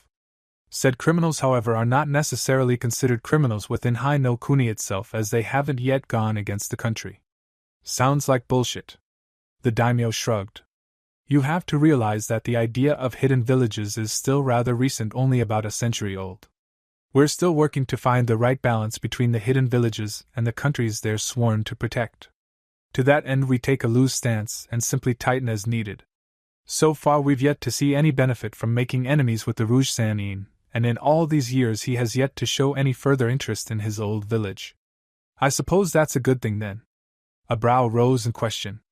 I've extended a standing invitation for him to relocate to Nami no Kuni. Your father would be pleased. Not many like Orochimaru, he tended to rub them the wrong way. Having his son get along with the Sannin would have done him proud. Were you intending on telling me who he was? Yes, I'm afraid I became distracted. Your father was the Yandame Hokage Namikaze Minato.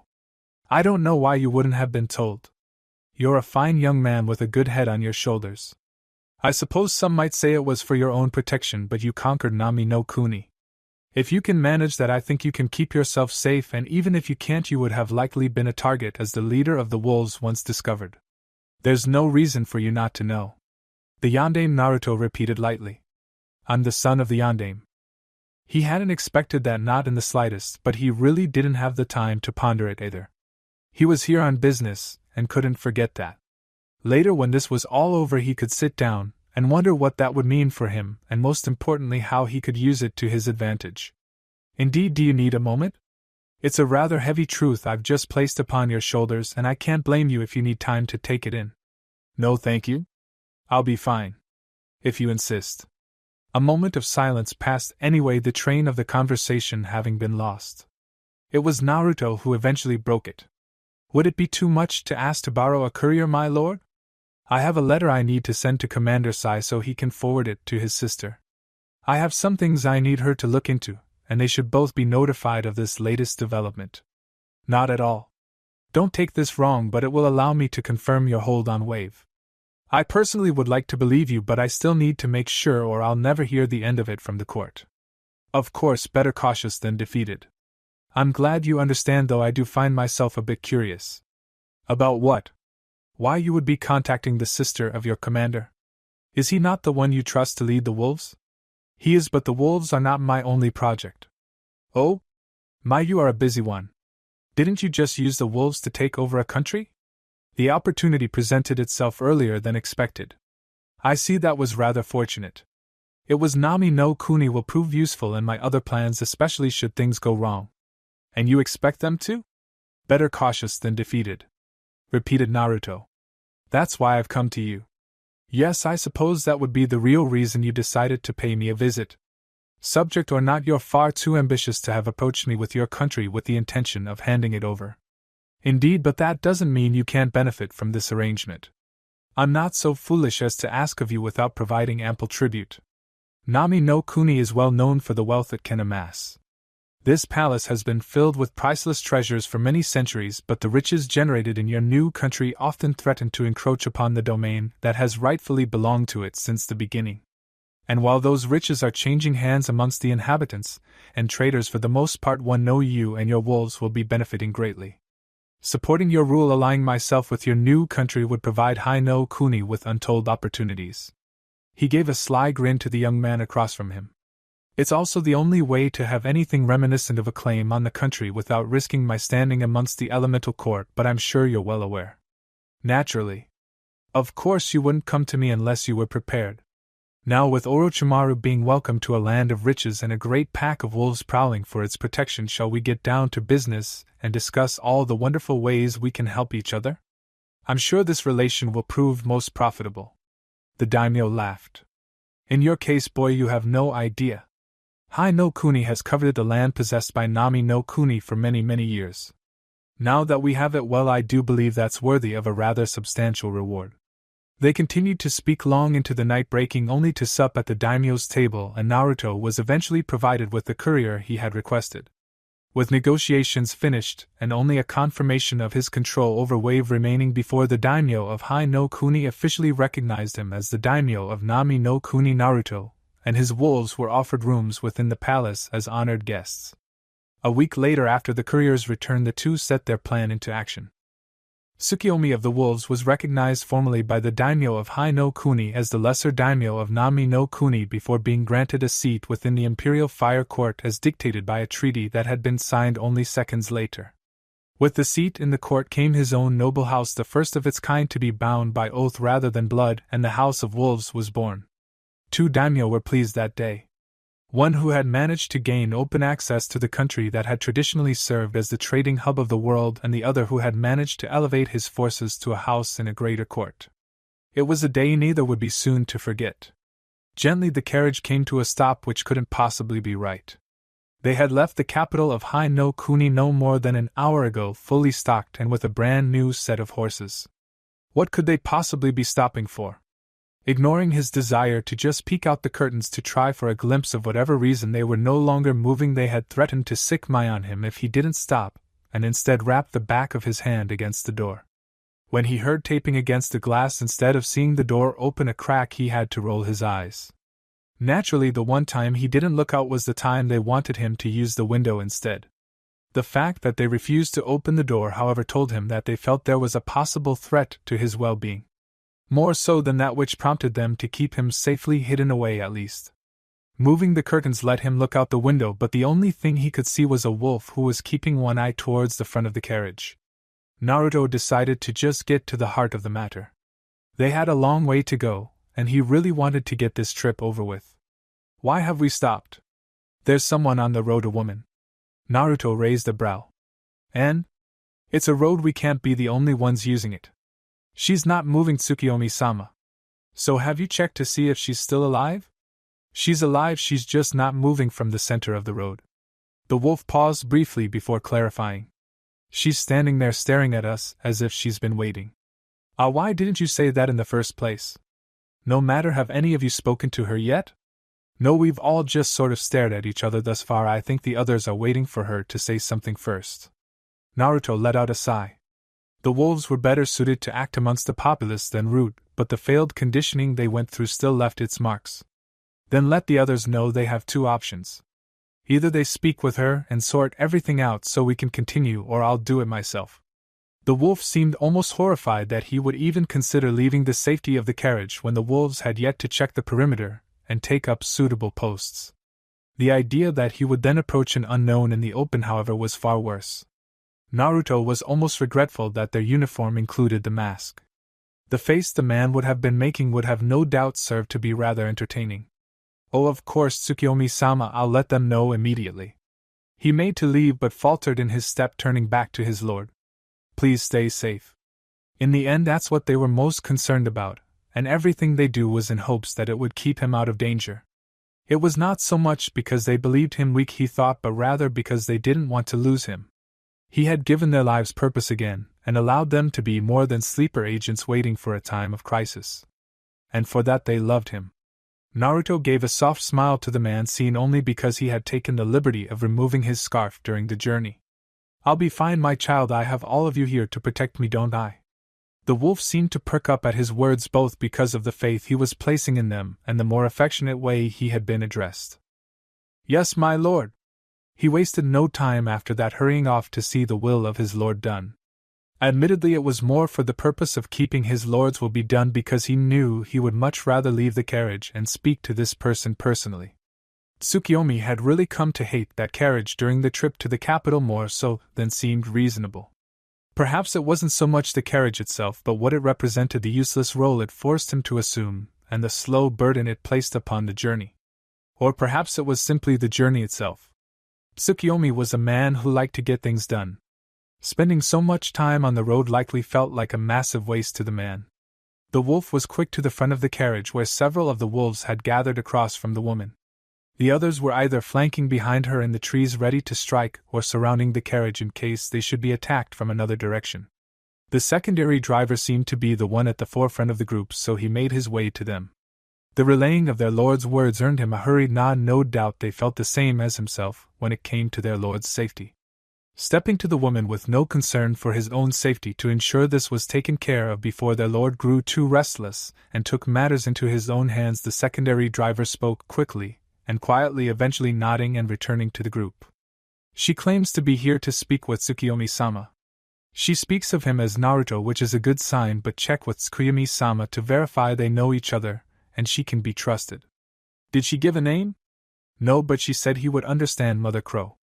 The wolf that relayed Naruto's wishes gave a quick nod before returning to the side of the carriage. My lord?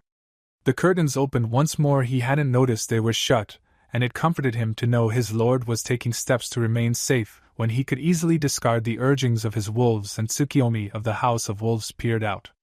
Yes, my child? She claims to be here to speak with you. She didn't give us her name, but she did say you would know, Mother Crow. A smile tugged at Naruto's lips. Ah, yes, that could only be one person. She is welcome among us. Bring her here so we can continue on our way. Yes, my lord.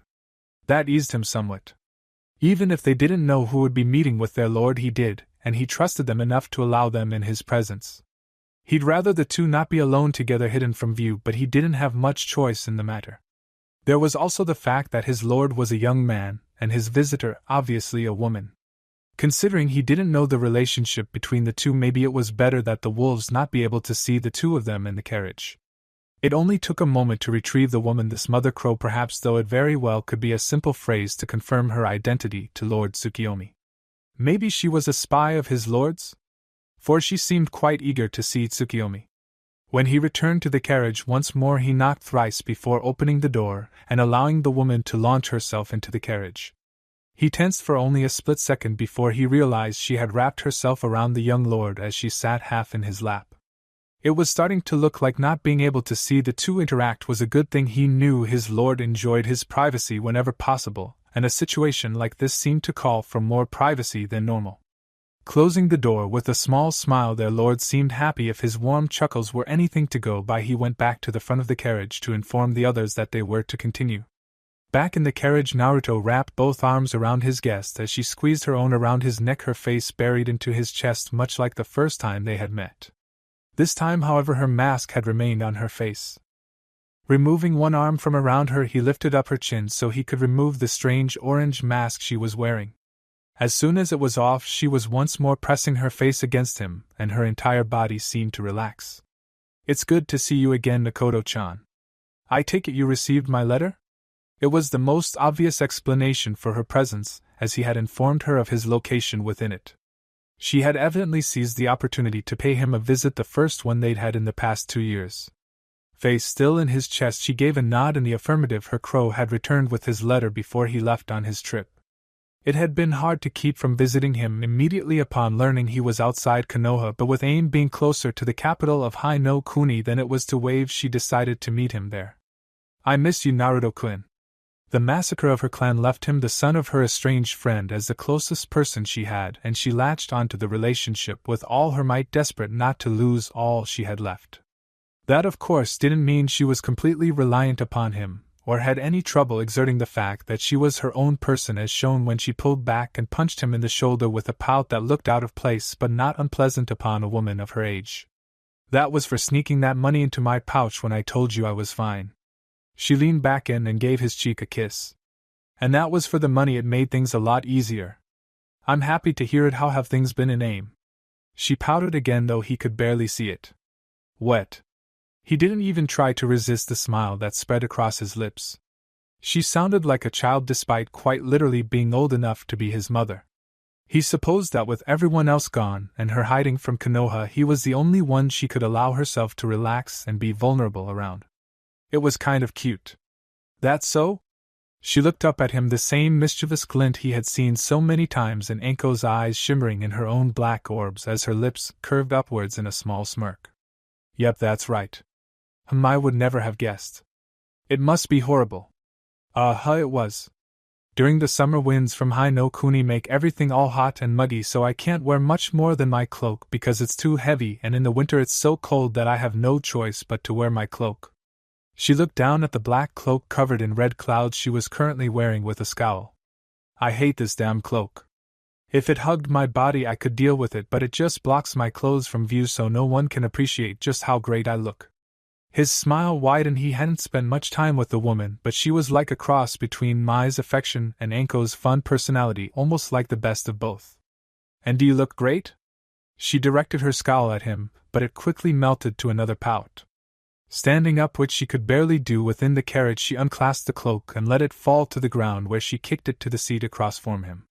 That didn't have his attention as much as her clothes did. Black jeans hugged her lower body tightly, but what stood out the most was her top, or lack thereof. It would seem right now it was getting cold enough for her to wear more beneath her Akatsuki uniform, but not enough for her to wear anything but a black bra over her chest.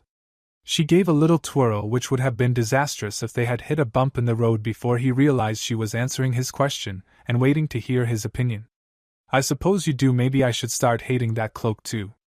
She beamed at him before returning to sit beside him, pressing herself as closely as she could as his arm wrapped around her waist. It had been 2 years since she had last had contact with another person, a decision on her part more than something forced upon her, though admittedly affected by the fact that she was now an Akatsuki, and she intended to both make up for it and get her fill before she had to leave. Smiling down at the woman, and couldn't help but think that his trip was already looking to be far better than the last. He had been wanting the company of Mai, but a Mikoto worked just as well.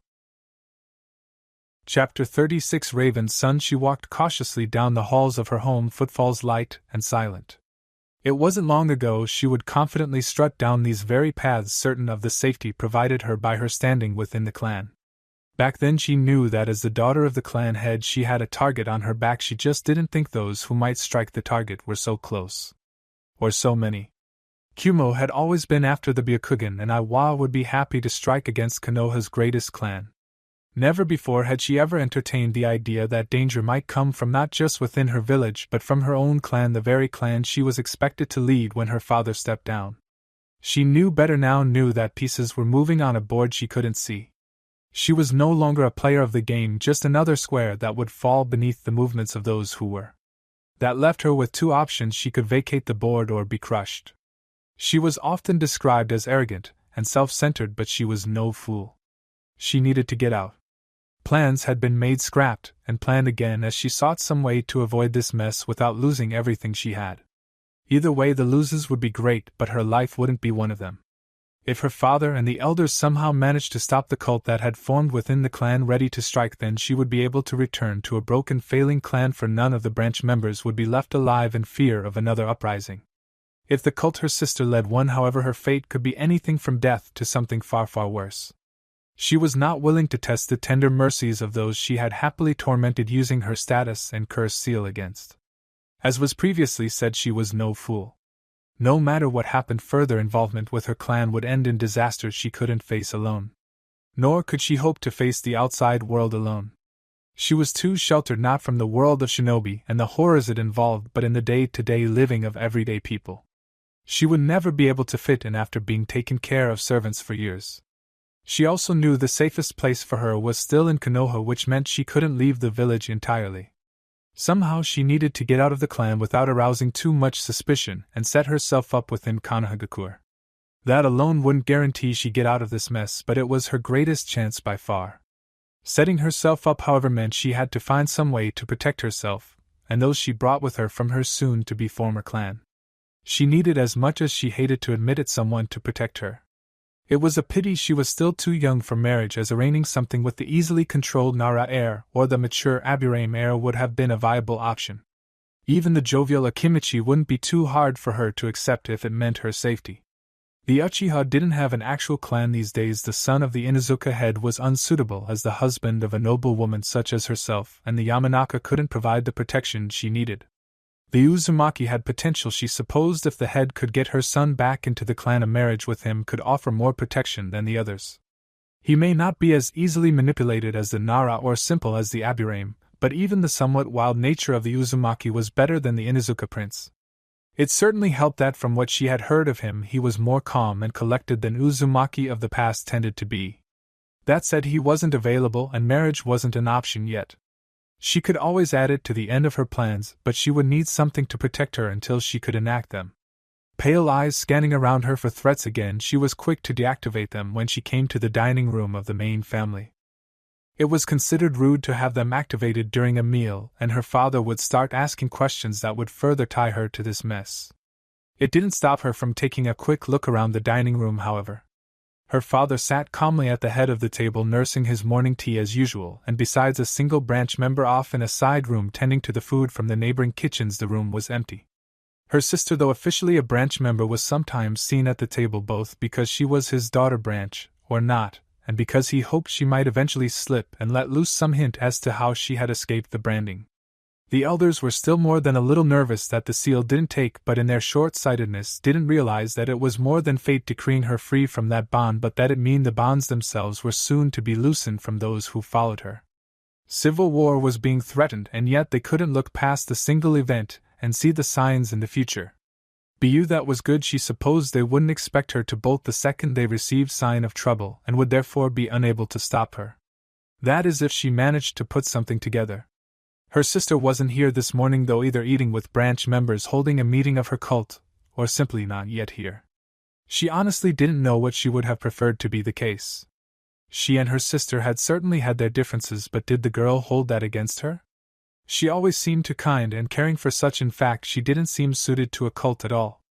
If that was the case, were the wolves the real ones in charge? That was an option.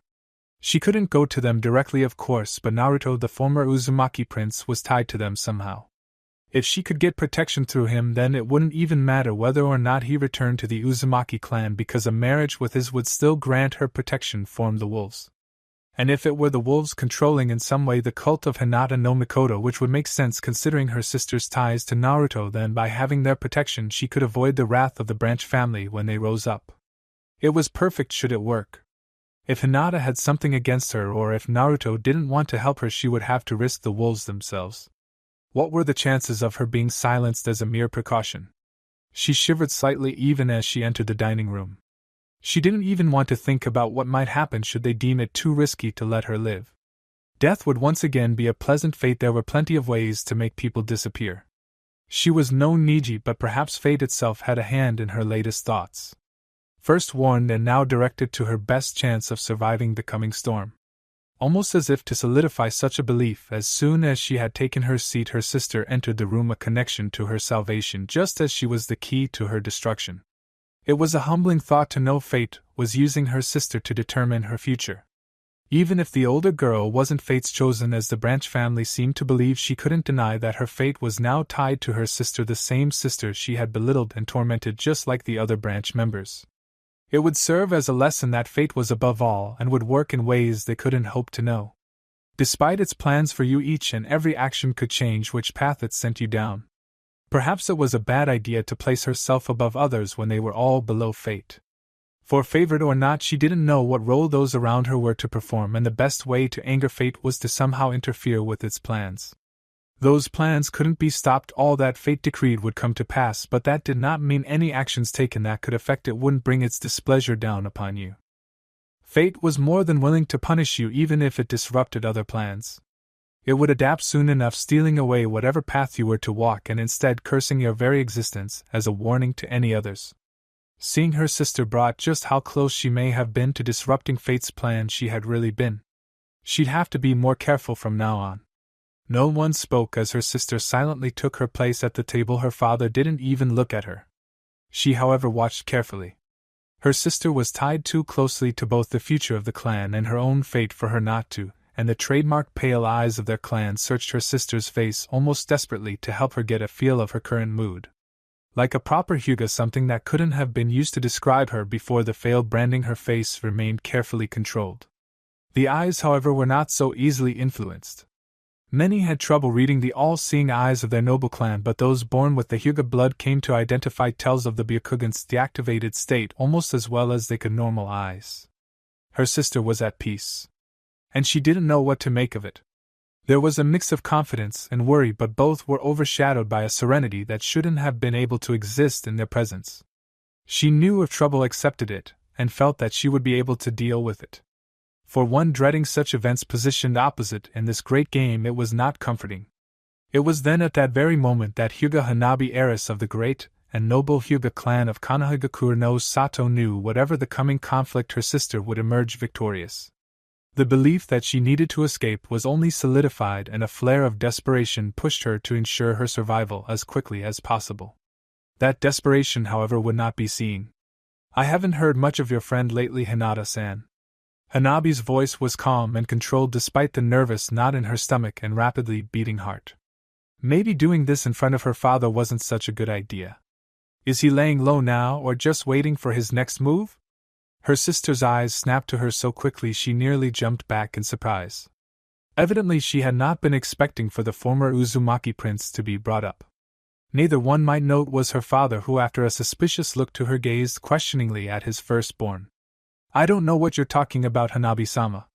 Naruto is a very private person and tries his best to avoid attention." "Yes, but he received quite a bit of attention when he declared you under his protection and went against the Yamanaka. I hear they're still recovering."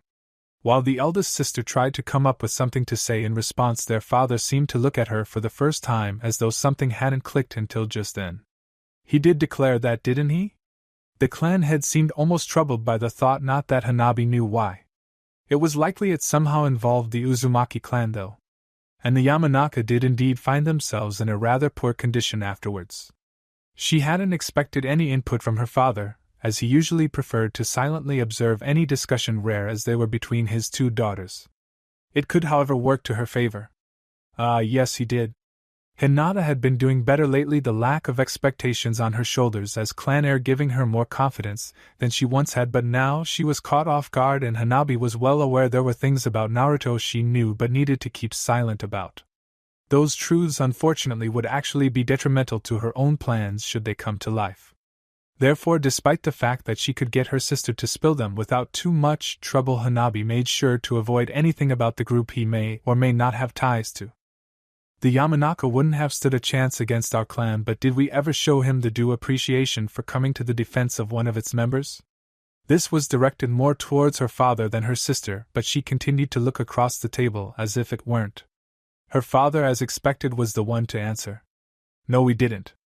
It didn't seem something to concern ourselves with at the time, but he did stand against an entire clan for the sake of our blood. He made no mention of what had happened to the clan he stood against, but it was clear he was still thinking about it. It's rather shameful, actually, to think I have not so much as met him 2 years afterwards." He paused and thought his tea forgotten on the table.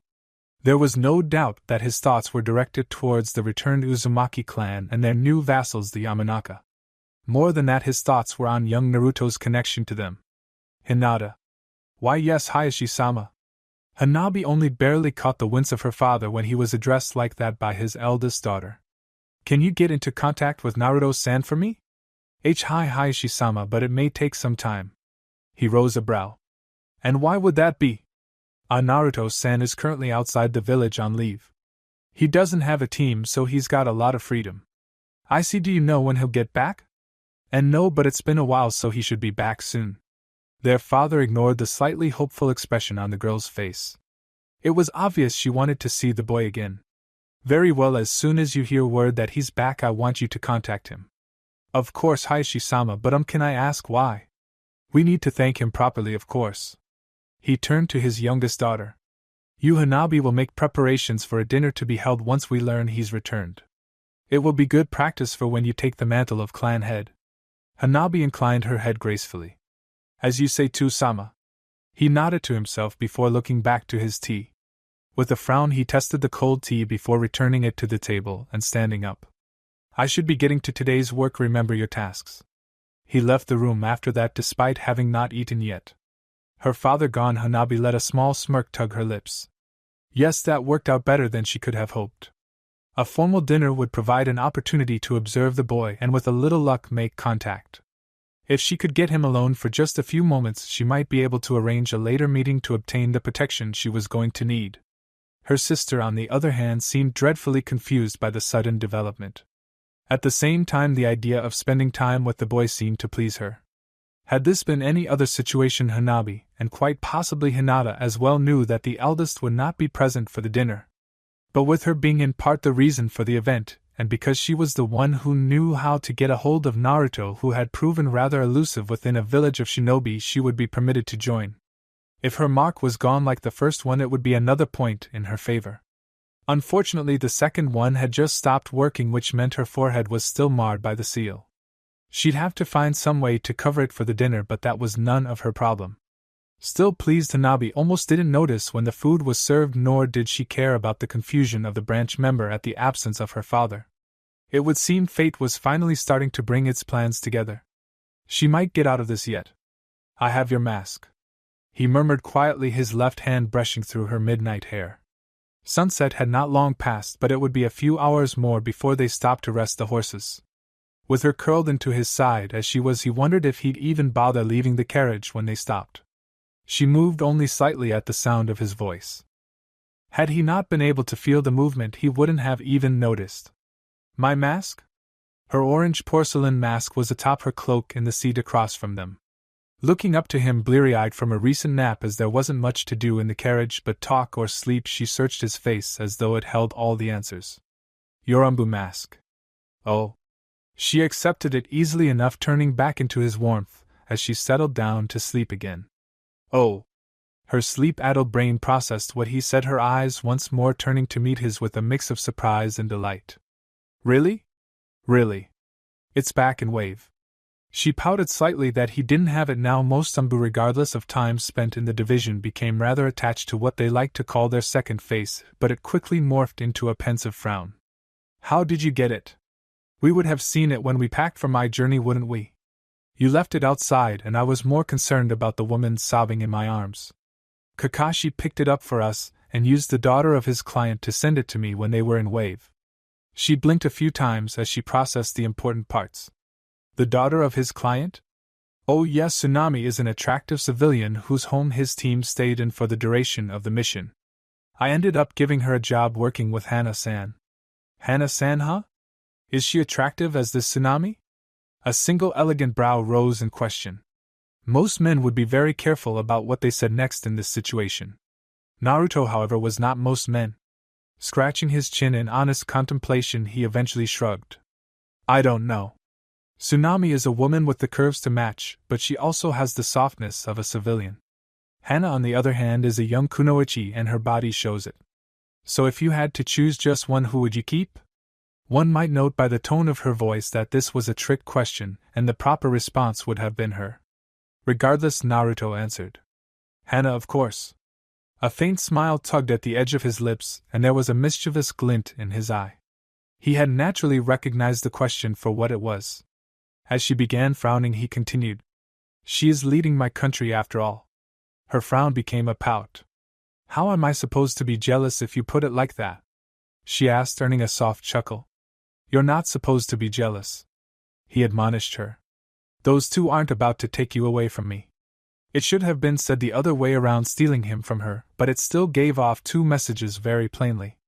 Neither of them would be leaving for others, and more importantly, he was the one who possessed her. The first thought she found comforting, and the second blossomed warmth within her chest. It was not because she wanted to be thought of as belonging to him, but because he recognized her as being there for him. As far as she was concerned, she was his new mother, no matter what anyone, even he, might say, and in taking care of him, she would be able to heal her own damaged heart and give purpose to the life from which everything she cared about was stolen. He needed her, and so she would be there for him, a guardian angel to look after the boy who had grown up too fast. "Those two? Are there others you aren't telling me about, Naruto-kun? Don't hold out on Kurasuka-chan, now tell me everything."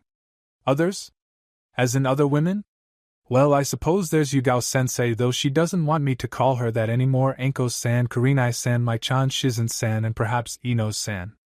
I can't forget Hinata-san, she's doing things for me in the Hyuga clan right now." "Oh?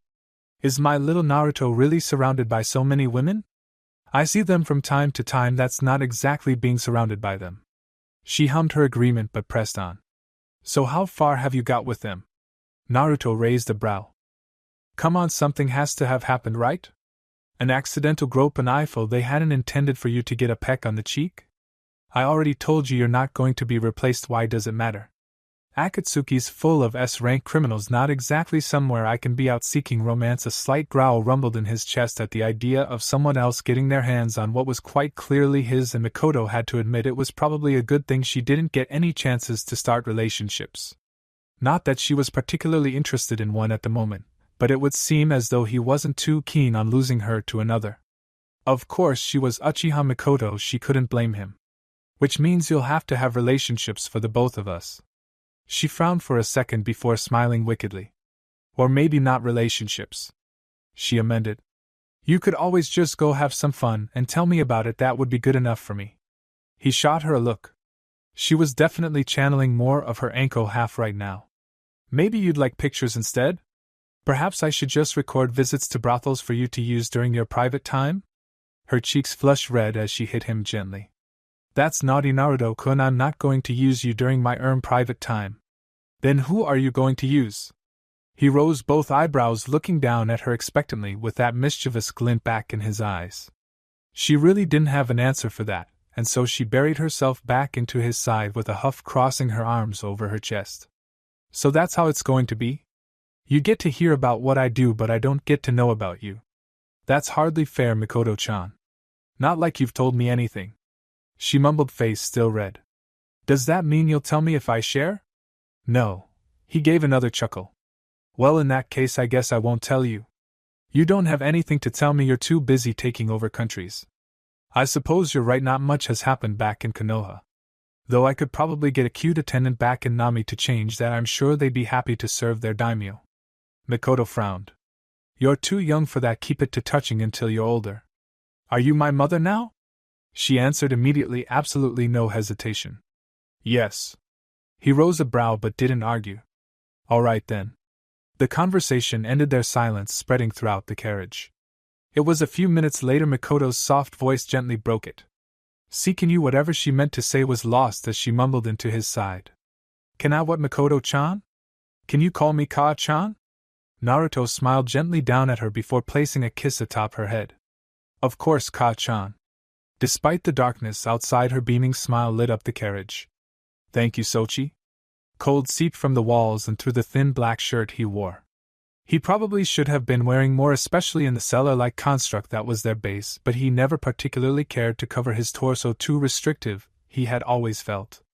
He was used to the cold, though he had lived in this country for most of his life and spent the rest of it traveling with the last remaining Hyaton user in the world. It was only natural he would become accustomed to the biting lack of warmth. The numbness that spread over exposed flesh was like an old friend, and he was especially grateful for it when injured. Fortunately, he wasn't injured right now, not anymore. The weeks had gone slow at first, but as he healed he was able to make better time until he returned to where he could receive better treatment. Admittedly, it wasn't much better than his apprentice could do, but at least they weren't trying to recover while on the move anymore. One had to be thankful for small miracles. The shuffling of feet caught his attention, and he lifted his head to watch people leave the room, whispering quietly about the last meeting. He didn't move from his spot against the wall, arms crossed over his broad chest, as several dozen members of the higher command structure exited the room through the door on his left. Their number was always a curiosity. Why have so many? They weren't a large group by any means. Having so many in charge and closely involved with their plans was a bad idea that always set him on edge. It was like she was asking for something to go wrong, for some spy or sympathizer to make it into the vast upper echelons, to have unrestricted access to information that was too critical, too valuable to lose. Then again, he wasn't in charge, it wasn't his fight or his goal they were trying to achieve. He couldn't care less if the bloodlines were wiped out here or if they were worshipped as a sign of godhood. He wasn't here for the bloodline resistance, he was here for her, their leader Terumi. And that's why he was concerned. Please tell me you were only throwing out ideas. His voice was gruff and impersonal, belaying how much he cared for the woman he grew up with, but that's how it normally was. Few could truly claim to know the slight variation in his words, the subtle change in voice that might indicate what he was really feeling behind the persona he had made for himself with the blood of hundreds. Some might consider it a disadvantage in their life being known as a monster, but he preferred being a beast that was better than being dead, or worse, being weak. He would never be weak again. But that didn't stop him from caring, and she knew it. Even so, she acted as though she didn't understand his meaning, and maybe, just maybe, she didn't. There couldn't be too many who really knew when they had only just emerged from the shadows. Fewer still would understand. I was, but it's a good one. I wouldn't have suggested it otherwise. A single delicate brow rose and challenged one to which he had no problems rising. It's not a good one, it's a risk, a foolish one. You know nothing about them, you can't expect to be able to deal with them. I can deal with them the same way we've dealt with other similar groups, money. They're mercenaries, it's what they do. What they do is whatever Tsukiyomi commands. Tsukiyomi? Ah yes, he never did get to a full report on Wave, did he? Not that it would matter now, he could already tell she had made up her mind and there was precious little that could ever hope to change it. It was another thing he liked about her, she was just as stubborn as he was. The alpha, it's his pack. So I just need to convince him to have the wolves aid us. Good luck. Her eyes narrowed at his words and the dismissive scoff that followed. Obviously he saw some flaw, real or imaginary, in her plan. What, don't think I can do it? We have warlords from as far as soon as deserts fighting for our cause because of me, some for free and still others who are providing additional services to us without charge. I'm sure I can arrange something with a new mercenary group. They aren't that young, they've been around for a couple years. Then why am I just hearing about them now? They've been careful, biding their time and growing in strength until they could move to a true global scale. That makes them new. No, it makes them smart. You hear of them now because they just emerged in the global game. The only problem is that they've had time to settle. This isn't a newbie group working to get power at a global scale, scrambling for influence. This is an established group that's grown strong enough to go global. There's a big difference. And that means they'll reject my offer? The chance to ally themselves with the future leadership of Kirigakure isn't one to pass up lightly. What you should worry about isn't it being rejected, you should worry about them accepting. Everything they do is what Tsukiyomi commands, and he doesn't act without a reason. If he helps us, it's because our efforts align with his plans, I guarantee it. The only other reason he would do something would be opportunity, and if that happens, he'll adjust his plans to take advantage of it, take advantage of us. That's how alliances work, both working together to reach their goals. We're offering to pay for their services, there's no reason for them to go against us. The same warlords that had aligned themselves with the rebellion had mentioned the group. Some had hired them before others had faced them. Those who faced them, unfortunately, were rare. Not many go out, and those who did didn't so much as get out as they were let out. Only in situations where the goal had something to do with territory or control could one hope to avoid the wolves' merciless teeth. Only 2 of the dozen warlords, almost exclusively small groups numbering no more than 3 dozen men each, had ever been on the opposite side of the wolves. And that's exactly why she had decided they were a group they needed the help of. Those who had hired mercenaries that were successful were always able to tell you they worked well, but it was hearing it from those they worked against that held real value. They don't need a reason, he does. We don't know what he's after. Letting his forces anywhere near our own is asking for trouble. You're being too paranoid. And you far too willing to trust them, he countered with a growl. They slaughtered Gato and his men on Tsukuyomi's command before proclaiming Nami no Kuni as under their protection. This is the same group that had been serving as Gato's elite enforcers. They can claim its protection, but we both know they killed Gato to take control of the country. What's to stop them from doing the same here, from helping us gain the village back only to slaughter our exhausted comrades and establish dominion over a hidden village? Gato used thugs, we all know that. We have an army of shinobi, and the risk would be much higher. People like him avoid risks because they fear losing their power. If something goes wrong, it's too easy for their men to abandon them. That's the problem. He doesn't need to be afraid. His forces are all Ombu level and fiercely loyal, some to the point of fanatical devotion. We're a ragtag group of rebels. Our will is strong, but our forces are average. If we had numbers, we'd be fine. If we had power, we'd be fine, but we have neither. That's the reason you're looking for allies in the first place. And if they're that skilled, we need to get to them before Yagura does. It's a risk, yes, but one I'm willing to take. This could be the difference between victory or defeat. Maybe, he acknowledged as he stood up from the wall and turned to leave. But will it be that alliance which you so desperately seek that causes our defeat? He was gone then, leaving her in the empty room. I don't know, Zabuza, she admitted quietly. I really don't know. But what else could they do? Chapter 37. That survived the dense fog felt more like freezing smoke as it danced to avoid the light drizzle of this exceedingly dreary country. He had to choke down a shuddering breath of frigid air lest he break down into a fit of coughing at the unsettling feeling of the moist air. Too used to the warm, dry air of the eastern forests they were, and thus had been caught off guard by just how horrible this place felt. The cold darkness enveloped this land, constantly pushing inwards with great banks of fog and gusts of mist. Rain was a constant companion, and it was a rare day indeed one could hang their clothes outside to dry. The perpetual moisture played havoc on supplies and structures alike, forcing the people to adapt, or lose everything to rot and decay. And yet, as far as they could tell, those people were happy. Perhaps it said something that the conditions of the country brought them all together, and made the contrasting light of the shipping town shine even brighter. Despite the cold, the village proper actually seemed warm, though they all knew it wasn't. Still, sitting in the light surrounded by people happy to escape the land in which they lived sounded better than crouching amongst the bushes and hiding behind trees. Unfortunately, he didn't have much choice, and neither did his companions. There was little they could learn within the town proper, the cocoon of light still playing host almost exclusively to the civilians. It would be a few years yet, they suspected, before the town grew large enough that they might be able to infiltrate it and gather information in the preferred manner, sitting in a nice warm bar with a bottle of heated sake and plenty of beautiful women to keep one's eyes busy. Now he was just setting himself up for misery. There was no limit to this mission, it could stretch on for years if need be.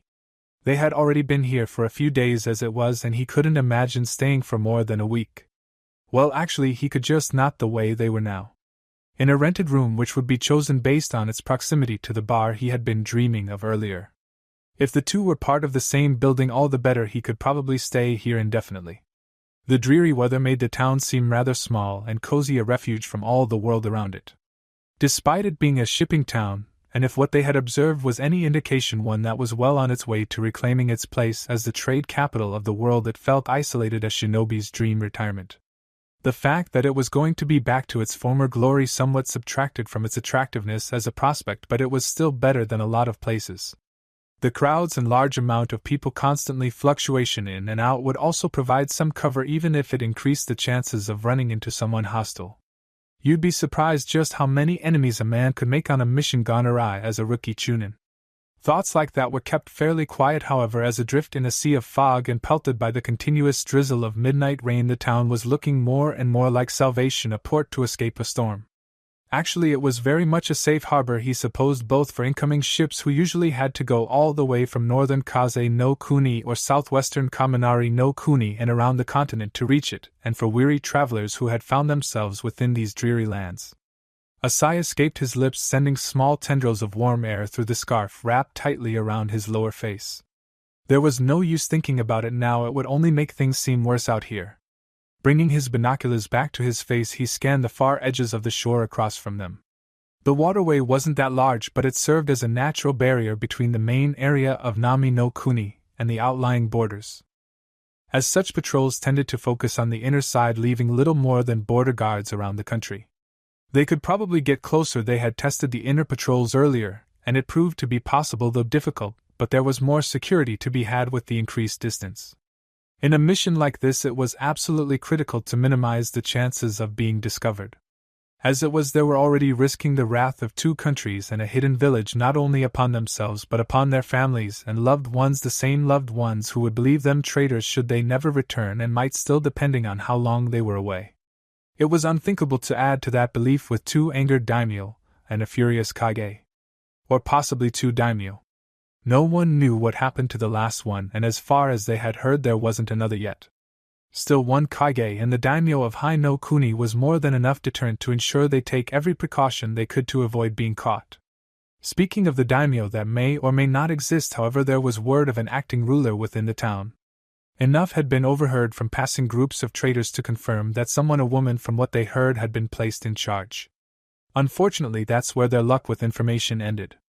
No description aside from attractive seemed to be available. A few had commented on a young age, but that could be anywhere from 12 to 20 and perhaps a bit further. Even a name escaped them, completely referred to only in the impersonal third person as the governor.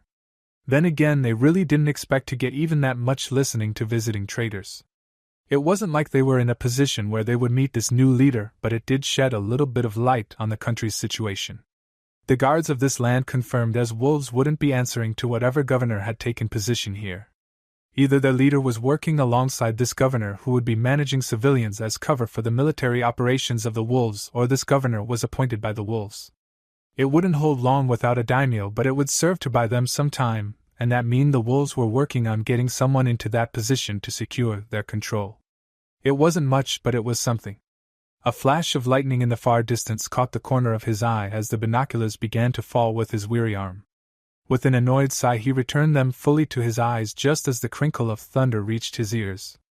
It must have been a great distance away, judging by the volume alone, probably a storm over the ocean. A sudden gust hit him, pelting the group with even heavier raindrops that felt more like metal pellets than water. A storm the same one out to sea no doubt was moving closer. From what had already been observed, it would probably hit the town within the next hour, and it was likely to clear no sooner than noon the following day. It would provide excellent cover for them, but it would also kill their sight and make navigation near impossible. They were going to have to call it quits soon, or they had as much chance or returning to tonight's camp as they did walking headlong into a group of patrolling wolves. With that in mind, and dreaming of the warm sleeping bag he had splurged on before the trip, he returned to the task at hand. They needed more information for the night to have been worth it, and he'd rather not have wasted his time out here in the rain when as it was he was only going to get a few scant hours of sleep before they had to move camp again. He briefly scanned through the town to his left before moving to the northern forests, but he paused, returning to the town. Previously they had seen movement in the forests, primarily villagers working at the makeshift dump where they stored the waste from their restoration projects to be shipped out by one of the few boats that was allowed under the bridge, so it held most of their attention tonight in hopes of seeing something that might not otherwise be visible during daylight hours, but a familiar sight in the town caught his attention. 3 men and 3 dogs walked together down the street, not something that would normally draw attention. These men were drunk, arms wrapped around each other's shoulders as they staggered away from a bar, and the 3 dogs walked in step with each other to the side, perfectly synchronized and keeping a constant distance from the men. They were trained dogs, but more than that, they possessed an abnormal intelligence. Dogs could be trained and quite well, but these animals were adjusting their paths to herd the 3 men to safety without once breaking from a group that moved together too perfectly. Niken. It had to be, there was no other plausible explanation. But why were they in Nami no Kuni? A quick peek to his right showed one of his partners still peering out into the darkness of the forests. The third and last member of the group was between them both and farther east behind them, keeping a lookout for oncoming patrols. Contemplating a moment, he decided that they weren't getting much from the forests with the fog where it was, and spoke for the first time in hours. Inuzuka. It was more than sufficient to gain the attention of his fellow, and even the lookout turned his head to see. What? The response was practically hissed as his companion flew to his side to confirm for himself. He understood how much of a shock it must have been. He was still trying to wrap his head around it. A part of him wryly noted that it was only natural that the dogs be allied to the wolves, but another didn't want to believe one of their fellow Konoha clans was allied with the group they couldn't think of as anything but the enemy. Unfortunately, it was an undeniable truth. There was no other reason for there to be Inuzuka clansmen here in Nami no Kuni, a land controlled by the wolves so soon after Gato's demise and just after Kakashi's team returned. Even if they were trying to take advantage of the country, which didn't seem their style, it couldn't explain the fact that the wolves were letting them. They had to be working together in some capacity. He couldn't quite make out what his companion muttered under his breath, but by the tone alone it was some sort of curse. He felt the thought matched his own opinion on the matter rather well. Another peek through his binoculars caught the reflection of neon lights upon the brow of one of the men, a headband proudly displayed. So they weren't hiding it then. If he could get a better look, it might show a scratch declaring them rogue shinobi, which would fit, but they could have had a mission nearby, though the chances were slim. Leave was a possibility, though the location chosen still suspicious.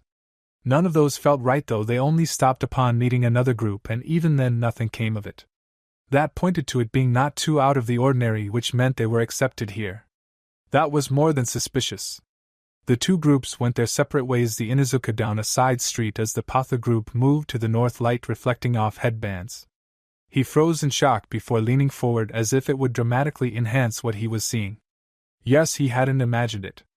3 men much like the group of Konoha Nin they had passed, all wearing headbands. Was Konoha doing something here? Was this a bid for control on behalf of the leaf that was being kept under wraps? The three paused outside a shop, two standing out in the rain as the third went inside. If only he turned just a little there. It wasn't a Konoha leaf but a musical note. Hadn't there been talk about a new village of sound? But that was supposed to be further north, wasn't it? The borders were pretty close. He supposed they could be trying to make connections or muscle in on the newly freed country. But like the Inuzuka, the wolves weren't pushing them out. It was odd. The third came from the shop, bag in hand, and the three continued northwards to the forest. They passed the junkyard and the few still working there with casual waves and continued into the darkness. Another gust of wind, stronger this time, began dissipating the thick blanket of fog that hung over the chopping waters between them and the opposite shore. In the moonlight, what little forced itself through the blanket of black clouds and the occasional flash of lightning, was it getting closer? He could just barely make out the tops of trees. One in particular rose above the rest, oddly shaped and slightly cubic in its growth. That wasn't a tree, it was scaffolding. A break in the clouds allowed just enough additional light to provide a proper glimpse at the structure, a lattice of beams securely arranged in a circular manner, one point reaching higher than the others, but it only lasted a few seconds before the light vanished once more, and the majority of the structure was consumed by the night. Those few seconds were plenty of time to identify a tower in the making, and that made him pause. It couldn't be, could it? No, that was absurd. Wave still wasn't fully stabilized. They wouldn't be trying something so soon, and certainly not with the shinobi of other villages, unless they were trying to stabilize by creating their own hidden village. It was a risky move, but it was possible, and if pulled off could help them immensely. They had resources enough to support a shinobi village, a small one for now, but they could probably support Konoha without too much trouble sometime in the future, and it would be a simple matter of enticing those of other small countries to send promising youth to learn here. He shook his head at the thought that still didn't fit. There were shinobi of two villages here. If Konoha was really supporting another hidden village in an effort to gain favor or even some influence within Nami no Kuni, more of their own shinobi would have been informed. Having just one clan and one known for their brashness at that representing Konoha in this was far too suspicious. A mission like this would be considered primarily diplomatic, and would be made of those who could arrange things in Konoha's favor as much as possible. Unless Konoha was hoping to earn goodwill through brutal honesty, there was no reasonable explanation for the presence of Inuzuka clansmen.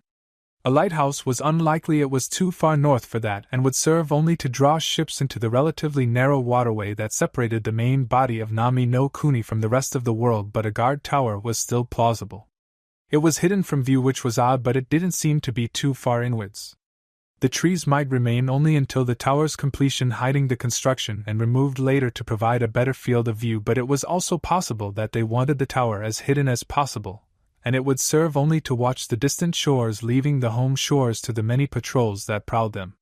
Of course, that was assuming it was a guard post, or that it was intended to only be guard tower. It could just as well serve as the new home of the governor or barracks for the wolves, though why they might need a tower eluded him, and it could even be a station for receiving messenger birds for all he knew. They would have to get closer if they wanted to discern its purpose, but that wasn't an option at the moment. A crack of thunder split the air much closer than it had been earlier. The storm was nearly upon them. Already the fog that snaked around their feet was being beaten back by the rain that was rapidly gaining weight. Some would survive, he knew. The cold would see to that, but most of it was going to be gone soon, even that which had blocked their view for so long. Unfortunately, the heavy rain served much the same purpose and kept them from being able to take advantage of the soon-to-be fogless night. A damned shame that it would have been the perfect opportunity to learn more about the building. Yet another rumble of thunder sounded around them, the mutterings of an angry god, and he took care to put away his binoculars. It was about time they called it a night. The fog wouldn't hide them any longer, and they weren't used to operating in the heavy rain. It was just another disadvantage they couldn't afford at the moment. He turned to relay his thoughts to his companions, but his body was already bolting away. There were some sounds one never forgets, sounds that have you reacting before you've even realized it. Most shinobi knew this. It was a trait they all shared, and it was one of the many little things that truly showed one's experience in the field. A blade to the throat made one such sound. A civilian would never be able to hear it. An inexperienced shinobi wouldn't recognize it for what it was, but he was far too familiar with it not to know exactly what it was, not to act immediately upon hearing it. Had the rain been even the tiniest bit louder, had thunder rumbled just half a second later than it did, he would have never known. Even as he dashed down towards the chopping waters before him, he turned his head to take stock of the situation. Their lookout had been captured surrounded by 3 wolves, a 4th nearby serving as their own lookout, and they didn't hesitate to start on him. Evidently they weren't taking any chances grabbing the first one they could rather than silencing him and moving for the other 2. A 5th and 6th wolf were on either side of his other companion, one removing his blade and the other pulling away the body to confirm the death, and he could feel a 7th wolf speeding towards him. He struck too early. He noted wryly. Lucky me. Sometimes it was hard to remember that opponents were human too, even when one counted on such during plans. They weren't really human in that case, just numbers and information that reacted as such. There was always that separation, them and us, and it worked to your advantage just as often as it failed to. He was painfully reminded of that fact now. He owed his life to the fact that a single mistake had been made by assailants he had been completely unaware of. It was a humbling thought. Only because the first wolf acted before his companion was in position did he even have a chance of escaping with his life and, more importantly, bringing the information they had gathered back to the clan. But just as the Yamanaka would gain information from their actions, the wolves had a chance to gain the same from the captured member of their team. Yamanaka were good at resisting torture, but even they couldn't last forever, and any sort of leak was unacceptable on a mission that didn't exist. His eyes met that of his captured clanmate, and only the slightest of nods was returned. It looks like there was no choice. Reaching under his shirt, he tore away a slip of paper even as his other hand came into a half-rammed seal. With a toss over his shoulder, and a pulse of chakra, 3 explosions lit up the clearing just as he dove into the water. He had to get back to Hai no Kuni, back to the safety offered by Kanahigaku no Sato, or their sacrifice would be for naught. It was a good thing the wolves had stuck close to his companions. He knew he didn't have a chance of escaping them, but even they couldn't have gotten away from the tags before they went off. The short fuses had been chosen deliberately for this mission, and even a Kawarimi wouldn't have been fast enough once they realized what was happening. He supposed that was their second mistake, and it would keep his clan form being tied to this event. He couldn't help but recognize how much Lady Luck had contributed to his success tonight despite them being caught off guard. Skill helped one predict and adapt, but as tonight demonstrated, skill wasn't everything. With the apparent favor of Luck's goddess, he thanked the divine for his good fortune and the opportunity to salvage the mission. Not once did he look back to where his clanmates had fallen, or where the corpses of wolves or what remained of them would be found before morning. Perhaps that was his big mistake of the night, for it meant he never saw those who survived. Those who still knew. The water might wash away his scent, but they already knew the location of his den, and the wolves were not known for their mercy. The smoke hadn't fully cleared before the lookout started digging through his back, his ears still ringing from the explosions and his balance shot to hell. He slumped against a tree as the rain pounded against his bruised body. Already he could hear wolves in the distance, all of them trying to find the source of the disturbance. Well, most of them anyway. The chance of it being a distraction was too likely for them to all abandon their posts, but the majority would have. Idly he wondered about bringing that up with the commander. It might behoove them to have designated response teams for incidents like this. It wasn't good to weaken the other patrols any. Then again, maybe that was a concussion talking. He didn't really know how bad he had been hit yet. Fortunately, he still knew which direction up was, and the trigger of his flare gun was easy enough to understand. With a pull, it screeched into the sky in a trail of red, drawing all those that had been alerted by the explosions. They were cautious naturally, but still quick, a gathering of assorted groups that had all come together in this country under the command of Tsukiyomi-sama. Sober Inuzuka and their Niken had paired up with the wolves immediately as they began a search, while the shinobi under Orochimaru's command had taken combat positions around the complex they were building until they saw the emergency flare. As they were just across the waterway from his position, they were some of the first to arrive en masse, only one patrol of wolves having been closer to the position. Working with surprising cohesion, perhaps due in part to the similarities between their masters, or so he had heard, the area was quickly secured, and in under a minute there was a medic hovering over him. From the corner of his eye he could see another one, marked only by the thin fur trim on his arm guards, kneeling by a lump near the water. If the yelling, which he couldn't quite understand yet, was any indication, there was another survivor, though his condition seemed much more severe than his own. The medic next to him had removed his mask to better see and said something, frowned, and tried again right next to his ear. Still he couldn't understand what was being said. It was just a jumbled mix of sounds around him, one not aided by the cacophony of shinobi mobilizing around them, nor the symphony of the storm. Orders were barked out, and he felt himself lifted up by 2 other wolves. When had they gotten there? Who started towards the village without hesitation. Several other wolves took up position around him, knowing he was the best bet of learning what had happened, and unwilling to risk an attempt to silence him. He didn't pay much attention to that though, focusing more on how fluidly everything moved together to do what needed to be done. Behind a shattered mask he smiled lightly. The wolves really did come across as professionals, didn't they? They must be an impressive sight. Some part of him realized he had never actually witnessed the wolves at work because he was always a part of it, while another wondered why he didn't quite feel like one at the moment. A part of the pack, yes, but certainly not a wolf. Right now he felt far more like an injured pup. And with that in mind he decided to take a nap, blissfully unaware of the panic he caused in the medic. The temporary medical center was just about what one would expect, other than the fact that it was proving to be less than temporary. For all intents and purposes it had become Nami no Kuni's hospital, but she still hesitated to call it such. With cement floors and sheet metal walls it felt a bit too flimsy to her. It was quite solid, she knew, but it just didn't give of that firm sense of foundation the Konoha hospital did. Of course that was to be expected. This building was one of the first done, and the goal had been getting it done as soon as possible. It wasn't meant to be a proper hospital, just something to hold its place until a proper building could be procured. And for such a basic structure it did its job well. The inside was sealed and insulated, kept painstakingly clean in a country where mud was as common as dirt, and until recently the majority of the populace had lived on the street. Lighting had been strung from the roof, keeping everything bright for the wolves with the most medical training and the few doctors they had managed to poach from nearby minor countries. Supplies were plentiful thanks to Gato's stores, and what they didn't have was easily acquired with his fortune. The equipment was dated but functional and would be kept until a proper hospital was built. After that she suspected Tsukiyomi would have the best available brought in. Guards usually outnumbered the medical staff 2-to-1, though specialized classes for wolves with the aptitude were slowly changing that, but at the moment the number of guards had almost doubled. She understood why. At first he was one of 2 survivors, and while not the one in charge, though he had been the other survivor coincidentally, he was the only one available to give them a report at the moment. Why the guards remained after that, however, she didn't know. The lookout, as many had actually started calling him for his fortune in being little more than an observer of the event, had been debriefed by Commander Sai earlier that morning when he first awoke, so even if someone were to come for him they wouldn't gain anything.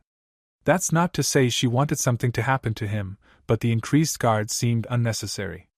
Nodding to 2 such sentinels at the front of the building, she nearly gagged at the sanitized smell of the sterile building. It certainly had that part of a hospital down well enough. She and her kin had always hated hospitals in equal parts due to the fact that they were stuck there, and because the awful smells were greatly increased by their own advanced senses. The building was small and easy to navigate, so it wasn't hard to find the room she was looking for. With a nod to the guards posted right outside the room, she stepped in uncontested. Being the governor had some perks. Having been appointed by Tsukiyomi himself had even more. The patient rested on a small bed in the middle of the room, looking for all the world like someone had taken a random person off the street and placed them in the bed. At a glance there was no evidence of injury, and according to Sai he only had some mild bruising. He had been disoriented by the blast, but the medics could find no further evidence of damage to his head. Despite this, he was being kept for observation just in case. Something that pleased neither the patient nor the doctors, who had to keep him from running out of the building. Maybe that's why the guard hadn't been reduced. "Good afternoon, are you feeling all right?" Her voice seemed to startle him, and he quickly turned from the wall he was staring at. With medium-length brown hair and brown eyes, he looked perfectly average for anyone living in the east of the elemental nations. Even his skin tone fell into an even balance between that most common in Kaze no Kuni, Hai no Kuni, and Tsuchi no Kuni. If she didn't know he was Konoha born and raised, she could have been convinced he hailed from anywhere on this half of the continent. Governor, my apologies, I didn't hear you come in." "That's fine, I just wanted to check up on you." He seemed a bit puzzled by that. "Really? Why?" She frowned, but could see why he found it odd. After all, he was just one of the many wolves, and she was managing the civilian parts of Nami no Kuni. "While I'm not Commander Sai, I'm still responsible for Nami no Kuni as a whole in Tsukiyomi-sama's absence. The wolves are just as much a part of Wave as anyone else." "Oh, I guess that makes sense." "Of course it does." She smiled. "So how are you feeling?"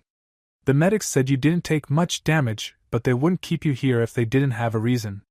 She knew the reason they both did, but it was Sai's job to deal with the information and management pertaining to the wolves. It was for the human side of them that she was visiting now. Pretty good considering, he admitted with a shrug. Just a bit sore. I'm glad to hear you did good out there. I got lucky. She shook her head. Even so, you paid attention to what your teammates were doing. If you hadn't, we wouldn't know anything about the spies. It felt weird to be so detached from the situation when the spies had been from Konoha. The one they had captured was confirmed to be a Yamanaka before the explosion, and while the other two were unconfirmed as being mind walkers, they were almost certainly from Konoha too. She loved Konoha, but she found herself growing more attached to Nami no Kuni with every passing day. She had to wonder if she really wanted to return to Konoha to take up leadership of the Inuzuka. Maybe she could split the clan, starting a branch here in Wave while her brother carried on the line back in Konohagakure. I guess you're right. Still, some lookout I was didn't even have time to shout. Neither did theirs. He gave a lopsided grin. That's a good point, Governor, but we're supposed to be better than them. So long as you're equal to them rather than lesser, I think you're fine. And please call me Hannah. Save the governor stuff for when I'm doing my job. You're here doing your duty as the governor now, aren't you? Checking up on those who live in your town and all that? No. I suppose that's true, but still I would prefer Hannah. Sai's already taken care of the formal visit as the commander. I'm here for the visit as a concerned boss. Alright, Hannah-san, I'm Yuto. See, that wasn't too hard. No, he laughed. It wasn't. Just don't let the commander know. He'll have my ass for being so informal with Tsukiyomi-sama's chosen. She frowned slightly at that, but it was more in thought than displeasure. You all really hold him in high regard, don't you? Sai. Yuto joked. Not at all, he's still short, and he's absolute ass at managing finances. Were it not for his sister, we'd have gone bankrupt years ago. It earned him a grin, but she continued with her question. I meant Tsukiyomi-sama, you all seem to look up to him. It's almost like he's your father figure. Father figure, huh? Yuto scratched his chin in thought. I suppose you're right. He's quite literally the father of our organization, but he's also been looking out for us while we grow. I think most leaders have a goal they use their forces towards, but everything he does is usually related to providing for us. It's a rather admirable trait for a leader to have. That's Tsukiyomi-sama, he's the best. That's so? Yeah, though I guess you're a close second after this. She laughed again. So long as you don't start calling me Mom, I think I'm fine with being second best in this case. I think there's a lion looking to fill that role, and I'm pretty sure my Sama's at the front. You'd have to fight her for it. I think I'm good. I don't plan on being a mother in any sense for at least a decade more. No? I'm sure you could assume that role for some of the younger wolves pretty well. Tsukiyomi-sama does a great job, but he's kind of distant because he's always busy looking out for us. Having someone else to look up to would do them good. In that case, they'll just have to look up to me as their older sister. Haha, you got it, Governor Hanane-chan. Sush you. She swatted him gently on the arm. And stop it with the governor, we're all siblings under Tsukiyomi-san. Tsukiyomi-san? I like it. I'll have to spread that around. Fine, but if he doesn't like it, you're taking the blame. And if he does? I get the credit, of course. Ha! You sound just like a wolf. Tsukiyomi-sama did well choosing you. I'm glad he did. Her mother had always said an Inuzuka had two families, bloodkin and pack, and while you couldn't choose your bloodkin, you could choose your pack. In this case, however, the pack had chosen her, and she didn't regret being adopted into it in the slightest. Now if only she could find some way to combine the two. Chapter 38 Ignorance is bliss. Sweat dripped down his neck, hidden by a long blonde ponytail, and down into his shirt. Too much more, and people behind him were going to become suspicious of his damp shirt. It wasn't like him to lose his composure in the slightest, but they didn't know what he did, and even were it not so, it wouldn't affect them nearly as much as it did him. They couldn't possibly understand the weight of the information he had received, nor how it was acquired might affect his clan as a whole. The only thing that had gone remotely right was that he received the information, though he might have preferred to remain ignorant. Had things gone any worse, he'd be in this situation and not know it, but at least he wouldn't be stressing over it. At least no one had been captured in the end. It decreased the chances of things continuing to go horribly wrong exponentially. The fact that kills were unconfirmed was still worrying, and the knowledge that they had started on their captive immediately had him on edge, but if the bodies were destroyed there was a chance no one would make the connection between the spies and his clan. Then again, that just seemed like wishful thinking. Things were going to go wrong for him, it was a fact simply because things were going to go right for the boy. Gods above knew their sister fortune favored the former Uzumaki prince. His own actions, however, certainly didn't help in that sense. Sending spies had been admittedly a rather risky thing to do. His clan already had less than positive history with the wolves, and that wasn't aided by sending spies to their new country. On the other hand, knowing the wolves as they did, he couldn't justify not sending them either. And while the cost of obtaining it had ended up exceeding its value, the information brought back to him was nonetheless important. Some of which would be put to use as soon as he could in an effort to stave off any retribution that might come should they learn who it was that was ultimately responsible for the death or grievous injuries of several wolves. And even if the Yamanaka clan was not picked out as the perpetrator, Konoha would likely be connected somehow, and that was close enough for him to worry. He really should have obtained some foreign headbands, or at least had the spies scratch their own pair for the mission and gotten them replacements later. 2 of them needed to be disposed of at this point anyway, so there was no reason for anyone to doubt that they had run off as rogue shinobi rather than died as spies on the orders of their clan head. He didn't even want to think about what might happen should Kushina hear of this. That would be an absolute nightmare. Some though she would need to hear about this. He was under no illusion that he could blackmail the woman, not when it was almost guaranteed to tip off the wolves of his clan's involvement, but he could certainly start improving the relationships between the 2 clans. As much as he could anyway. He had very little in the way of control these days, but at least Kushina was suffering for it. She wanted the clan? The power and responsibility that came with it? Fine, but she got to deal with the more unpleasant aspects of leadership too.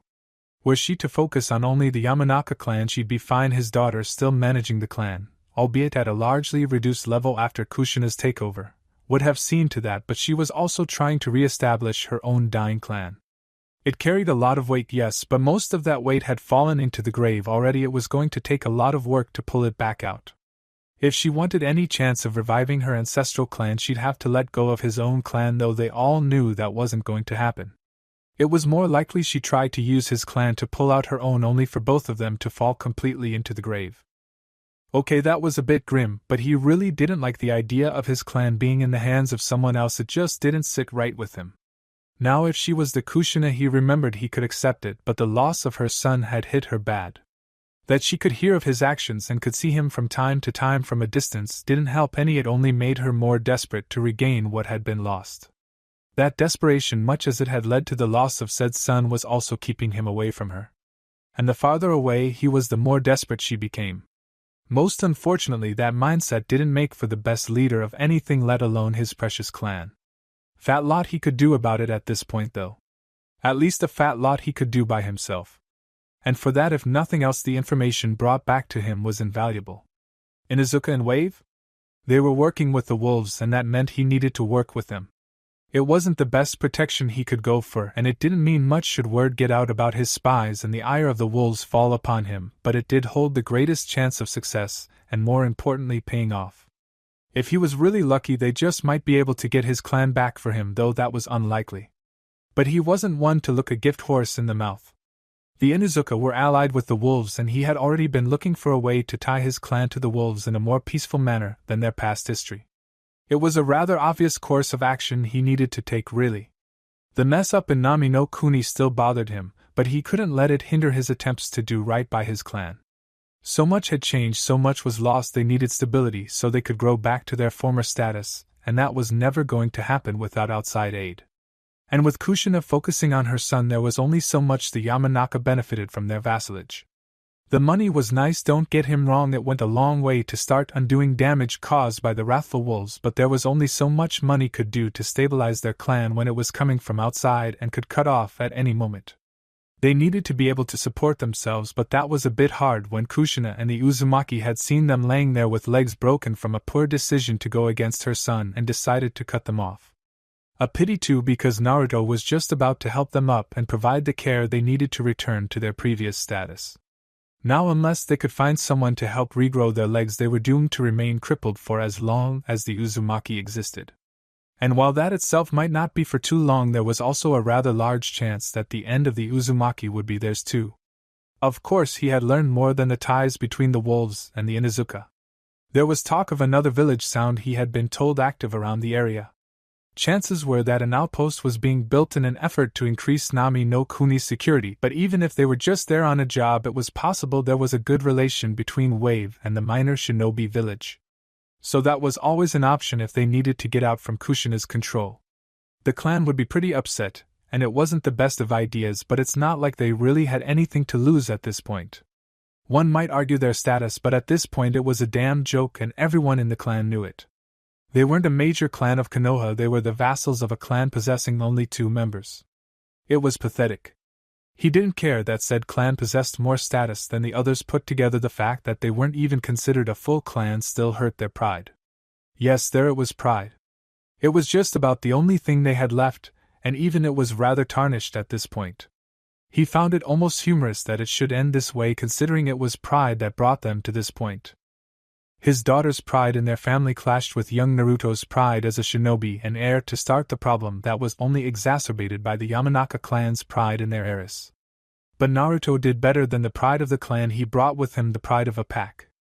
And now, after pride should have taught them all a lesson, it was all they had left to cling to. How cruel the world was. Then again, he had never been so foolish to believe otherwise. He was a shinobi, a realist, and pride or not, they had a very real problem.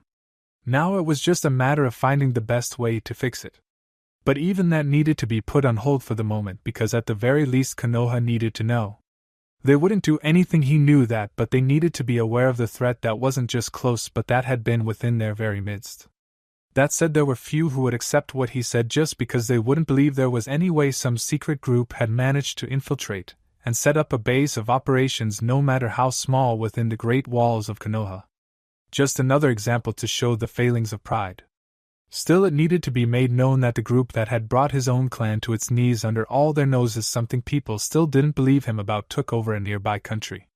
He'd leave out the part about the Inuzuka, of course it wouldn't do him any good to reveal that. With the Nara and Akimichi distancing themselves ever since they became the vassal clan of the Uzumaki, he needed allies now more than ever. Thinking of them, he took a quick look at Chusa and Shikaku, both of whom looked hungry and bored respectively, as they always had. It was as if nothing ever changed for them, even though he knew Shikaku was constantly going over everything he heard in meetings like this. The man was a planner, always had been, and there was never too much thinking to be done if it cut down on the effort he had to expend in the end. If anyone believed what he planned on saying, it would be him, though he wouldn't show it or voice any support to indicate he did. Some he supposed would too, but she didn't exactly count, considering she was part of the news he was about to impart upon the occupants of the room. Actually, her reaction would be something to look for. Depending on how she responded both now and after he approaches her later to feel out some sort of arrangement between the clans would let him know if word had reached her of his blunder yet. His own spy had returned just yesterday, which meant it was possible for her to know. Of course, if she didn't yet know, that was all the more reason for him to approach her now. The sooner this was done the better, though it could just as well backfire spectacularly if she believed he only allied with her because he had just pissed off the wolves. A lack of knowledge of the event on her part, though, would bode well for him.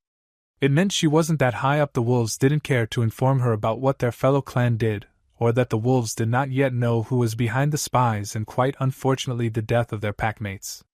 That was something he certainly hadn't intended in the slightest. It was also very likely to be the main reason this plan might fail. The wolves didn't like spies, it was understandable, but if Naruto didn't mind too much, and he was sure that if nothing else the young man would understand his actions, the Yamanaka could make it out all right. Then again, the Yamanaka didn't have anything to do with it, he did. Naruto was just as likely to single him out even if he didn't know it was all him and leave the clan be as he was to just go against the clan as a whole. Hell, from what he knew of the boy, he half expected him to start selling flowers. That might sound odd, but ever since people became less trusting of the Yamanaka, the missions they'd been able to secure were vastly reduced from what they used to be. Because of that, most of their income now came from various flower shops and gardening services. When Naruto feeling especially cross, there was no doubt he'd take a loss to start shipping in flowers and selling them at a price so low it would destroy what little business the Yamanaka managed to scrape in. Then they'd be relying on Kushina for all their financial need. Perhaps that might lead her to leave them, though. Her coffers were vast but also finite. It wasn't as if she were doing anything to add to them either, as nearly all her assets were liquid. It might actually work, he realized, but it was also rather risky.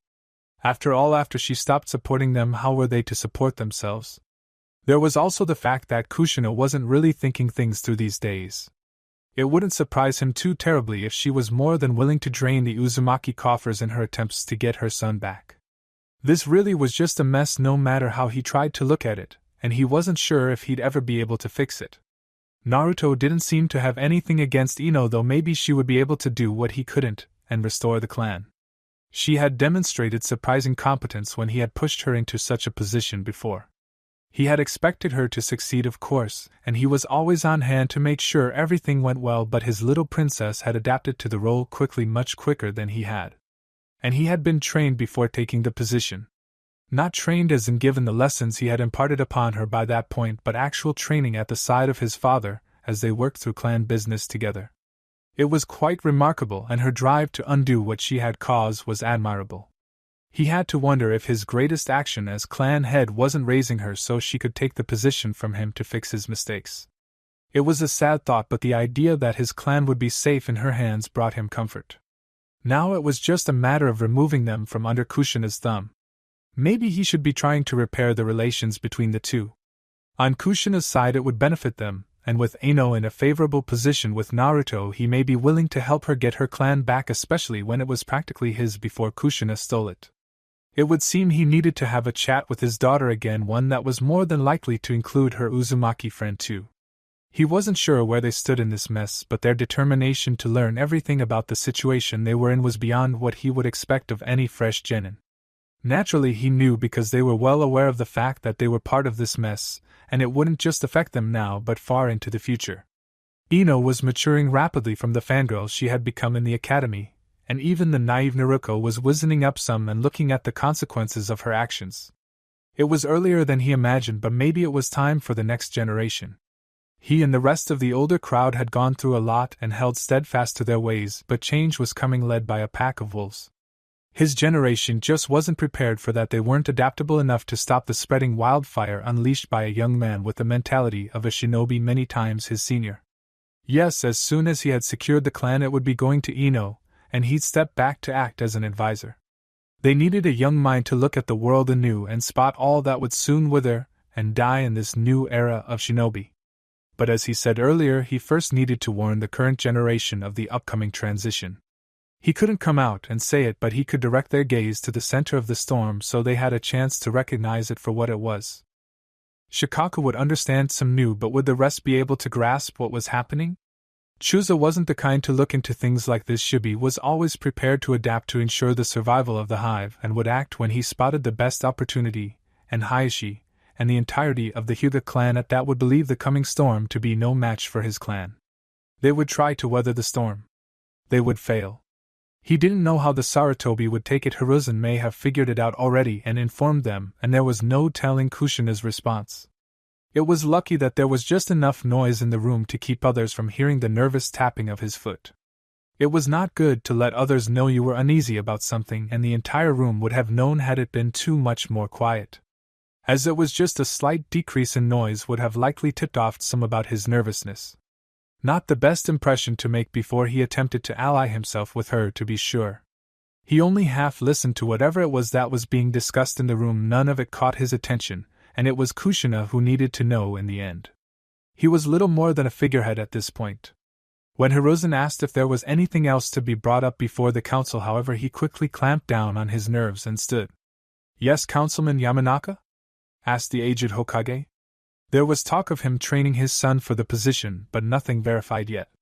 It would be good for the elderly shinobi to finally be free of the burdens associated with the mantle of Hokage. Gods above knew he deserved a very long vacation. Some news has come to my attention, Hokage-sama, and I thought it best to bring it to the attention of this honorable council so we might all stay informed. Very well, proceed. Of course. Many might recognize this as a matter very close to me and my clan. It's because of this we've been doing our best to keep track of any and all information regarding it. Get to the point. Inuzuka-tsum had always been impatient, and her interruption showed it to remain true. She had also never been one for flowery words, something rather odd considering her spot on the council. If nothing else, it could serve to be a refreshing change when she let her own opinion be heard. Nevertheless, he sent her a half glare, both because of her interruption and because this news had something to do with her clan.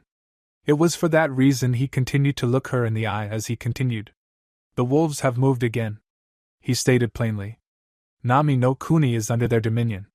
If the slight widening of her eyes was indication, she understood the meaning behind his pointed look. The fact that she had not previously believed in the wolves only supported this fact. Kushina, on the other hand, scoffed. You always talk about these mystery wolves, but I still have yet to see any. We're in Konoha, how long could they keep themselves a secret? She failed to notice the way Shikaku, Hiruzen, and two of the elders turned to look at the third. Danzo most amusingly did his best to look innocent. You can believe what you want, but they are out there, and they did indeed just take over a country, said Inoichi. I just wanted everyone aware. If you choose not to act on it, that's your business. Before an argument could start, Hiruzen spoke up. I suppose that would explain the letter I received not long before the meeting. I was originally intending to bring it up later after I had made sure I had all relevant information, but I suppose now is as good a time as ever. All attention went to the Hokage. What letter? What did it have to do with the wolves Inoichi was claiming to have taken over Nami no Kuni? The wolves, as Inoichi has said, continued the Hokage, are quite real.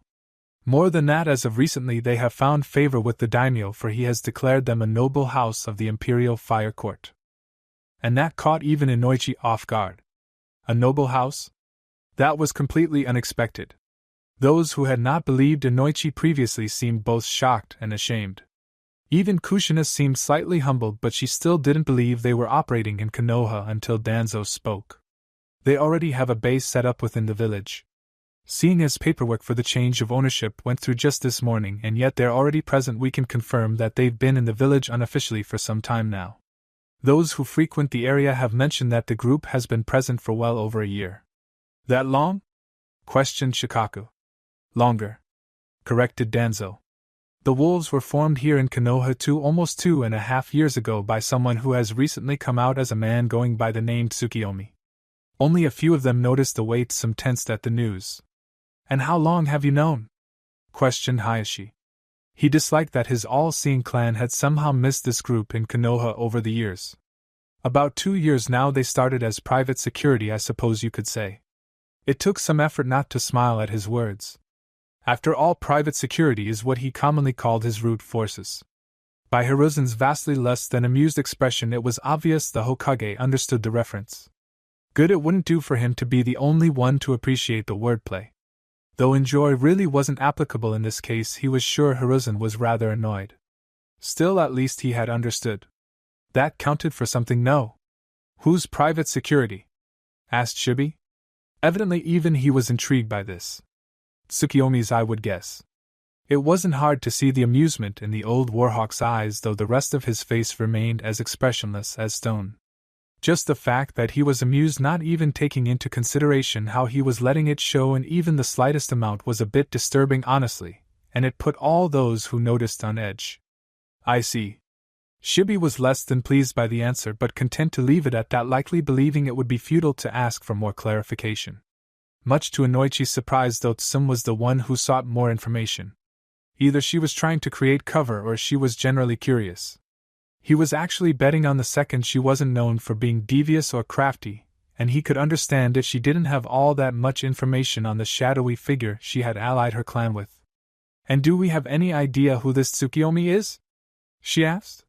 Do we know anything about him at all? Why, of course we do, Tsum. Danzo answered with a patronizing smile that unsettled everyone there. The old shinobi wasn't supposed to act like this. What in the world had him lightening up? He's the daimyo of Nami no Kuni. What? It was a rather general thought, one that couldn't be tied to a single person within the group. The only two exceptions were Hiruzen and, of course, Danzo himself. He's the daimyo? Questioned Shikaku more to himself than anyone else. His next question, on the other hand, was directed to the room at large. Was he the daimyo when he formed the wolves as his private security force? Not as far as we can tell, answered Hiruzen, shooting a glare at his old teammate. As I was getting to, our daimyo supported this Tsukiyomi in his position as Nami no Kuni's next daimyo. Forming an alliance immediately. From what we can tell, he offered a position within the court to the new daimyo. We can assume the wolves were used to secure his position as daimyo in the first place, and with the House of Wolves being part of the Imperial Fire Court, they're as good as sanctioned by the daimyo of Hai no Kuni. So Inoichi's boogeymen were real? And now they have the support of the daimyo? It was the first Chuza had spoken the entire meeting. That is correct. All right. Shrugged the jovial Akimichi. With any luck, my clan's restaurants will have some more customers. Any idea how many will be in Konoha? No one was really surprised. When off the battlefield, Chuza was rather laid back, and as an Akimichi he was naturally more interested in his restaurants than the fact that they had been infiltrated. Konoha was still standing, wasn't it? That was good enough for him. There was no use worrying over something that had already happened after all. We don't know how many will be here, but I wouldn't be surprised if the number fluctuates regularly. They're operating more openly lately. They should become a common sight. And how will we know who's a wolf and who's just using a disguise to get in? On that note, how will we know they aren't smuggling in foreign shinobi? They will have specialized identification as a part of Hai no Kuni, but beyond that there isn't much we can do. There's never been a situation like this before, and trying to stop them or impose new security measures upon them is likely to gain the ire of the daimyo. That's rather troublesome, commented Shikaku. We're supposed to just let them waltz in. They are to be treated as visiting Hai no Kuni samurai or diplomatic envoys. The same rules will apply to them as citizens of Hai no Kuni. The only major problem is the identification. I don't doubt they wear the masks for more than just their aesthetic effect, and anything else we could try that wouldn't involve them revealing themselves is too easily copied to be of any use. The Nara gave a deep sigh. I'll try to come up with some kind of system, but we'll have to get into contact with them at some point, and I doubt they'd appreciate Umbu just showing up on their door. Do we have any way to do this? He asked. Unfortunately, not at this moment. It wasn't a lie on Hiruzen's part. Naruto was still out of Konoha at the moment, likely with the wolves, and so they'd have to wait until his return. It also kept people from knowing that he was aware of the wolves and Naruto's involvement with them for this long. Inoichi, however, didn't share the same thoughts. We can always contact them through Genin Naruto. I'm aware he has ties to them. He admirably ignored the glares sent at him by Hiruzen and Kushina. And even if he can't do it himself, he's bound to be able to direct us to someone who can. You're sure he's involved with them? Hayashi wondered how this would affect the dinner he was planning on inviting the Genin to. In one way, having ties to a new noble house wasn't a bad thing. On the other, the wolves were less than popular in Konoha at the moment, and they had only recently become officially present. I don't know to what degree, but I know he has ties to them. The first attack on my clan was a warning and official declaration, and he was present, flanked by 2 wolves. Part of them, or not, he knows them. I see. If nothing else, the dinner would let him feel out the young man's relation to the wolves. Just that was enough reason for him to go through with it. Besides, preparations had already begun, and he did need to thank him on behalf of the clan. It was already shameful that he hadn't done so before. Well, I think that's enough on the subject for now. Thank you for bringing it up, Inoichi. With all that said, however, I do believe I'll call this meeting to a close. No one was about to argue with the Hokage as they all rose and made to leave. Unfortunately, Inoichi's work wasn't done yet. Clan Head Some, might I have a moment of your time? He just knew this was going to be a long day. Thank you for your views, likes, subscriptions, and overall support of my ongoing efforts to bring great content to all of you. Check out my Patreon for more mature fanfiction. The link is in the description and like everywhere on my channel.